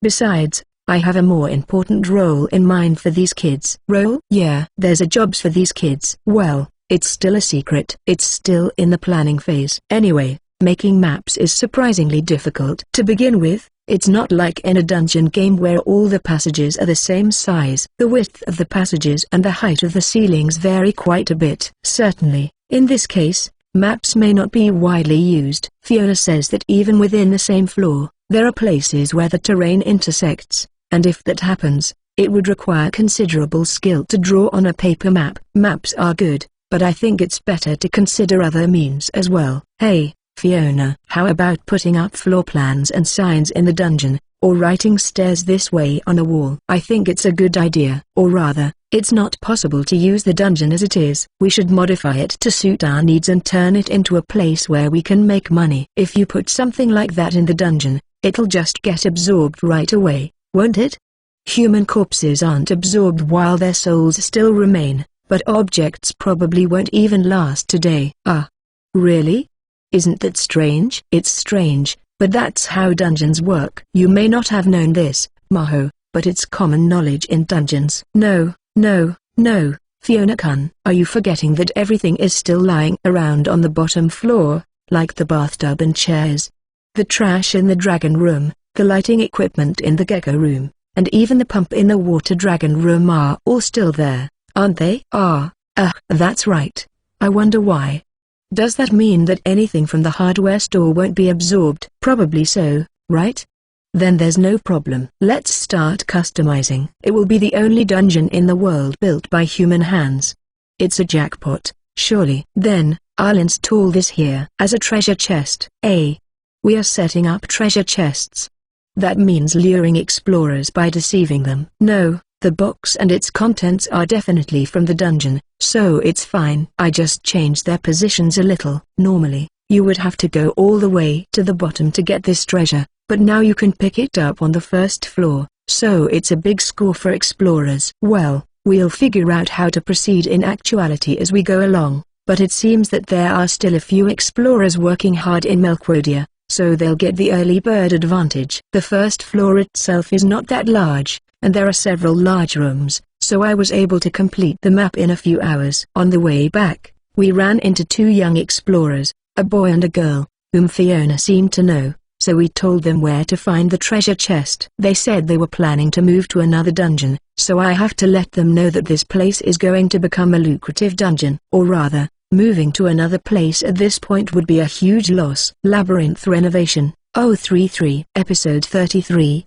So much to do. Now that the first layer of the map was complete, we descended to the second layer. I've already decided what to do with the slime floor on the first level, so next is here. According to Oz, whom I met earlier, many goblins appear from all directions, so if you are delayed in battle, you are likely to be caught in a pincer attack, resulting in many accidents where the rear guard is killed. I didn't like it here at first either. Did you have a hard time too, Fiona? Were you alright? Weren't you taken advantage of? Taken advantage of how? You mean? By the goblins? What does that mean? It's nothing. Fume. It seems that our common sense is different from theirs. Taken advantage of how? What does that mean? I drummed the history of goblin slaying into the persistent Fiona, who turned bright red and looked surprised. I mean, what's up with there being goblins in both worlds? No, wait. There are no goblins on Earth, are there? Yeah, there are none. Maho, I think you can probably defeat a goblin, so if you feel like it, give it a try. You're right. I couldn't deal with a slime, so let's give it a try. Since slime had to be defeated with magic, goblins, which die when struck physically, are perfect for me. I even brought a hatchet from the hardware store. It's here. I'll send this one over to you. Let's go. From the darkness ahead, a small monster bursts forth, emitting a hoarse cry. I see, so that's a goblin. I wondered why it sounded the same as the Earth version, but this may be due to automatic translation. Even now, I feel like I'm speaking Japanese, but of course that's not the case, so in the local language, they might be called something other than goblins, such as Munbi Munbi or something. Anyway, it's a goblin. It is less than a meter tall, like a toddler, but the problem is that it has weapons. Even a small knife can kill you if it cuts a vital organ. But even I'm someone who should have defeated the strongest bosses at the bottom and leveled up. How could I fall behind the weak and glorious Gobu?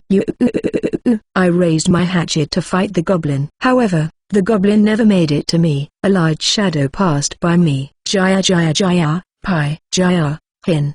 Tama jumped out and smashed the goblin before Fiona and I could intercept it. Excuse me, Tama. I'm practicing how to fight, so you don't have to kill them, okay? They move around so much, I can't help but ... Nyan. Did that movement stimulate their hunting instincts? Come to think of it, Tama is the most carnivorous of the three. Even domestic cats are creatures that hunt normally. After that, we walked around thoroughly, getting startled by the goblins that appeared from the darkness. The second layer is similar to the first layer, consisting of narrow passages reminiscent of a classic dungeon. Although there are some issues, it doesn't seem like it would be too difficult to lower the difficulty. Also, I tried defeating the goblins, but they were pretty easy. It took some getting used to the feeling of striking the axe, but it was good that there were no corpses left behind. 5 days went by like that. Despite some twists and turns, we have completed the mapping up to the 6th layer. Originally, Fiona's main hunting ground was the 6th layer, but she had been to the 7th layer once, so she knew most of what to expect, which made map making relatively easy. With Pocky, Tama, and Kaiser around, there were hardly any particularly scary monsters. Well, even if this labyrinth is a mess, it still has 101 floors. It's only the 6th level underground, so there are still many more levels to go. By the way, the treasure chest was replaced every morning. It was gone every day, so I guess Ares and the other explorers found it and took it with them. The sudden appearance of mysterious treasure chests is something whose impact is still unknown, but the contents are modest, so it's more like a service for people who have been hanging around here for a long time. Okay, the map is still incomplete, but at least we know about the first 6 layers. It took longer than I expected, but there's nothing we can do because we're short-handed. We have the necessary materials to prosper in the future. However,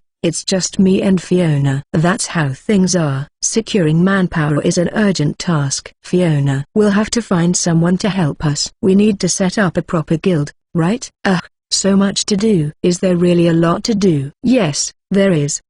There's too much. What's more, many things take a lot of time. Ultimately, dungeon management is deeply intertwined with territory management. It's not just a matter of gathering explorers. That said, if people find out it's profitable, they'll come flocking. In the old days, it wasn't the gold miners who made the most money during the gold rush, but rather those who built the railroads and sold pickaxes and jeans. This is a lesson of sorts, but the same applies to us. A dungeon appears, and magic stones that can be exchanged for money appear there. The explorers rush over upon hearing this. We sell weapons, armor, lodging, and meals, and even purchase magic stones. The profits will be enormous. But of course, there's no way Fiona and I could do all that by ourselves. The guilds in this town have almost collapsed. Or rather, only the magic stone purchasing center is still functioning, so gathering people is truly urgent. If the number of explorers increases too quickly, the system will collapse. And if we're unlucky, there could be a riot. We haven't even taken the first step yet. And calling explorers means asking people who are exploring other dungeons to come here. There's no way to avoid comparisons. No matter how much we prepare, it'll never be enough. Well, that's true. Big labyrinth cities really do have just about everything. There are many places to enjoy oneself. There's at least one bar in this town, but, right? It is important to advance urban planning for the city itself at the same time. So we need to keep moving forward. It's going to get busy. There's a lot to do, but for now, I'll just take it one step at a time. Sir audio note waiting for new updates. That's all for now. Enjoy. Request any novel with link down below or in comments section. THX